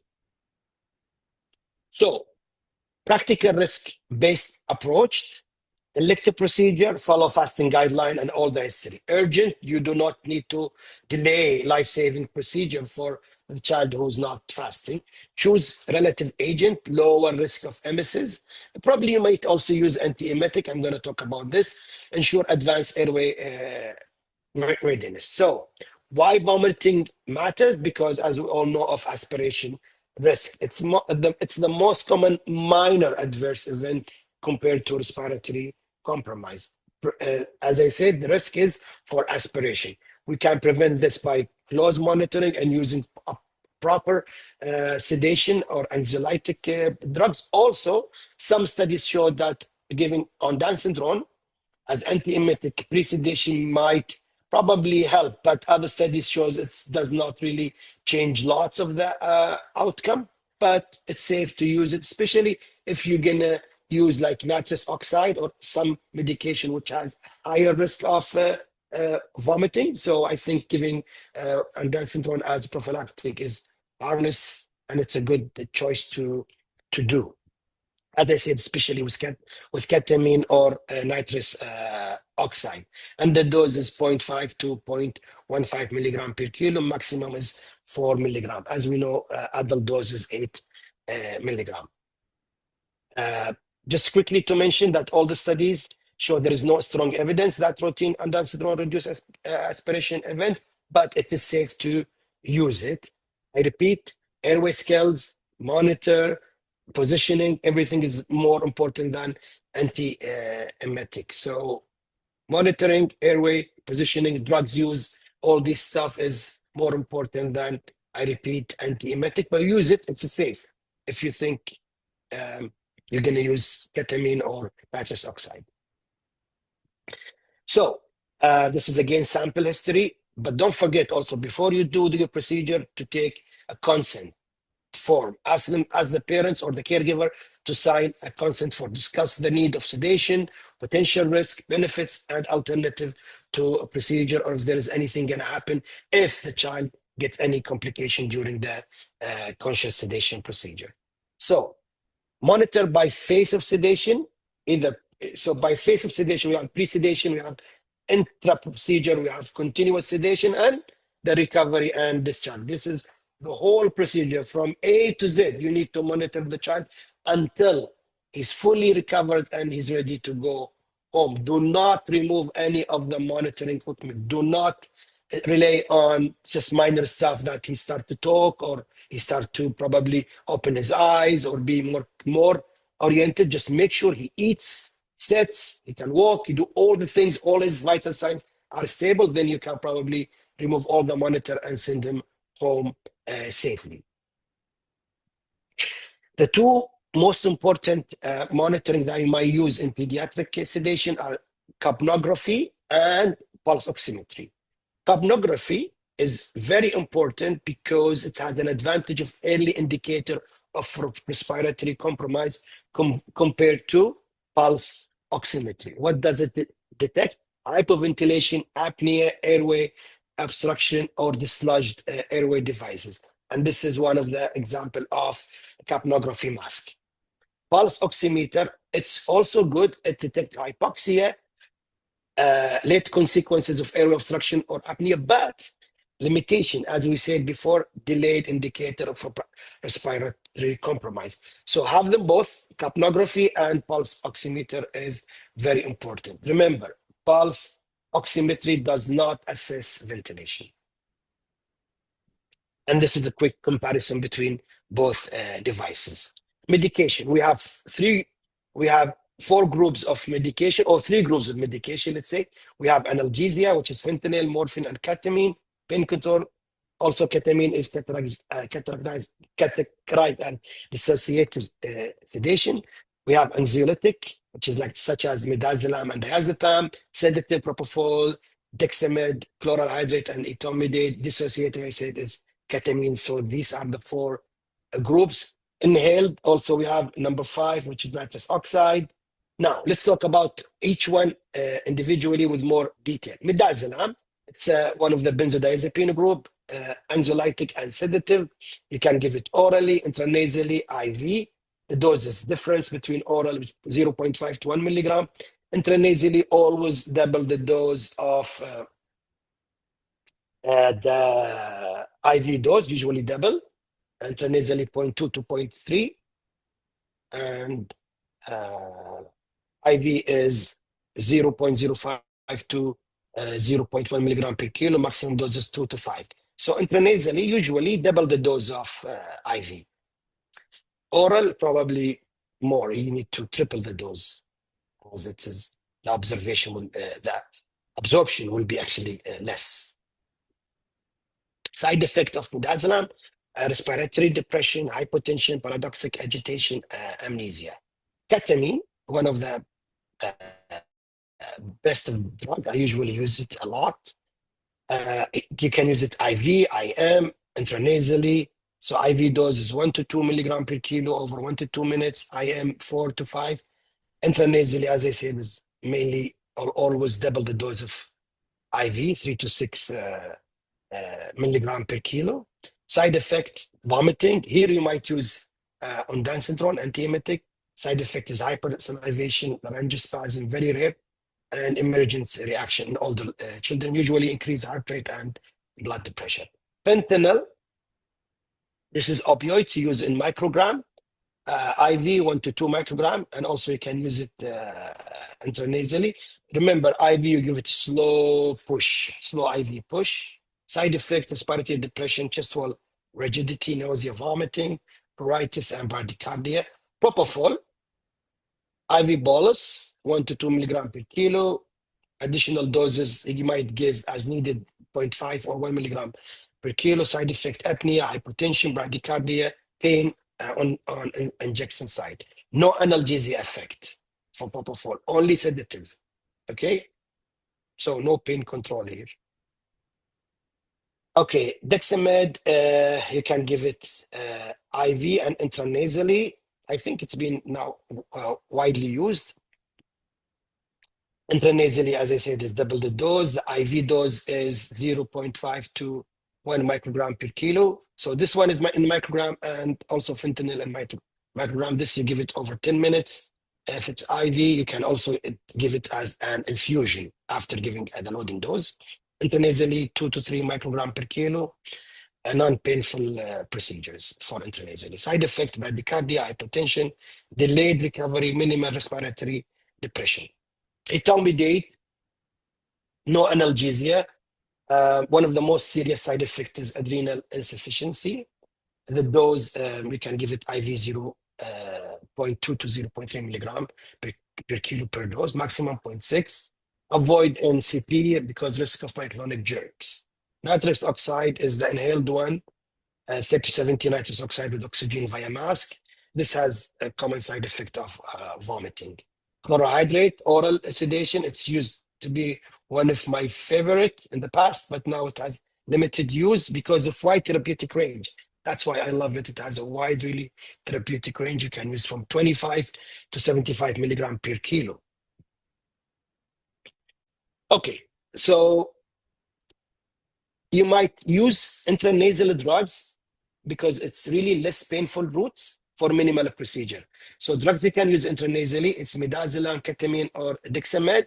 Also sublingually, you might use midazolam. Some studies, recent studies, show that combination of intranasal ketamine and dexamide has shown promising result in retrospective observational study.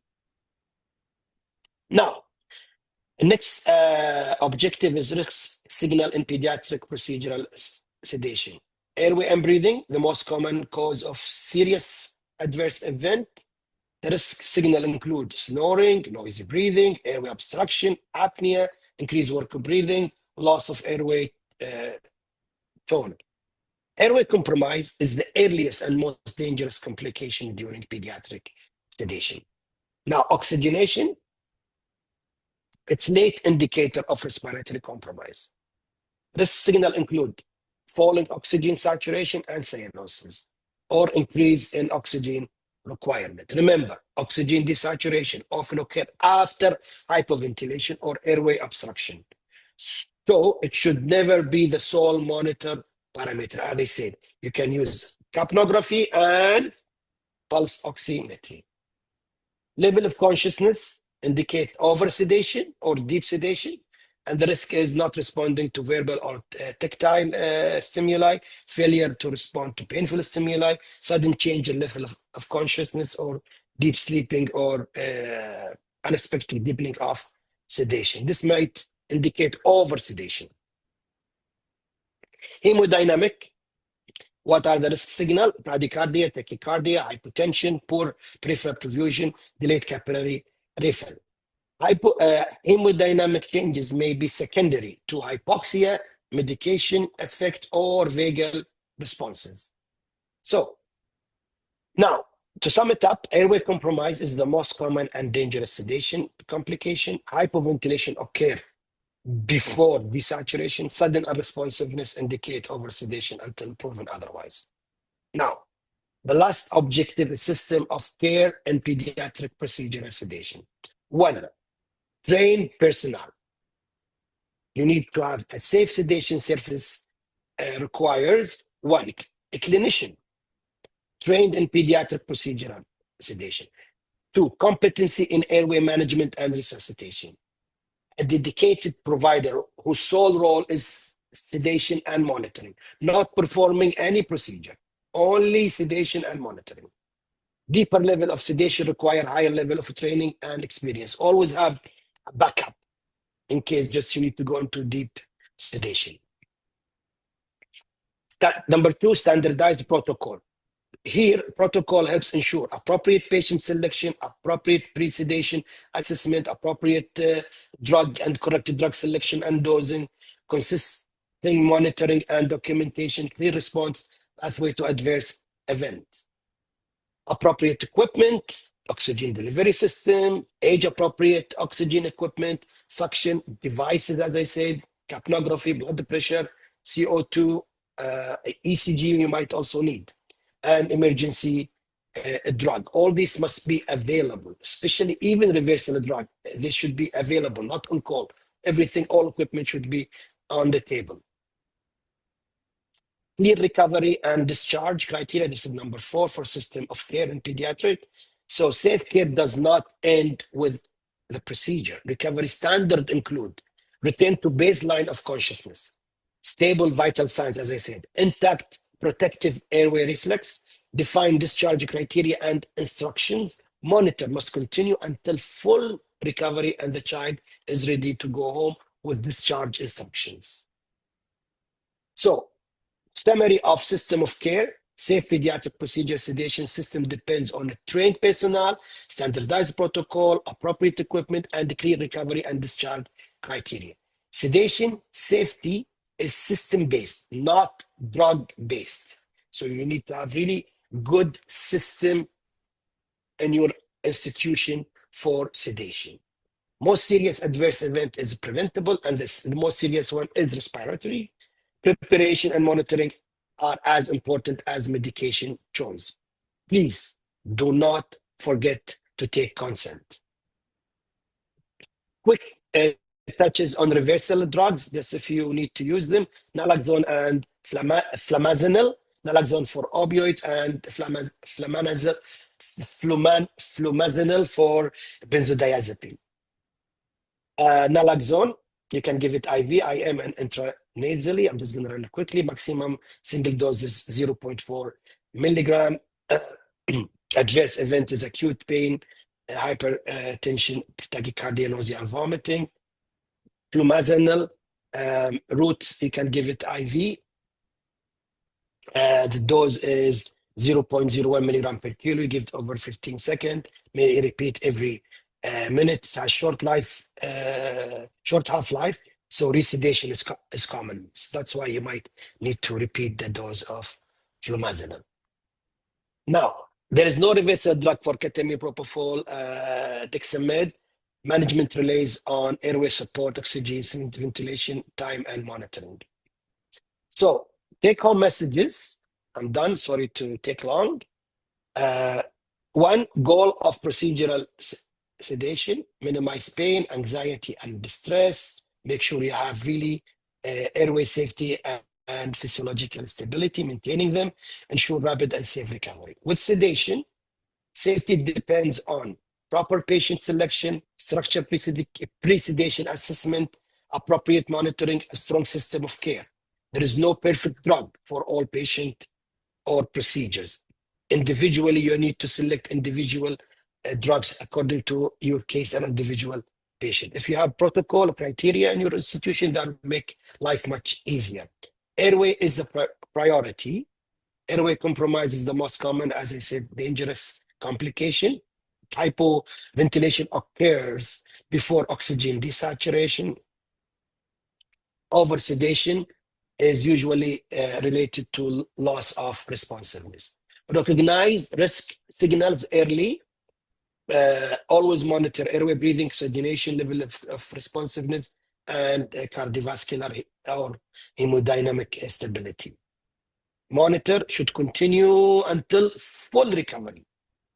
Fasting is important, but do not delay a procedure because of food. So it's not an absolute contraindication. Know your reversal agent, and you should have them on the table, naloxone and flumazenil. Ondansetron, safe to use, but there is no really strong clinical evidence for its like routine use. System of care saves lives. So what do you need? Trained personnel, standardized protocol, appropriate equipment, pre-recovery and discharge criteria. These are all the references for my talk, and thank you very much for your listening. Thank you, Dr. Abdullah. It's very interesting topic, and I think it's very good message taken from Dr. Abdullah. You know how to manage the side effect and how to manage the airway if that side effect happen from that medication during that procedure. Thank you. Now we'll be move for the talk, very interesting talk back to Dr. Todd Cheng. He is the Vice Chair for Education of the Department of Pediatric, and he is Associate Professor of Pediatric and Medical Education at the Keck School of the Medicine of University of Southern California. He will talk about very interesting topic about AI in the Pediatric Emergency Department.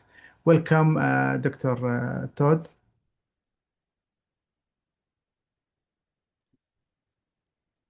Hi, everybody. I'm Todd Chang. I'm faculty at Children's Hospital Los Angeles in Los Angeles, California, in the United States, as part of Keck School of Medicine at the University of Southern California. Today, we get to talk about artificial intelligence in pediatric emergency medicine. There's a lot to talk about today, but I'll only focus on a few studies just to make it compressible for everyone. But AI is going to be everywhere. It probably already is, and this is just a primer on some of the things that's happening in 2025 and 2026 with artificial intelligence. The objectives are going to be pretty generic. We're just going to talk about different types of AI and different uses of AI in the literature.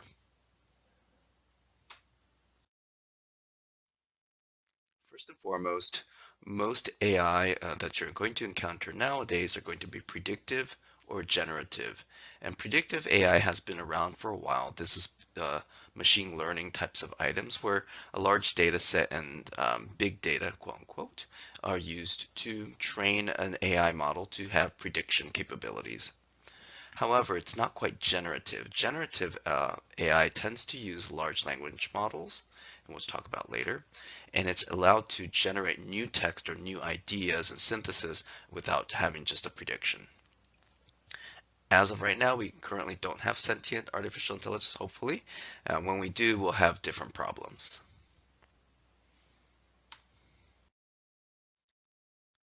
Some English definitions for AI, machine learning, and deep learning are here.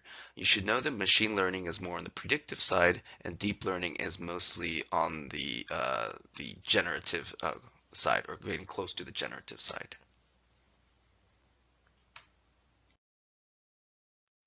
You'll hear NLP and LLM, natural language processing, and large language models. They're used pretty interchangeably when we, as physicians, talk about this. There are key differences in the engineering and AI side, but for the purpose of what we're going to talk about, these are relatively interchangeable.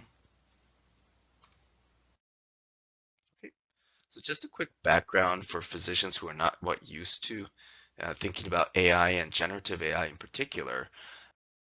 The whole GPT, the generative pre-trained transformer, has been around for quite some time. In 2016, so OpenAI was one of the first folks to do generative AI, and the very first version, GPT-1, came out in 2018. This then quickly started reiterating with human feedback, and the GPT 3.5 was released as ChatGPT for the first time in 2022, and this allowed for multiple humans to give feedback on the performance of the GPT. And since then, we're now up to quite a few versions of ChatGPT, and many other companies have already joined suit, as you know.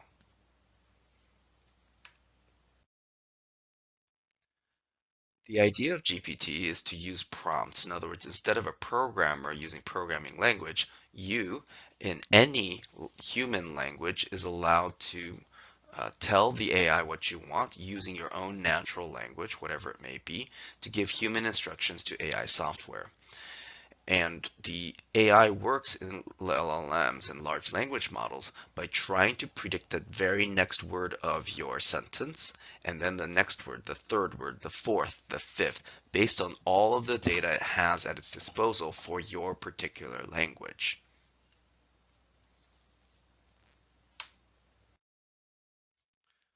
Generative AI is fairly quick and robust. This is something that I did with Microsoft Copilot, which is our artificial intelligence at our hospital.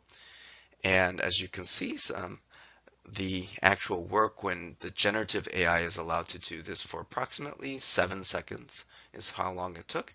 It just created a little short story. For those of you who don't read modern standard Arabic, the English translation looks here. So generative AI right now has the potential capacity to start putting words together because it has a general idea of what the next word should be, but it doesn't actually know, K-N-O-W, the concept at hand. It just knows what's the most likeliest word that's next. So let's talk about some of the studies that are published in, so I gathered a few in 2025 that pertain to emergency department visits and the pediatric emergency department. So let's go over them slowly. I have two from Korea. This is an article on artificial intelligence for predicting triage based on just verbal communications within an emergency department visits. So this is a prospective observational trial. They used two different AI agents, or at least two classes of AI agents, which listen to approximately a little over 1,000 clinician-patient or clinician-companion conversations in 3 large Korean emergency departments. Essentially, they recorded all verbalizations from the very beginning of arrival to the emergency department to the discharge out of the emergency department and everything in between. And these were made into conversational transcripts. This included medical conversations, just random greetings, and even nonsensical, confusing, or contradictory statements that are just verbalized in our emergency departments. The first class of AI used deep learning, neural networks, and then the second classes of AI used conventional machine learning, which is the old older traditional versions. So the deep learning is more generative, the conventional machine learning is more on the predictive side. And they looked to see if the AI agents could assign accuracy, the KTAS score, which is a 5-point scale measuring severity, the Korean triage and acuity score, and essentially trained it on the lower acuities, 3, 4, and 5. They used training data, validation data, and then the final test was used using separate test data.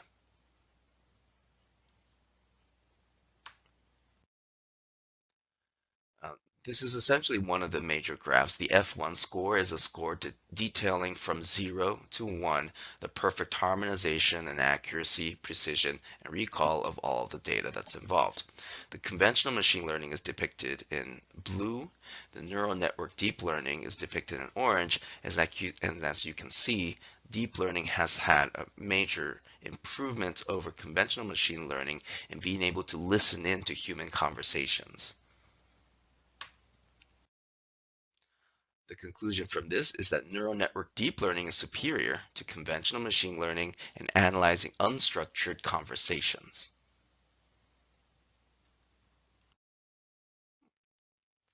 Here's a different person in Korea, a different team rather, looking at the pediatric emergency department.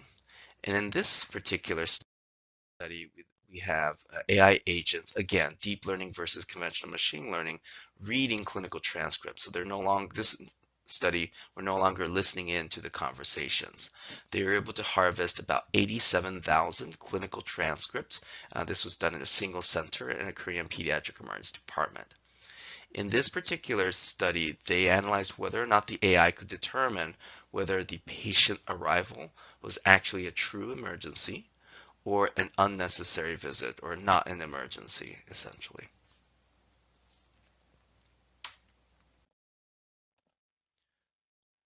They had over 100,000 cases ready for this one, and 87,000 of which were analyzed in this study. Again, everything was done in the Korean language, Hangul, and the agents were trained not only using the health records, but also Korean language medical textbooks, health news, and articles available on the internet. As an example, here's an example of an English language clinician transcript on the upper side in part A. And if you ask a physician what's the most important parts of the clinical transcript that determine whether this is an emergency or not an emergency, you can see a few things highlighted in red. In part B, the middle portion with the spectrum from blue to red is how a deep learning AI agent analyzes all of the pros. The darker the blue, the less relevant to the severity of the patient it is, and then the darker red increases the severity and emergency of the patient. So you can see that the deep learning actually has a particularly nuanced graded effect, much more so than how our clinician minds process. And these are the results.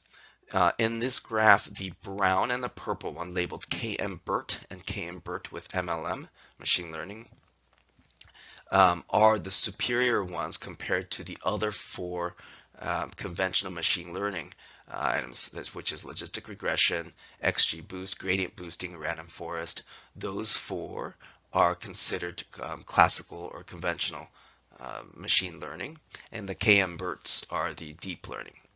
So just like the other study, deep learning seems to be superior to machine learning in analyzing unstructured or reasonably unstructured data that pertain to patient severity.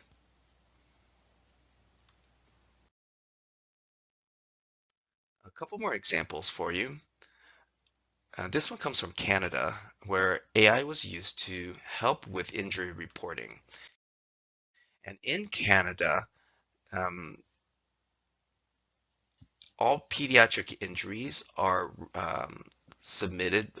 data submitted to a large registry called CHIRP, CHIRPP, and this is to track epidemiological trends throughout most parts of Canada. on the general prevalence and incidence of specific injury patterns. And this is to enable the governments and the provinces and the cities to enact different ordinances and investigate why certain injuries are happening in a certain area. The problem is that all of these data have to be manually input by each of the hospital staff, and it's very difficult to manually look through a patient chart to determine whether the patient is eligible or not eligible to be submitted to the CHIRP. And so it takes quite a bit of time to do this. In this study, they tested and implemented an AI agent that would read through medical records to determine eligibility instead of the humans. So in this case, the PICO question pits the AI train that's using deep learning versus regular old human review, and it tests the ability to determine eligibility to whether or not for reporting for a pediatric injury, yes, no.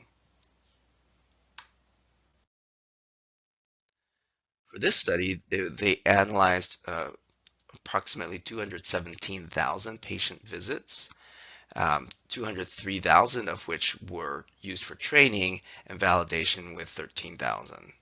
You can see that the CHIRP positive percentage roughly ranged from 16 to 24.8%. And on the right-hand side is an interesting graph that they placed where the total number of words required for the AI to analyze was substantially lower than the total number of words that were written in an actual clinical note.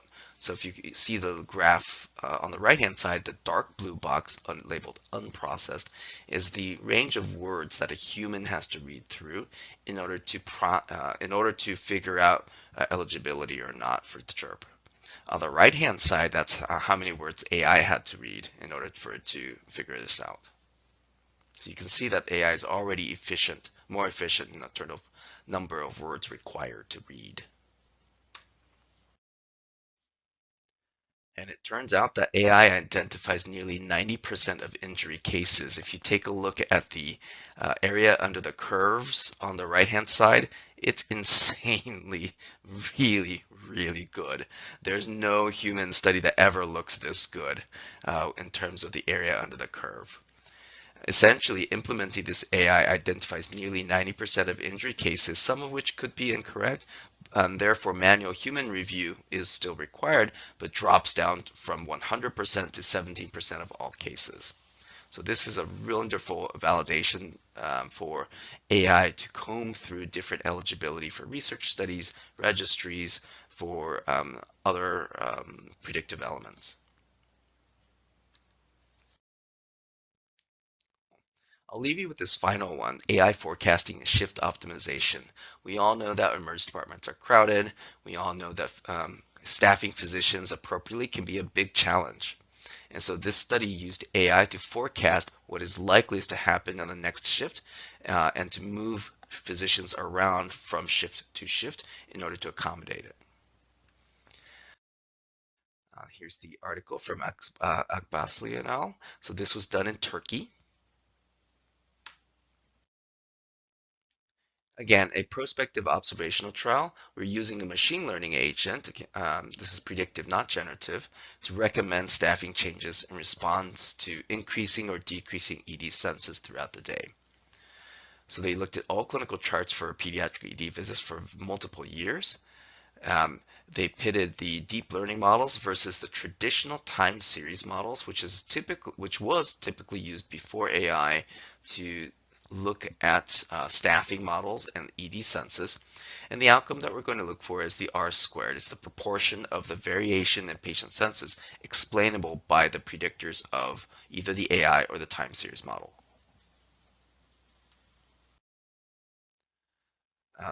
There's a lot of pages to this article, so this is one of the important ones. There are 4 different deep learning agents that were tested. So on the top hand side, these are predictors during the development phase, so with previous data. And they found that these 2 bottom ones labeled TCN and TIDE, those 2 versions of deep learning perform very well in validation, which is on the top. You can see the little crowns that show that it's winning. And then dark red means higher R squared score. And then on the bottom is forecasting, in other words, from 2023 onward, which is after the AI were developed, and it still maintained an excellent R squared value. So then they then used the AI to actually have recommendations for when the shifts would be done. In this particular hospital in Turkey, the shifts were 8 a.m. to 4 p.m., 4 p.m. to midnight, and midnight to 8 a.m. And in the standard phases, they always had 4 physicians for a shift. 4 physicians in the morning, 4 physicians in the evening, 4 physicians at night. Once they implemented the AI model then recommended moving physicians around, not from the time slots, but they recommended fewer physicians or more than 4 physicians. So in certain times of the day and certain days of the month, they recommended 2 physicians instead of 4, or in other busier times, 6. Here's a graph of the results. On the blue bars, this represents the total number of patients per shift, so 8-hour shifts per physician on the standard schedule, in which there were 4 physicians in the morning, 4 physicians in the evening, and 4 physicians at night. You can see that the night physicians had very few patients in blue, around a median of about 6 patients, whereas the morning and evening shift physicians were seeing quite a bit more. Once the schedules were optimized by the AI, you can now see that the median number of patients per shift for the busier morning and evening shifts went down, and the overnight shift patients per shifts went up. However, it still remained below the 16 patients per shift, which was the baseline median for the entire day. So with the AI recommendations, they were able to achieve a little bit more parity of all the different shifts that the physicians were doing, and it was able to recommend whether you needed 2, 3, 4, 5, or 6 physicians per any shift. Very exciting things. There's so much more to AI. There's so much more to AI. So that just covers the little bit of time that I have with you. This is my email if you have any more questions about artificial intelligence or how to get involved. I'd love to talk and chat about it. Thank you very much for your time.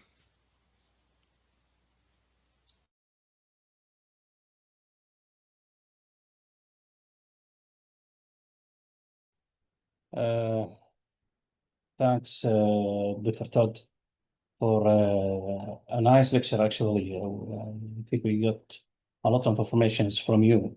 For the time being, we'll go direct to the next lecture with Dr. Emily. So please welcome Dr. Emily Rose, Associate Professor of Pediatric and Pediatric Emergency Medicine and Assistant Dean for Student Career Advising at USC. Dr. Rose will contribute for practical sessions focused on the rash, febrile infants, airway emergency, and neonatal emergency. Welcome, Dr. Emily.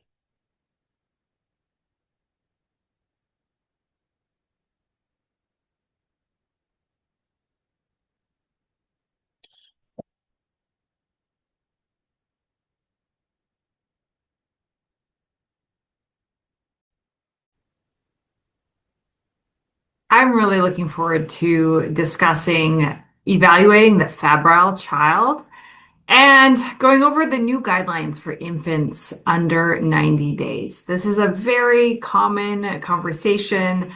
A lot of people are asking about, okay, what are the updates? There's many studies out there. There's exciting news, some changes, and then some things are still the same. So neonates are definitely still at risk for serious infections. And we haven't really found a great way to consistently decrease our lumbar punctures in this age group. So let's go ahead and get started. I have developed no disclosures since the last time we spoke, and I do a lot of things for free. So don't ask me for financial advice. So let's step back and discuss just a few big picture aspects of fever. So first of all, really the neonates and young infants, they are a different sort of species, especially neonates. Now I wouldn't say they're, that they are the same species. Well, they are like a different species, sort of like caterpillars and butterflies, right? They are still humans, but there's just a lot of things that can happen. So we should have a little bit of hesitation and fear when managing neonates, young infants, because so many things can go wrong with them. And so they're at risk of different infections. So we treat them differently than older and vaccinated and clinically evaluable children. Overall, this is true that most fevers in children are self-limited and of viral etiology, but even that information does not completely change how we manage that need for workup in especially in neonates, and it may amend the workup in that second month of life, which we'll go over. We really need to evaluate all neonates for bacterial infection and also consider herpes, which we'll talk about. And then for those infants 60 days and younger or 2 months and younger, we really should have some type of risk stratification because of the risk of bacterial infection in these kids. And of course, any ill appearing and or immunocompromised patient, obviously we should work them up. That's sort of common sense. If somebody looks sick or looks concerning or has high risk features on their past medical history, please treat them accordingly. A couple more truths on fever. So fever actively inhibits bacterial and viral replication, and it does activate the immune response. So fever isn't necessarily a bad thing in itself. It's just a sign of infection. Temperature typically in kids, and this is really, I think, more helpful, applicable in the older kid that you're not doing as much for, those patients where you need to just reassure parents about. But temperature, interestingly, in the literature, as long as you have a normal functioning brain and not, you're not panhypopit or something, if you have a regular infection, not sepsis gone awry, but just a general infection, your temperature will not exceed 42 degrees Celsius or 107.6 for us in the United States. But it's really rarely will get higher than 106 or 41.4. It's really, really uncommon. But as long as you're not like in a pathologic condition, like you're in a hot car or something, just from a typical fever, it will not be that high. And a fever as a normal immune response does not cause brain damage. We have no evidence in the literature that it will cause brain damage. Now, being left out in the hot sun or in a hot car, that's a pathologic, elevated temperature, and that will cause damage, but not from a simple infection with a normal body response. So what predicts an invasive bacterial infection in kids? So there's really two things. One is the second one here, which is easy, appearance. If a kid looks sick, they likely are sick. So appearance, that's easy. That applies to patients of any age, young or old. The second is age. Young children are at risk for invasive bacterial infections simply because of their age. We'll discuss why that is. Obviously, ill children look ill, so we should pay attention and be worried about a child if they have an abnormal tone, if they're not interactive, they're not consolable, they have poor perfusion, cyanosis, pallor, mottling, or if they have an abnormal work of breathing, such as retractions, flaring, apnea, or gasping. Obviously, that's of concern. But the tricky thing is that sometimes young infants, like a sick neonate, may not look all that different from a well neonate, particularly at the beginning of the illness. So what bacterial infections are we worried about missing? So this is the list of the more common ones: meningitis, bacteremia, sepsis, don't want to miss those, Bone, joint, or significant soft tissue infections, those can disseminate and become severe in young kids. Urinary tract infection, that's the most common bacterial infection in children. Pneumonia and bacterial enteritis.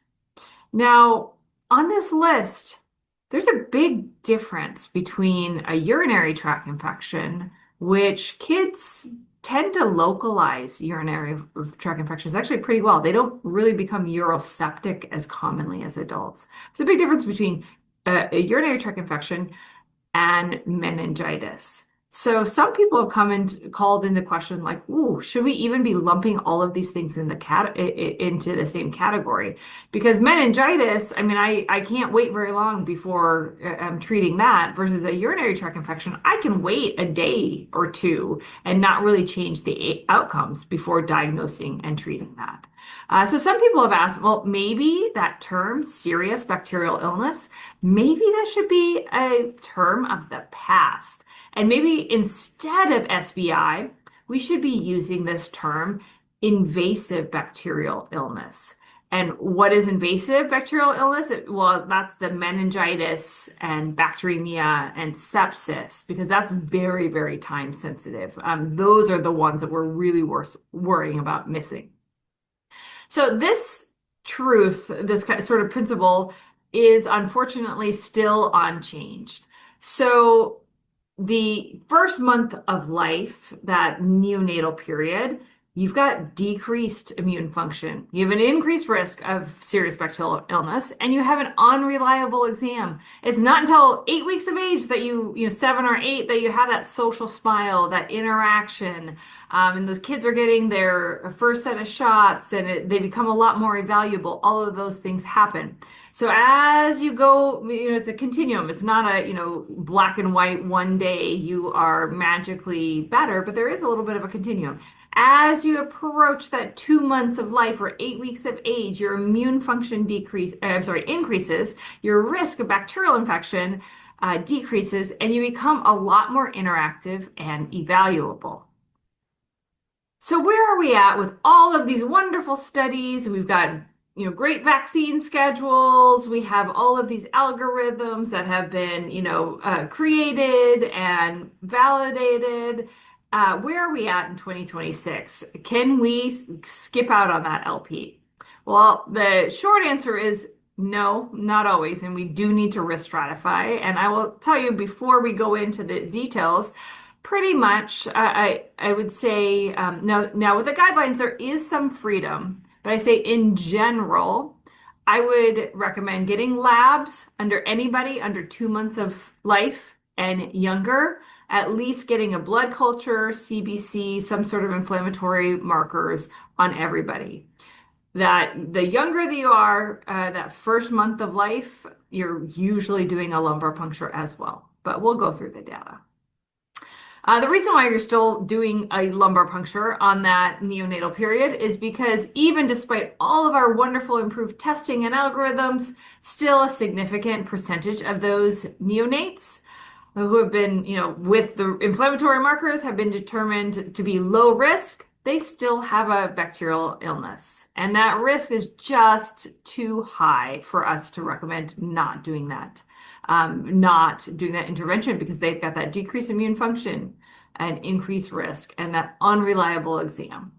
Now, the epidemiology, gathering the data for the epidemiology, it has been a little bit of a moving target. And I think the updated studies, we're still gathering more data.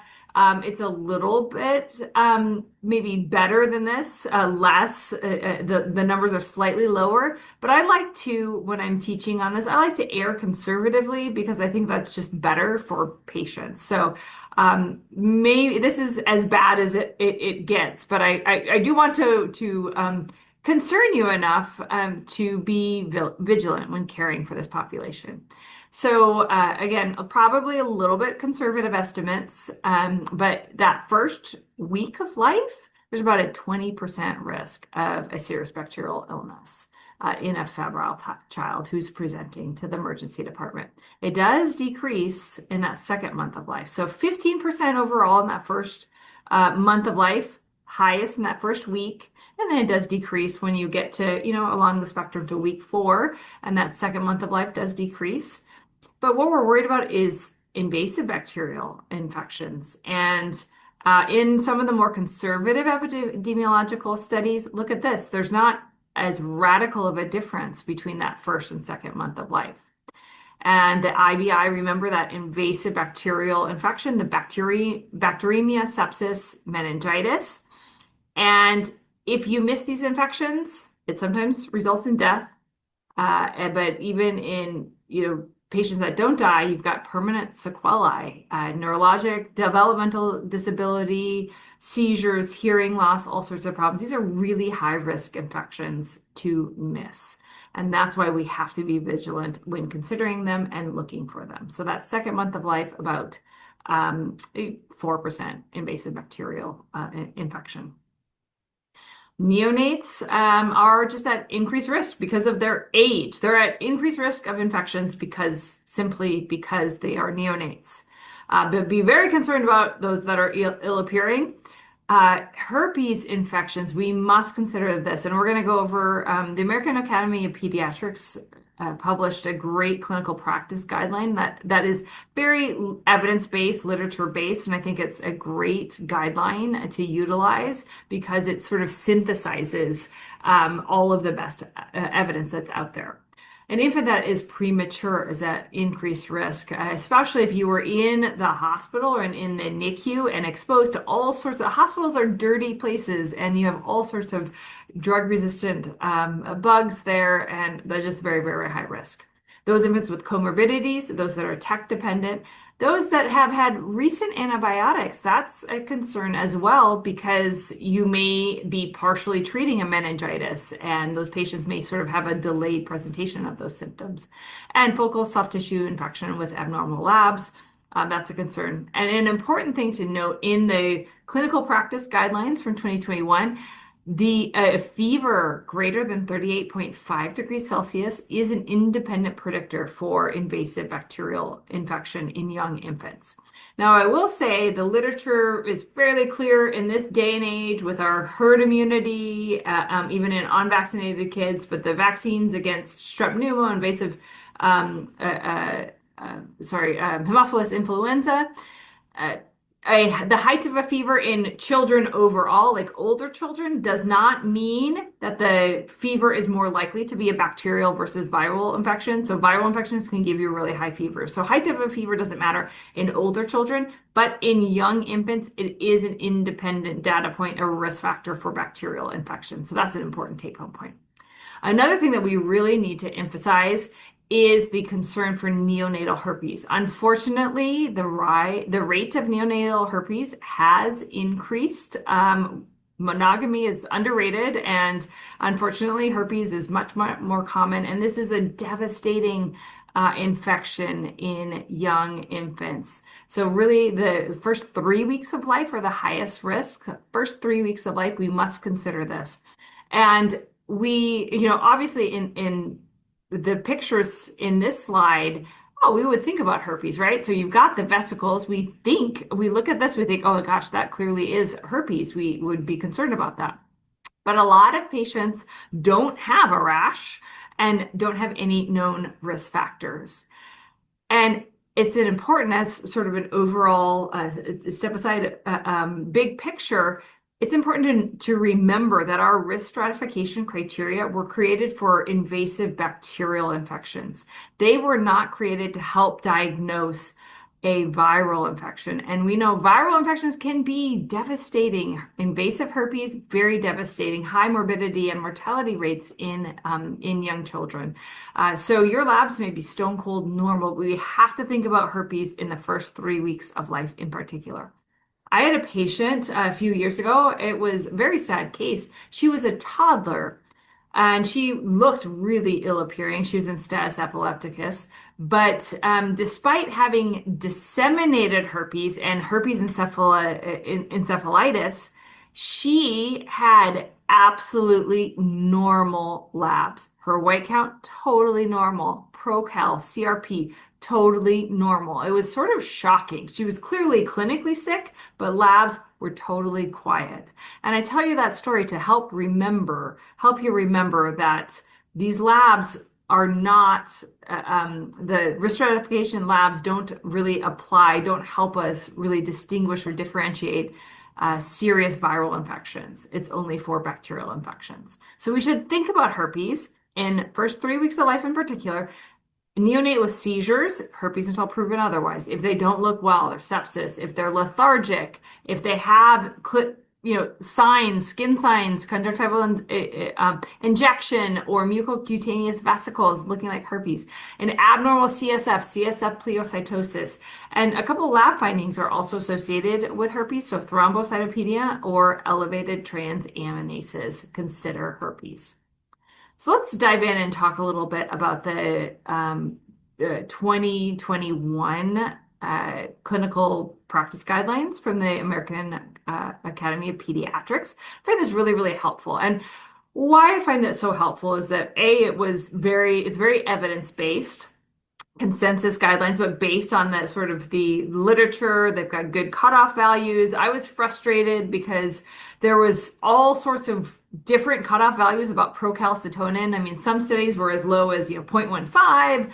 Others were the PCARN from a few years ago was 1.71 was the cutoff, and everything in between. It really varied, but they gave us clear guidelines, but they also give you freedom to practice how you feel comfortable. I say, if you feel comfortable doing the LP, that's fine. But if you choose not to, here are your options. So I highly recommend that you take a look at that study and print out. We actually have the flow charts printed in our emergency department. I find them very, very helpful. So they give us clear guidelines on the inflammatory marker cutoff. So CRP of less than 20 milligrams per liter. Oops, sorry. Procal is less than 0.5. That's very helpful instead of that wide range that we were using. ANC over greater than 4,000 to 5,200. And temperature of 38.7. Remember, I mentioned that's an independent marker for infection. So they didn't exclude anybody that looked sick, obviously, or clinically had suspicion of HSV or had an infection. And they also excluded babies that had any sort of complicated features. So mom had group B strep or with fever, or had the baby was premature, etc.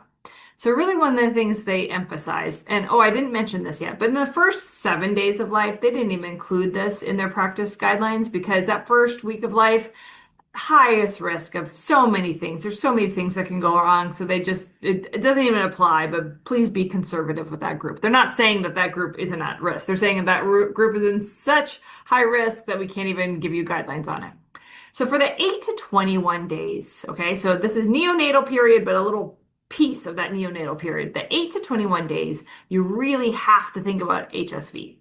So you want to ask about the history. You want to get a history for mom. Did she have fevers? Has she ever had lesions? You want to take a look at that baby, look head to toe, any signs of herpes. And if they have pleocytosis, certainly send that HSV PCR. If they have abnormal labs, just err on the side of considering this and have a low threshold to treat HSV in this group, because it is really, really high risk. And that they have decreased T cell immunity, and those viral infections can be life-threatening. So for this, 8 to 21 days, basically you're going to get labs. You're going to culture. So labs, looking, inflammatory markers. Again, you're doing everything anyway, so that they've said, just get, baseline labs. We're going to culture the blood, the urine, and as well as CSF, sorry. We are the cerebral spinal fluid. You want to get a specimen of that cerebral spinal fluid, because these patients are at high risk of meningitis. You're going to give them antibiotics. You're going to test for HSV, and you're going to keep these patients in the hospital. They are at high risk of serious infection, invasive bacterial infections. Now, they did allow for still in that neonatal period, that little bit lower, the 22 to 28 days, they do give us a little bit of freedom. So you should still do all of the labs. But because there's a decreased risk of HSV in this age group, you may not have to do that lumbar puncture. So certainly if everything looks good, and again, their temperature has to be lower than 38.5, you may choose to not do the lumbar puncture. Now, and you could even potentially send these kids home. Now, I would recommend please make sure that they have great follow-up. And I would not send them home without doing a lumbar puncture. I would want a negative lumbar puncture before sending them home, just because they are at a high risk. And there is a 1 to 2% bacteremia rate. So this is something that you really have to decide in your hospital, discuss with your pediatrician. They would need really, really good follow-up, but the recommendations do allow for that. Now, this group, so yeah, like if they've got totally quiet inflammatory markers, you're not mandated to do that lumbar puncture. The question is, and this gets a little bit controversial, of whether or not to give antibiotics. They do have a 1 to 2% bacteremia rate. So I personally am giving them antibiotics, but it does make it challenging if we don't have a lumbar puncture, if we don't have CSF cultures cooking, to know, are they doing better because they're partially treated meningitis, or are they doing better because they don't have it, they don't have an infection, and they're just looking better. So I personally like to do the LP and then give antibiotics because I want to treat that bacteremia if they have it early. If you do an LP, obviously you admit them. If it's positive, if it's negative, you can discharge them home with ceftriaxone because of that 1 to 2% bacteremia rate, but they need to have close follow-up. I work at a hospital. It's very poor patients who don't have great access to care, don't have good pediatricians. Sometimes they have to take 2 buses. They don't have personal modes of transportation, so they'll have to take 2 buses to come to my hospital. Very, very poor hospital, and I just I don't discharge these patients. Now, if they live next door to their pediatrician and live across from the hospital, have got great follow-up, fine, that is absolutely reasonable, and that's a situation I would consider doing it. But for my population, I just keep these in the hospital. Okay.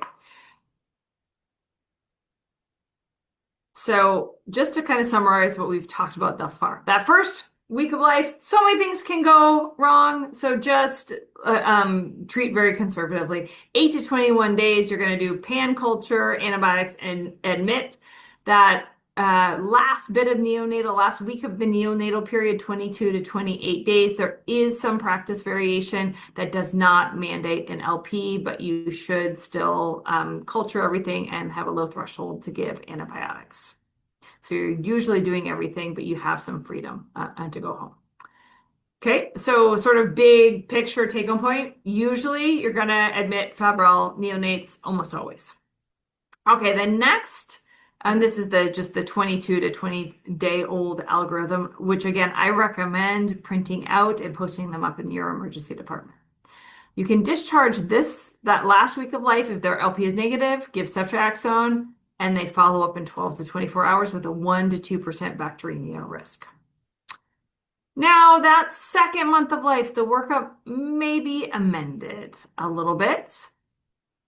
So for this group, in that 29 to 60 days, what we do is we assess their IBI risks by doing labs. We get cultures, but we don't have to do a lumbar puncture. It's not mandatory. So we check those labs, and if they're reassuring, we can let them go home. And we don't have to give them prophylactic antibiotics. That's an important take-home point. So if they're inflammatory markers, which we've all talked about, the thresholds, if they are reassuring, then no lumbar puncture is needed. We don't need empiric antibiotics. If their urine is positive, we can give them PO antibiotics if they are tolerating PO and have good follow-up. If their urine is negative, we don't have to give them antibiotics and we can discharge them home. Now, if their inflammatory markers are elevated, It kind of depends on the source. If they are elevated and they have a urinary tract infection, you can give them, treat them as such. And it's really these algorithms give you freedom to, either admit or discharge home with good follow-up. So depending on all of those results. And of course, the clinical, if a child looks sick, please do the lumbar puncture. And it depends on how the overall clinical picture is. This a 7-week-old that clearly has, a flu and maybe a little bit of inflammatory markers, or a 7-week-old that has a urinary tract infection? Well, you may not have to do the lumbar puncture on that patient. And a lot of people have asked, okay, well, what happens if they clearly have, everyone in the family has the flu, or we have a positive RSV test, or we have a positive influenza test? Do we need to do anything at all? And the short answer is, if you have a positive viral study, it does decrease your risk of having an additional bacterial infection, but it's not zero. So I think it depends. It really depends on your whole clinical spectrum. I would treat, feel more confident in an older infant, somebody, that is like nearly 8 weeks versus a 4.5-week-old. I think that you've got that spectrum, right? That continuum. So it does decrease their risk, but it's not zero. And in neonates, it really is too high for us not to do the labs. So it really is a clinical choice, and it kind of depends on your risk tolerance at the end of the day. But the clinical practice guidelines does give us some freedom to have individual practice. So what antibiotics are we talking about? So neonate, we're still giving ampicillin for all neonates because of listeria. Now, the incidence of listeria infections may not be very high. We had a huge study that showed 0 cases of listeria, but it's still recommended that we treat listeria because the listeria is very, very common. Every, so often, it feels like every few months I hear on the news an outbreak of a listeria infection in cantaloupe or in various foods. So it's very, very prevalent, and neonates are at risk for it. That's why it's still recommended that we give ampicillin. Additionally, ceftazidime, cefotaxime, whatever you have available, is an alternate, or is also ampicillin plus ceftazidime or cefotaxime. Gentamicin is also an alternative to the cephalosporin. I have it as ceftazidime here because cefotaxime is no longer available in many places, and the cephalosporins have better CSF penetration than gentamicin. So that's my sort of go-to with the neonates. After 1 month of life, we could give ceftriaxone. That said, because of calcium as well as displacing bilirubin, the AAP guidelines did recommend that we can give ceftriaxone at the 22 to 28 day mark, so that 1 dose of ceftriaxone can be given. So just don't give it to a child that is obviously jaundice. We may want to add vancomycin if we are concerned if the child is very sick, if we're worried about resistant strep pneumo, or if they've been in the NICU and have sort of nasty bugs, MRSA, obviously. And then acyclovir, if you are at all worried about herpes, if they have an abnormal CSF, please add acyclovir early. Urinary tract infections. So a word about this. I want to say just a couple things about UTIs, because it's by far the most common bacterial infection in kids. And this photo is in the background. It makes me laugh every time I see it. It was a challenge trying to potty train twins. And I don't recommend having take apart potties, especially with twins. They spent so much time taking apart the potties and then talking about it with one another in their own language that they made up, and very little time actually learning how to go to the bathroom. So we had to throw those away and get new potties. But urinary tract infections, very, very common in kids. The most common bacterial infection, 90% of occult infections in kids. And this is something that comes up a lot, a question that a lot of people have. So about 1 in 10, up to 1 in 10 of infants with urinary tract infections do have associated bacteremia.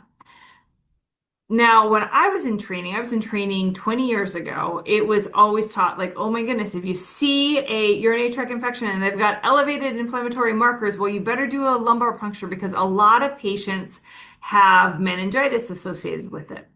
And what it seems in scoping the literature on this, there is a correlation of CSF pleocytosis with urinary tract infections, but it often is a sterile pleocytosis, so it doesn't grow anything out. And there's been many studies that have demonstrated, so this pleocytosis does happen. It does. You can kind of have an idea that it's going to happen based on the peripheral white count of the patient.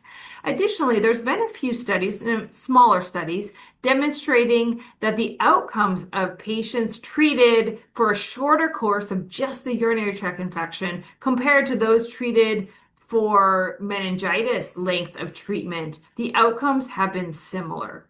And so the recommendations are finally, the pendulum sort of swinging towards just not even doing the lumbar puncture if you don't clinically suspect this patient has meningitis, is just the urinary tract infection, just treating that patient for the urinary tract infection. Hope that makes sense. So risk factors for urinary tract infection, this is for older kids. So a big risk factor is just being in this under 90 days, right? So young infants, that's a huge risk factor.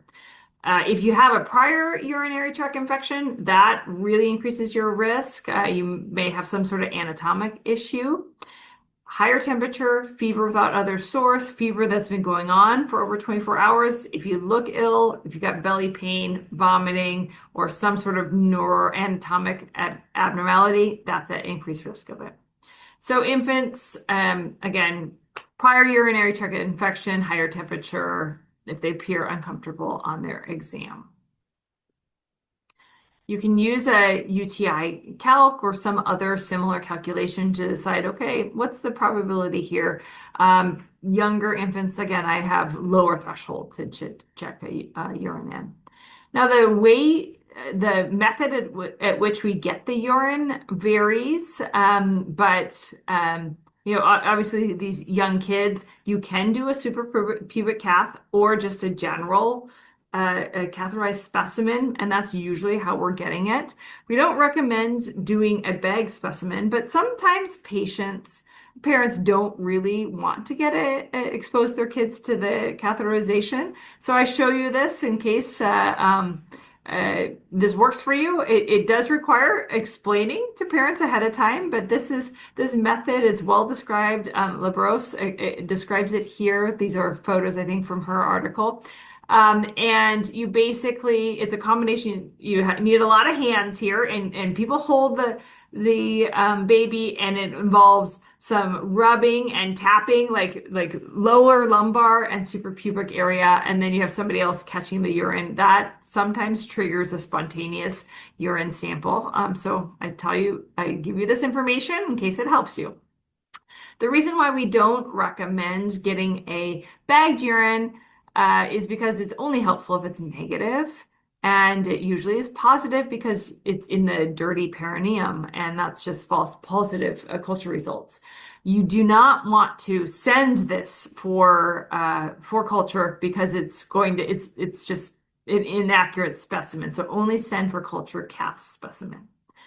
So a UTI is pyuria and/or bacteria on UA and greater than 50,000 colony-forming units of a uropathogen.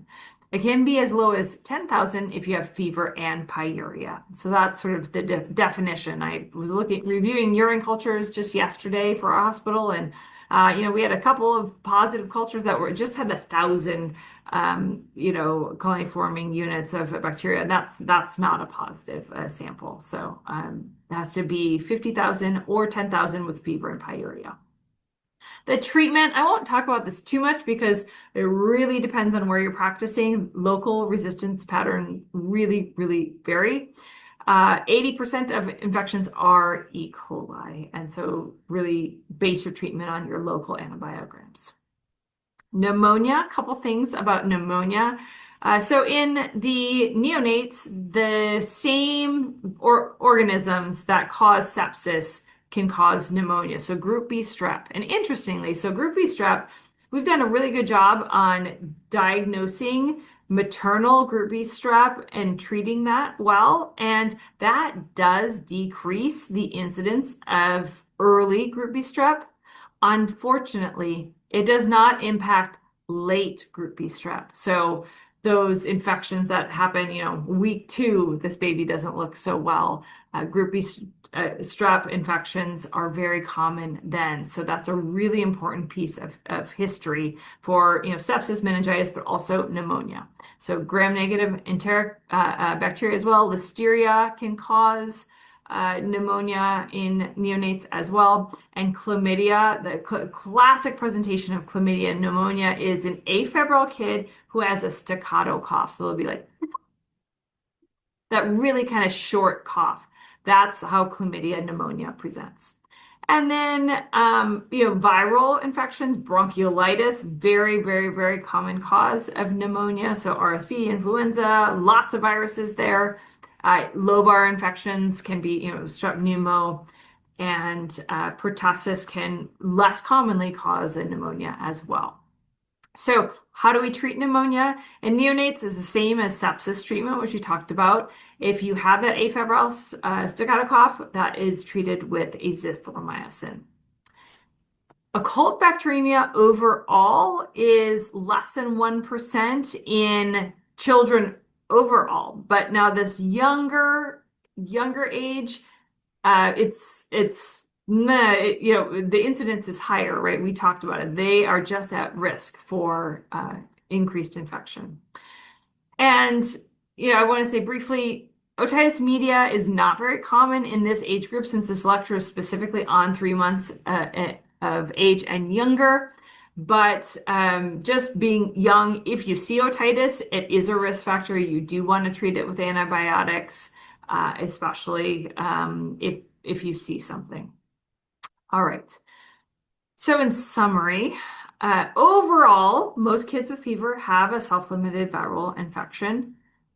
But even if everybody in the family has a virus, if you have a young infant, we have to do more of a workup. And 2 months and under, those 8 weeks of age and under, we should get labs and cultures.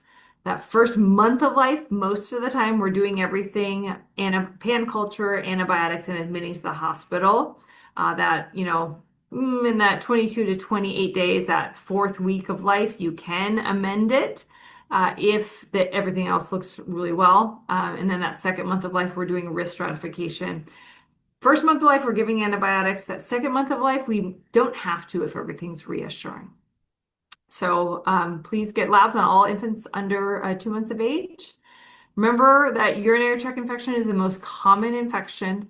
And, overall, in general, the care of kids it really is a privilege. Thank you for all that you do for caring for kids. And it is sort of a challenge to pick out that needle in a haystack, but man, what an important job in emergency medicine that we have. We absolutely can potentially save a life and make that diagnosis and intervene early. So thanks so much for all that you do.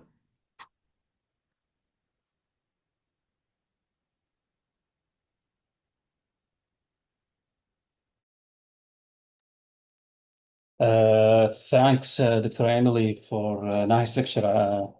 And let us go now to the last lecture for our day.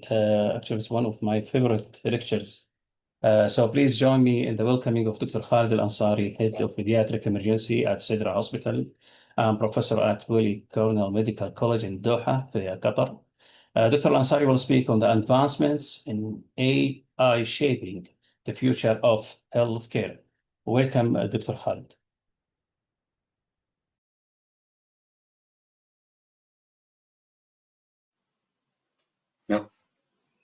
بسم الله الرحمن الرحيم. Salatu wassalamu ala ashraf al-mursaleen. First of all, I would like to thank the organizing committee for the invitation.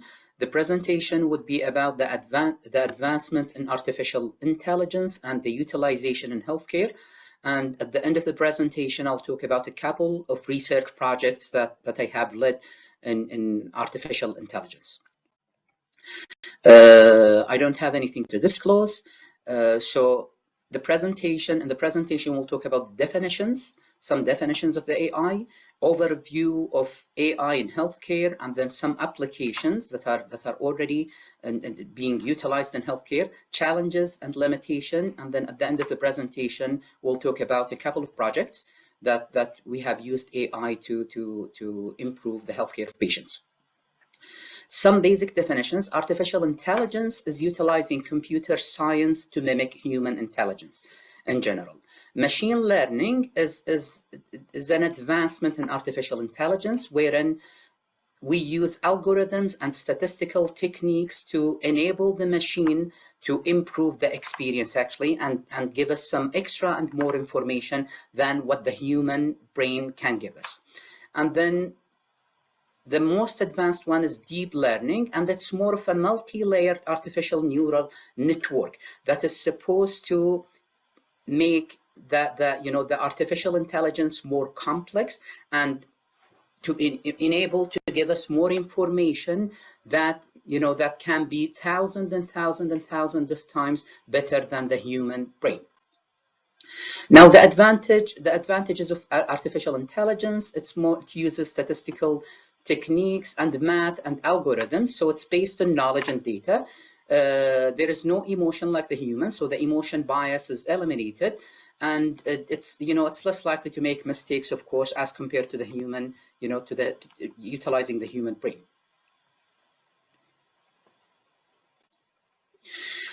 Some history. Computer science started in 1950. Soon after that, some computer programs or some computers came live. It was very primitive then. On 1990, machine learning and using algorithms and statistical techniques started at that point, and we were able to do more sophisticated calculations and information being obtained from computer. In 2010, the deep learning started. It was at its early phases in 1910, and it continued to improve. In 1920, the significant improvement in deep learning and the utilization and advancement in artificial intelligence started booming and exponentially until this date. Okay. I think when we talk about artificial intelligence, it's worthwhile talking about large language models, which we see a lot in artificial intelligence, and is the thing that communicates and is bidirectional, wherein the artificial intelligence application becomes more interactive. It becomes very helpful in the clinical setting for clinical decision and for supporting some complex scenarios and for the documentation, improving the documentation for healthcare. Now in large scale large language modeling in there, it does help us in obtaining, some AIs help us in obtaining clinical decision and support for patients based on presentation, signs and symptoms. It does help us with the differential diagnosis.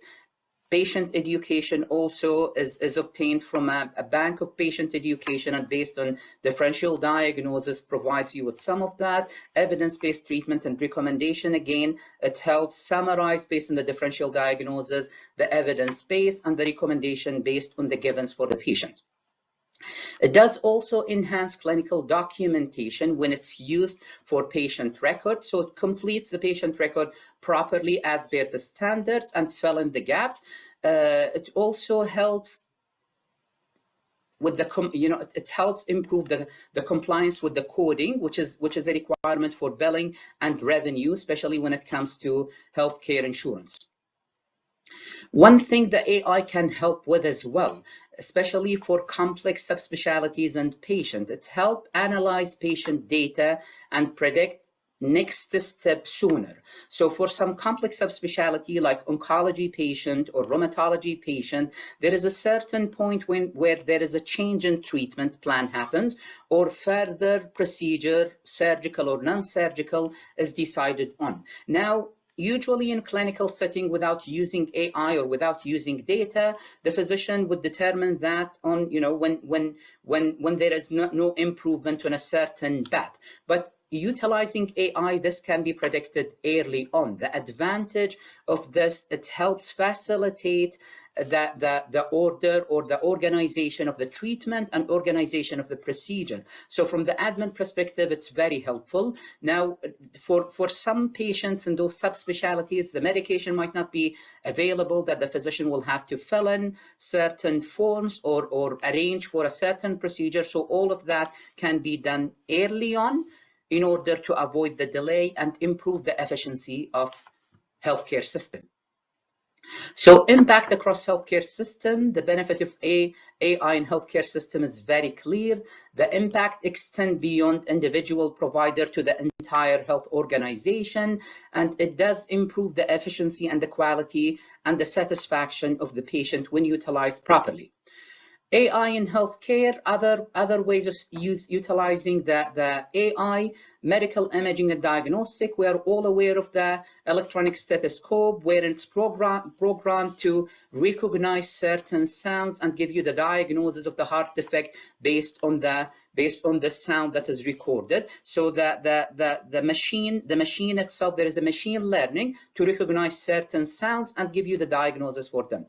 Further utilization of AI, also AI can be utilized or has been in use for analyzing ECG. So different ECGs for different patient based on the age of patient and the different variables in the ECG. You will get the ECG recording by the AI to be normal, abnormal, and if it's abnormal, what are the intervention required. Of course, X-rays and imaging, the diagnosis and reporting of those has been there over the last 5 years. It has improved dramatically. And now we do have at least a handful of programs that gives you the diagnosis of CTs and imaging and simple, X-ray imaging. Utilization in virtual, it has been in use in virtual for patients. It can be used in virtual for patients with chronic diseases like diabetes, hypertension, sleep apnea.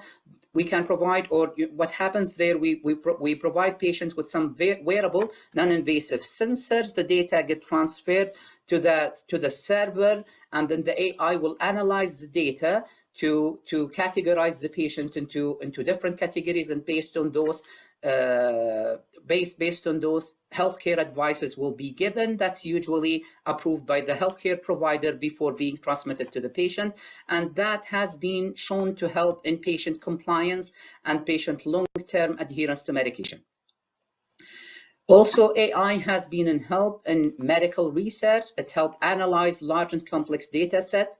It can fetish publications that are related to the topic itself with a lot of improvement, with a lot of efficiency in there. It does actually help in navigating massive internet-based evidence and to reach actually and improve the efficiency of research writing and research publications. Okay, patient engagement has been shown to be improved around 60% by using the AI. ChatGPT has been utilized in various healthcare apps currently. Now, with utilizing AI in there, the turnaround time for report production has improved, patient satisfaction has improved, checking signs and symptoms and reporting back to the patient and the healthcare provider also. Forming a link between both has improved. Managing the drug level in patient and managing drug medication that needs to be monitored also has improved. Now, AI in healthcare, there are established examples already. First, the robotic process automation, which we've seen at least 10 to 15 years back in pharmacies, wherein we have the robotic system dispensing medication and identifying medication interaction and drug compatibility issues. AI application platform in medical imaging. Also, we are seeing more and more AIs that are able to analyze and report imaging that are very accurate when compared to the to the healthcare provider. Virtual assessment for healthcare, virtual assessment for patients from from a distance, and improving their healthcare system. AI chatbots also has been in utilization there to make the advices more interactive and more helpful to patient. Wearable devices has been around for some time. Deep learning algorithms like the ECG analysis AI. Okay, impact across the healthcare, reducing administrative burden and giving the physician and healthcare providers more time with the patient, which enhances the clinical care and improve the quality. In addition to that, using those gadgets and using those devices and those programs has helped to enable us to enhance the clinical capabilities to deal with the patient in a more accurate pattern and be more confident of the processes and the steps that we are taking forward. Publication in AI in healthcare field, we can see the publication over 5 years period for a different healthcare specialties from 2018 to 2022. This graph shows the publication in AI in pediatrics, actually, which has increased significantly from 2020 onward. Now, the utilization of AI in healthcare can be predictive, so it can start from pre-disease to predicting what's going to happen to the patient exactly, and it can go to the patient who already have the disease to be more precise and personalized to the patient condition. So the utilization of AI is really helpful across.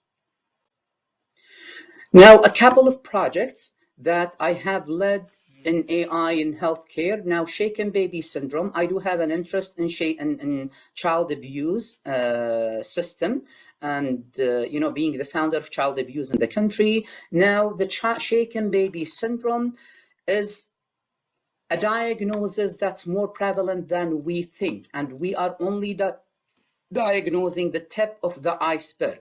In USA, the cost annually is approximated to be $16 billion. And this is for the victims who are already diagnosed. The hospitalization and the clinic visit and the medical care cost is approximately $16 billion per year. Now, the current system, we only diagnose the tip of the iceberg when the patient comes with brain edema, continuous seizure, or brain bleed. There are a lot of patients that are not being diagnosed, not being labeled.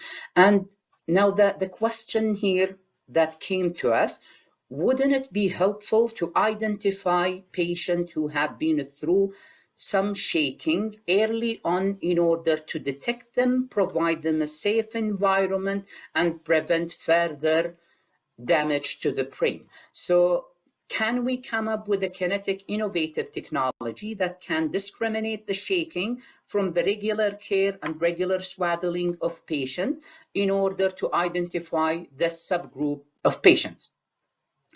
Now, if we have that system, how would the system change actually the healthcare? If we have such a system, we would be able to link the abuse with the perpetrator. So we would know, we would be able to tell who has been with the patient during what time when the shaking has happened, if the device records that shaking. We can also provide that device or sensor to high-risk group. We know that around 80 to 85% of patients with shaken can be predetermined or can be flagged early on as high-risk group patients. So if we are to monitor that group of patients, we would be able to save and diagnose early on the vast majority of those patients. It can help with a safe rejoin of patients who have been through abuse. So, if a parent has some mental illness or drug abuse and they've gone through the rehabilitation, has been treated, this device might help us have a rejoin of the family, which is impossible at this point. So whenever a family member abuses a child, his provision of health care to a baby is usually abandoned because of the previous history.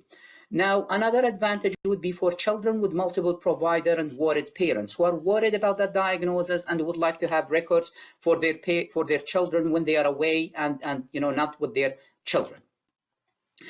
In order to achieve that, we have partnered with Biocensus and then went into a lab study in order to come up with algorithm that is able to detect or differentiate shaking from swaddling from regular care of patient. This took almost a couple of years of investigation and coming up with the right algorithm in order to come up with a prototype that has a high accuracy, specificity, and sensitivity in the high 90s in determining what is shaking and what not. The prototype itself can also predict the distance of fall and center of fall for patients. Now, this prototype has been completed. We are applying for the registration already, and then we'll be commercializing it soon, inshallah. Another application of AI in healthcare in diabetic ketoacidosis patient. Now, we have a lot of patients with diabetes in our healthcare in Qatar. So we get many patients who come to the emergency with diabetic ketoacidosis. Around 2 to 3 every day comes with diabetic ketoacidosis to the emergency. We know that those patients are not sick enough to go to the ICU usually, but not stable enough to get into the regular floor. So mostly we get stuck with those patients and they stay the length of their treatment in the emergency department. Now, one of the things, looking at that group of patients, of course, it's more of a protocol that you would follow until the patient gets out of the DKA, and then after that the patient gets the proper education, and then after that the patient leaves. Now, through the patient journey in the hospital, when the patient comes with diabetic ketoacidosis, there is a lot of blood investigation and sampling, which makes the experience to children unpleasant, and for the healthcare provider, especially for emergency people, it becomes burdensome that you need to go back and forth and collect data every couple of hours for those patients and so forth. Now, those patients would require continuous blood sugar monitoring, which is at least every hour, which is easy to do with the subcutaneous new technique that gives you the reading on the app itself. But what about the blood gas? The blood gas will still need to be repeated every 2 hours. So on arrival, and then after 2 hours, after 4 hours, 6 hours, and so forth. So our question here was, could we come up with a reliable data that can correlate with the level of pH and bicarbonate that we can omit the 2 hours, 4 hours, and 6 hours lab work for those patients safely? So what we have done, we've done a prospective clinical trial following 150 patients with diabetic ketoacidosis over a 4 years period. And we've collected all the information, the variables that the patient has. So the level of DKA, the clinical examination, vital signs, all of them were managed as per the hospital guideline for the diabetic ketoacidosis. Variables were collected, and in addition to the regular variables, we've collected end-tidal CO2, transnasal end-tidal CO2, just before blood sampling for those patients. So that, a lot of data were collected for those patients: demographic, administrative, anthropometric, lab tests, symptoms, signs, treatment, medical history. We ended up collecting around 200 variables for those patients to see what can be utilized to predict the levels of blood test in order to avoid sampling. Now, at 2 hours, prediction of pH at 2 hours, there were around 30 variables that were helpful in predicting that level, and that was very accurate prediction actually at 2 hours for the pH, to the extent that the pH could really could not be performed or do not need to be performed in those patients. Now, the pH difference actually was 0.05 plus or minus 0.05, which is, you know, which can be acceptable clinically. For the bicarb, actually the accuracy was even better, and the difference was 2 to 3. So by utilizing this, you know, this machine learning AI, we could skip the 2 hours blood gas for those. For the prediction of bicarbonate at 4 hours, it did align well, but not as well as the 2 hours period. Now again, this is preliminary analysis. We are applying further variables to make the gap closer and, you know, and increase the accuracy of it. At 6 hours, it was much better than the 4 hours, and it was comparable to the 2 hours for the pH and the bicarbonate. So at the end of the day, we do have variables here, a tool and machine learning that can predict the 2 hours blood work and the 6 hours blood work. 4 hours is yet to be adjusted and tweaked to improve the accuracy. Another project that involves AI that we are working on is asthma. Asthma prevalence is very high in the world, and especially in this part of the world.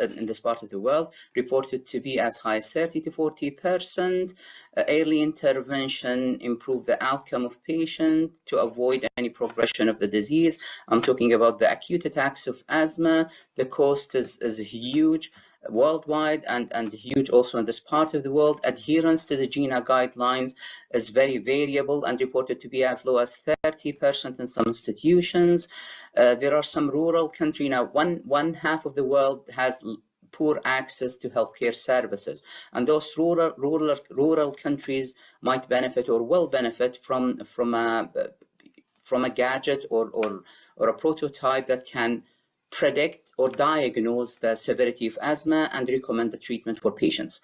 Now in clinical setting, we rely on objective measures, which are the PRAM score, to determine the asthma severity, being mild, moderate, severe, and based on that, the course of action and treatment is determined. So if we can program a machine to be able to calculate the PRAM score and determine the severity of asthma and come up with clear intervention, early intervention can be started from home, and that will close the gap and make sure that patients improve early on, and unnecessary hospital and emergency visits can be avoided. So this is the PRAM score: miscellaneous muscle use, suprasternal retraction, air entry, wheezing, and pulse saturation.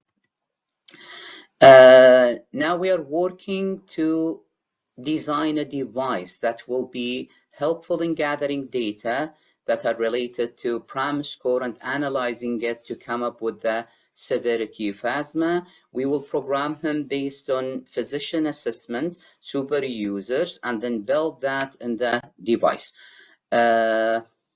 So ultimately, what we are aiming to is to provide a tool that can be used at home to start or initiate the treatment of asthma. Family can attach to the child's chest and then have the PRAM score calculated, and then the treatment is initiated after that. Now, the tool itself can recognize the wheezing, air entry, and any added sound in addition to the inspiratory, expiratory phase. So it can be used as an education tool for trainees as well, to help them build their knowledge and their experience there. Nevertheless, can be used in underserved countries as a tool that will diagnose asthma severity, and treatment can be started early on by nurses or pre-hospital staff. Now, this is an existing tool. It's an electronic stethoscope that is FDA approved. The stethoscope itself can differentiate or can distinguish added sounds like wheezing, can calculate the ratio between inspiratory, expiratory, and it does differentiate or does look at the air entry there in the patient. Now we have already partnered with that company, Medicine, in order to conduct the study and collect data and try to program the device. Hopefully, ultimately, that's what the device will look like.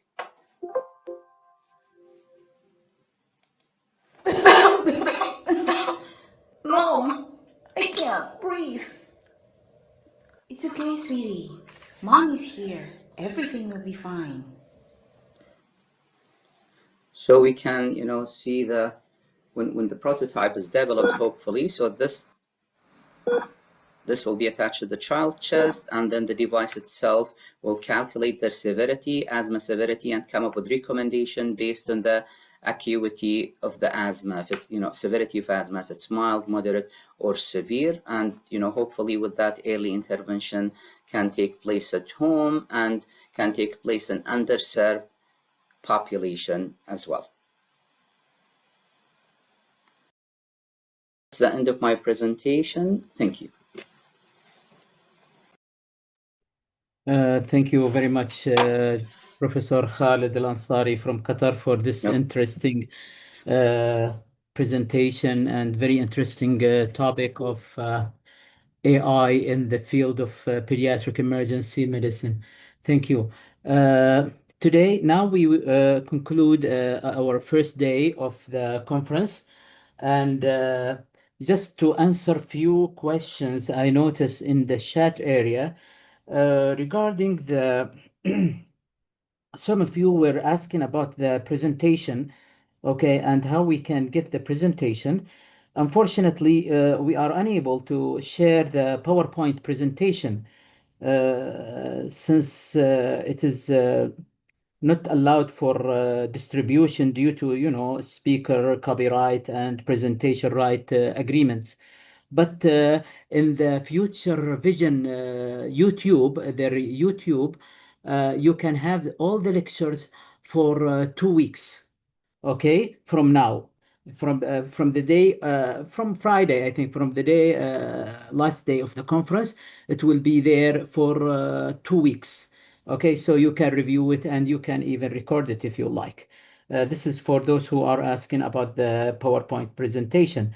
For question and answer, we already now, our colleagues, they are answering the question that you are submitting, and you will have it tomorrow, the first thing in the morning. Tonight, we will arrange it and will prepare the answer and everything, and you will have it in the morning, the first thing in the morning, in the question and answer section. And please, I noticed some of you were making questions in the chat section, which is not right. There is a question and answer section. That's better to put your question there.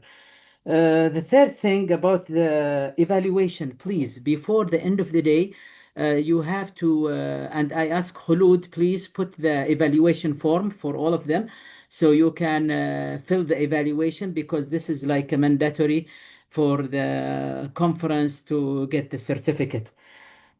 The last thing about the CME hours, I hope all of you will get the, inshallah, CME hours, but the requirement of the Saudi Council that because we are being monitored by the Saudi Council for health specialties, to have more than 70% of attendance to get the CME hours.